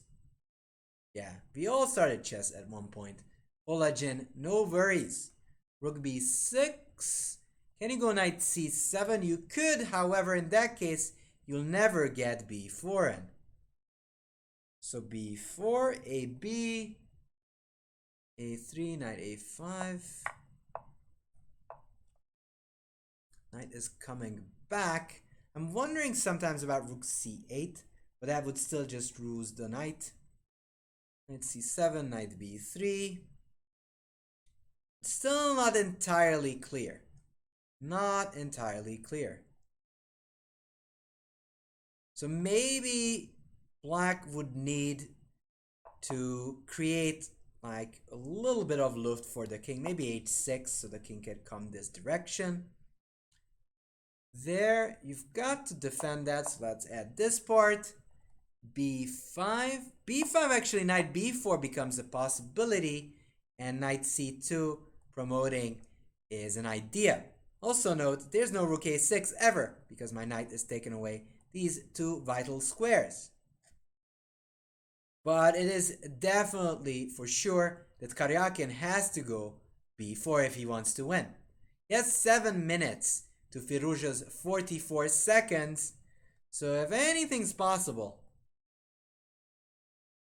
there's probably Karyakin with high chances of winning. I guess h6. You can't really move the rook because you've got to defend that pawn. Here a2. Okay, let's try to bring the king. Knight c7, I always have knight a1, and white is still holding on. Rook c8 doesn't work. Knight c7, knight a1. Rook c8 doesn't work. So it's not as clean and clear as it might seem. What do you mean by stubborn, Lolly? So they're just trying hard to defend. Alright, we'll see how Karyakin reacted. Alright, let's take a look at Levon's game, because this is insanity. So here, Levon goes all in. He's going to smoke Duda. Rook e4, just getting the rook to the g4 square. And with all of these bishops far away from the action, things are about to heat up. Knight h4, rook a1. This rook was terrible, so he's bringing it back to the game, to d1. Takes g6. And those bishops looks extraordinarily strong. Bishop c2, setting up queen e5, a5, just bringing the rook in first then. Rook d3, another rook lift incoming, queen e5, queen f6, rook e3. And that queen is basically stalemated. You can't move. The only thing you can do is knight d7. However, other than that, you are basically with a full board, you just don't have moves. So knight d7, h5. So I'm pretty sure that Levon is having the time of his life in this position. Yeah, I mean, sometimes they're stubborn, Lolly, but sometimes they're not. So, you know, it also depends on how much time they have left. So this bishop g4 is a coming. There's a question how white can break through. Probably if I could get my queen to g5, then I can sacrifice. So maybe rook e4. And if, let's say, you pass, I go queen e3, go queen g5, and my idea is going to be to sack on g6 eventually. He went queen d1 instead, but that's kind of the similar idea. He wants to go queen d2, I think, and queen g5. Hit there. Say bishop g4, queen d2. However, I wonder what if they still pester the queen. It still looks dicey for black, but I don't see the immediate refutation, because that queen does hold those critical squares. So you've got to go for some sacrifice to actually pass on through. So maybe queen d3. Queen d2. Okay, queen d2. I might have rook e8 by the end. So you go back, and then I want to go rook e2. Just want to get my queen to g5. He goes knight f3. Knight f3. Maybe knight e5. I don't like knight f3 for some reason. Maybe he just wants to double up and go rook e8. Maybe. But I don't see the whole point. I kind of think that queen d2 would have been wiser. But okay, it is Lavon Aronyan. So, bishop g4. Pressing. Queen e1, just getting ready to invade. Queen f8. Maybe I can do that double threat. So I'm going to threaten to take on g6, break through that way. And if you just come back, I have rook e8, and I will have pressure from both sides of the board. Bishop g4 played. I kind of anticipate queen e1, setting up that idea in this knight h4. Which could be very close to decisive. And this is interesting because I'm pretty sure Lavon will try his best to make this a beautiful attacking game. Meanwhile, in the game between Firuza, b4 was played, Abbey, and I guess a3 is going to come. So Karyakin is on the road to find this breakthrough. And if he does, he's going to tie for first. Nakamura made the draw. Actually, Nakamura is going to keep his lead. No, he's not. If that is Karyakin wins, it's going to be a win. Yeah. So there. Let's go back in the Lavon game because there are things going to happen. So he goes on the slow route. He's just slowly smoking out this bishop. Bishop c5. e1. Bishop c5. Don't tell me you're going to take the draw. Rook e2 looks a little dangerous. However, the king can walk back. It's not too far out to not be able to do it. However, the issue is h4. You take, then you lose the exchange of gh. Now I would start worrying with this king, because my queen is just too far away, and maybe it's playable, but it's getting dicey over here. So it's not totally incomprehensible that Lavon is taking a draw, and he did, which is sad because I think he must have been just dominating here before. Yeah, the computer says this is advantage. This must have been very good. Wow, the computer doesn't agree. This looks so suspicious. It's crazy that this is fine for black. Wow. Chess is insane. Let's go back to this Firuza game. So he plays king f8. Similar to what I was saying with h6. Just trying to create a luft. And the king on f8 not only does that, he also comes closer to this b pawn, which could be a nuisance by the end of it all. That means Nakamura has 5.5, but Karyakin can still catch him. So 5.5 for Naka. Also, it's a good news for Duda. This draw was good, as he's still on 8th place, still in a qualifying spot with 3.5, but he's only a half point away from the others. So king f8, king f8 played, rook b5, a3, rook a5, knight c7, and that's a problem because after that exchange, this knight seems to be far away. Okay, so the question is what happens if a2, wait, could maybe take, but then we give a passer. We don't want that. Okay, a2. Let's see, knight b3. And now I'm holding and controlling that square.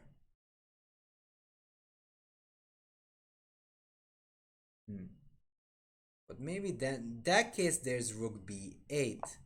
hitting this pawn. If you go here, I take, and that's the problem when there's a pawn almost ready to just turn into a lady, because you can't really defend it. You're gonna get checked first and then queens. That's the main issue in that type of position. So knight b3, rook b8. That just drops the pawn, so that's bad. That's just bad. So you've got to defend it. If you take ba, knight b5, let's just check that. White is definitely trying to go with the a pawn in that case. However, the king is pretty close. So I need to make 3 more moves. And in 3 more moves, this king just gets back too. So he played king e7 immediately. King e7 here. If the king comes up to d3, that pawn is going to be defended. Not at all sure. Yeah, rook b8, rook takes c2. That's the problem there. f4. Just walking it up to e3. Interesting. So what if I go knight b5, a6? Oh, but now I can take. Okay, so this was the main point. Here takes. In this case, you don't really have this move because this promotes with check. Once Karyakin got the king to e7, there's no more checks when I take on d4. f4, king f2, but there's knight d4. Knight a1, and now this is just no fun anymore. King d7, king e3, and with this pawn about to fall, this is just completely losing. And that means that there's a high probability that Karyakin is just going to tie it up.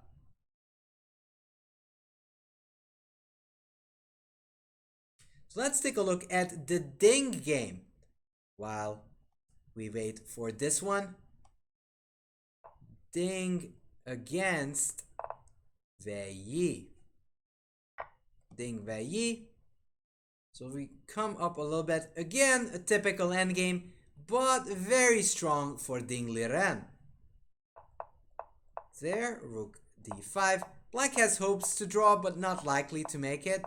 a7, especially now with that pawn on the 7th. Rook b8 incoming, possibly. Rook c8, king b2. One of the things that you want to achieve in these endgames is to stop your opponent from attacking your pawns from behind. Rook d2, rook d3, check, rook b2, king a3, king b4, and the king, after a bit of slaloming, goes up the board. Is probably going to clinch it.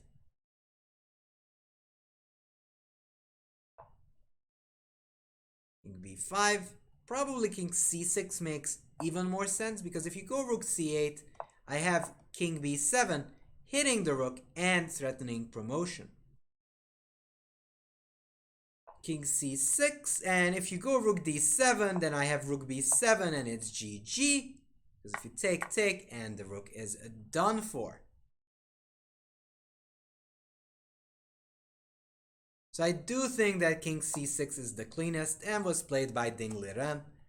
He's just getting the king up there, and I think it's just over. There's not much that black can do about it.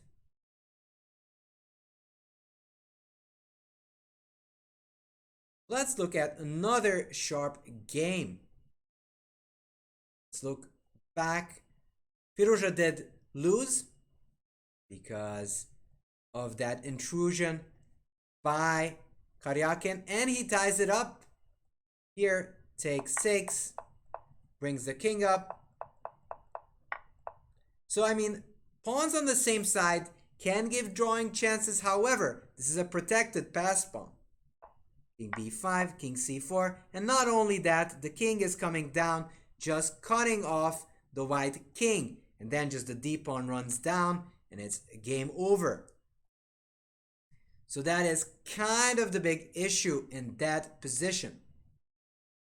King knight b3, king c2, and there's no stopping that d pawn. And that means that these people, Nakamura and Karyakin, are tied for first, which is pretty surprising. You would expect Carlsen to do better, but he had a pretty bad day. Let's take a look at the Dubov game. The Grishuk-Dubov game. So white is down a pawn, but in an opposite colored endgame. So f3 should be played, even giving up the pawn. Now, whenever you look at it, you really want to go and get an active pawn, not the extra pawn. So Dubov knows that. He's going to give up the h pawn and activate the king in exchange. Also note that f1 square is very close for promotion. So king c2 was played, f3, and again the problem, Grishuk has no time, 27 seconds to 43. Rook h6, just trying to get the rook there, but after f2 it's game over, because takes, actually king g8 is even better. You can go rook f7, because in that case takes and just promotion. So that is just the ideal position, and that's a nice win for Dubov, which means that Dubov is actually going to be climbing. He also has 3.5 points, very close to qualifying.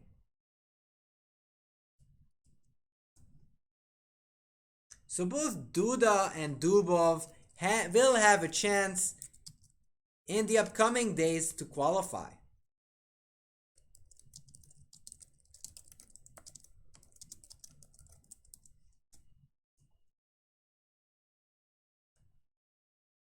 So let's take a look at how this game of Dingliren actually went.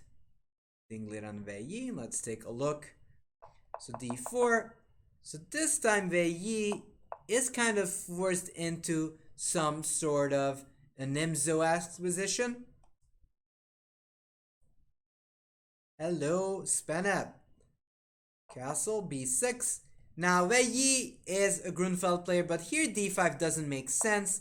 Note that there is no knight to capture on c3, so white would have that e4 move in. b6, bishop b7, knight c3, and now Wei plays d5 as the knight arrived to c3. b4, and this is kind of like a Nimzo-Grunfeld hybrid, which is sort of interesting. Knight d7, bishop b2, that typical type of position. c5. So he's trying to counterbalance, but the problem is that this bishop is still kind of bad looking at the wall. dc, bc, b5, again a typical Nimzo type of play. You're not activating this bishop. Like black would be super happy to see these exchanges happen, because in that case this bishop would have lots of power and pressure on the position. So instead he goes dc, bc, and b5, just gaining space, and he's kind of anticipating an endgame, which, as we already kind of know, will happen and can become an issue. So knight b6, cd, knight d5, queen c1, just defending this knight on c3. And the reason why this position is so good for white is, in the long term, the endgame will favor the white color, because those pawns on a7, c5 are a little bit loose, and this bishop is still just a little bit out of place. So knight takes c3, bishop c3, takes, queen c7, rook c1, immediately putting pressure on that weakened and sort of isolated pawn. There's no pawns around it. Rook c8, a4. Now he plays a6, takes, a5, knight d7, knight d2. And again, this comes back to the basic rule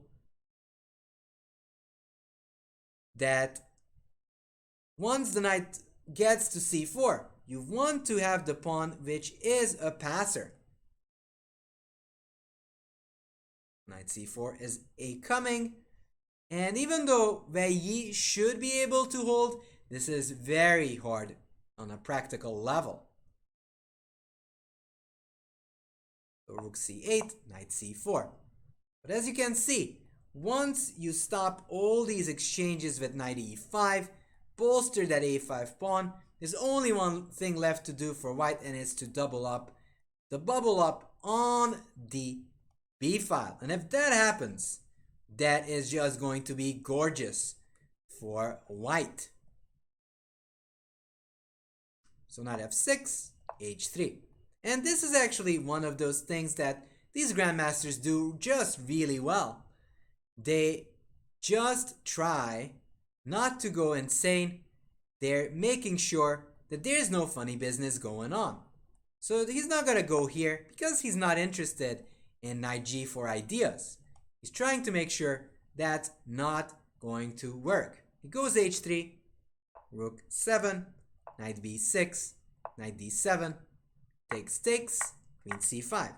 So he only goes into this knight exchange when it involves an extra pawn, which is reasonable. So he goes here, takes, queen takes c5, rook a8, queen b4, rook c5. So he doesn't want to exchange just yet, and that's reasonable because if the rooks are still kind of pressuring that a pawn, it's kind of tougher to blast on through.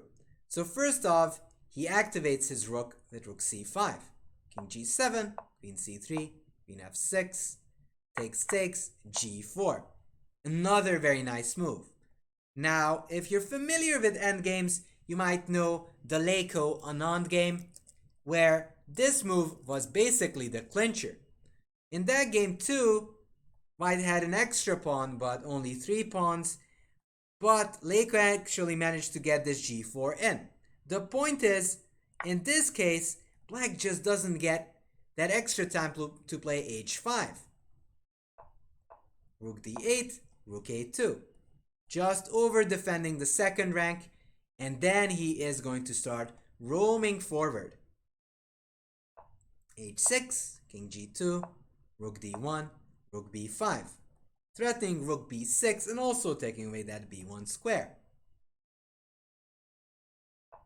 e6, h4, g5, h5. So in this case, these pawns are fixed and that pawn is going to become a potential target. Note that this a pawn is super defended, second rank is defended, so the only thing left that Ding needs to do is to bring the king in. And if he can do so, he will get that good position.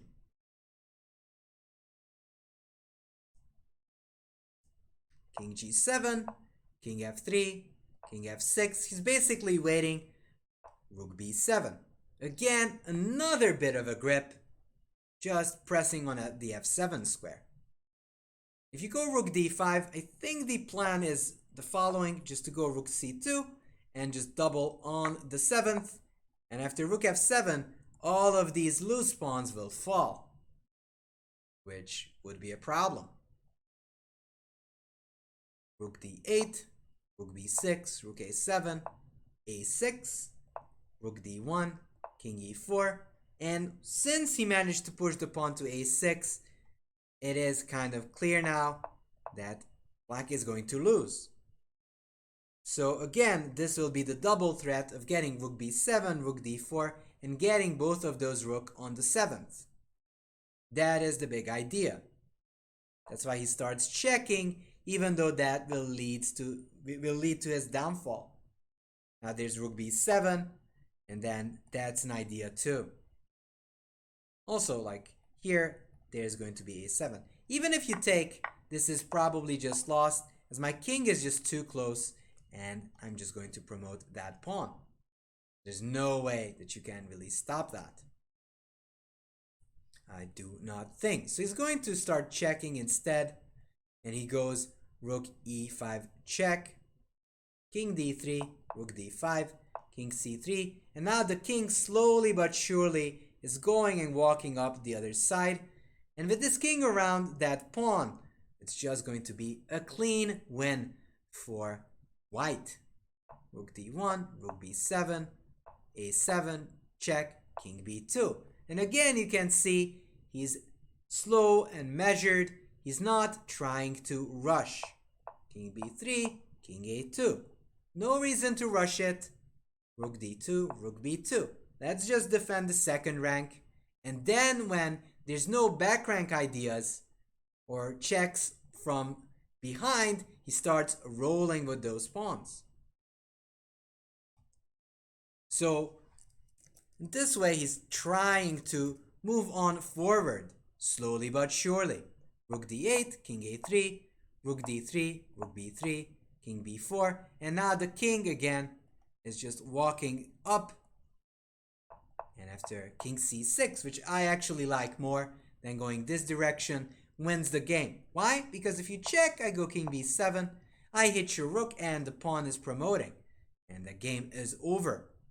However, if you go rook d7, I will get this extra move of rook b7 in, which you wouldn't have, let's say, after king b6, because I can stop you from entering the 7th rank. But after rook d7, rook b7, I will force the exchange and then I'm just promoting.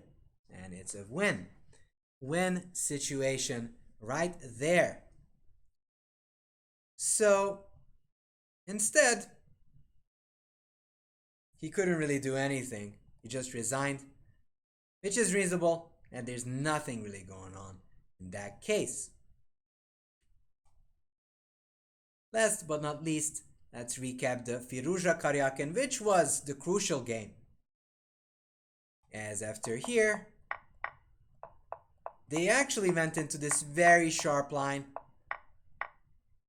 where Firouzja is trying to get in this rook c1, c6. And even though it's kind of that active play we all hope for, it's probably not entirely great. c6, knight b8, rook c1, rook c7, knight e5, bishop d6, knight a4, queen a6. And Karyakin found the drawing sequence after the exchange of queens. Here, Firouzja could go for this draw and probably would have held comfortably. I have the standing. We see. So here is the standings. Here you go. Let's check it out. Naka and Nakamura and Karyakin are tied for first, with Duda and Dubov having an outside chance. Okay, there. Right.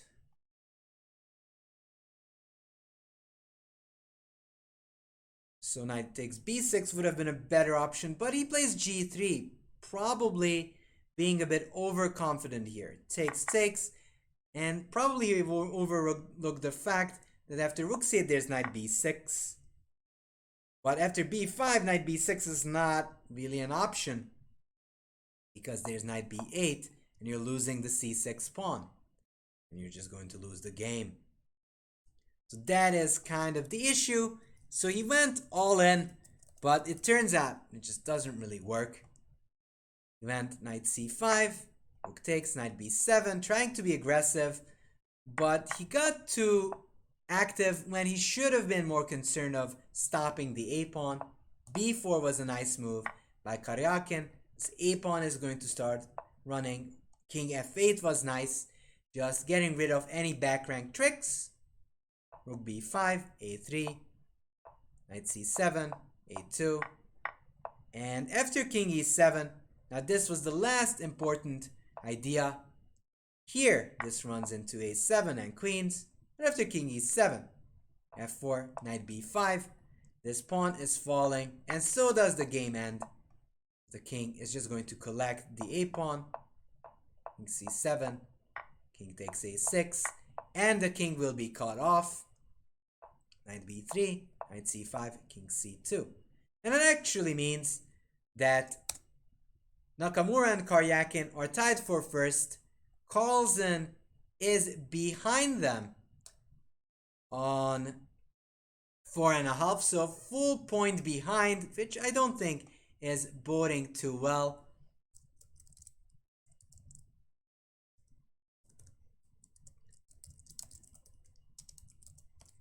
So I don't think that's kind of great for them. I think that is an issue.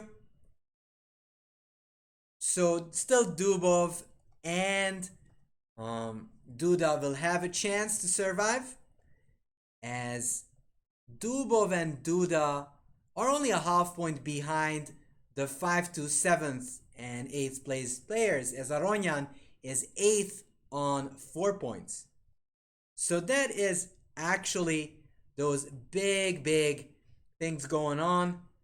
That is going to be very interesting. I think Dubov and Duda might make it. I would believe that it's more likely that Duda makes it, but that is kind of my take. And I don't know. We shall see. We shall see. What is for sure that Firouzja has an outside chance. Veyi is completely out with 2. Firouzja has 3 points. So if he starts winning, he might still get there. By all chances. That he does have the chance to survive. But with Yu Yangyi and all those Chinese players playing so well, and Aronyan on 4, I think it'll be a fight between Dubov and Duda. But that's all, folks, for today and for this stream. I really hope you guys enjoyed it, and see you at the future. And check out the chess club.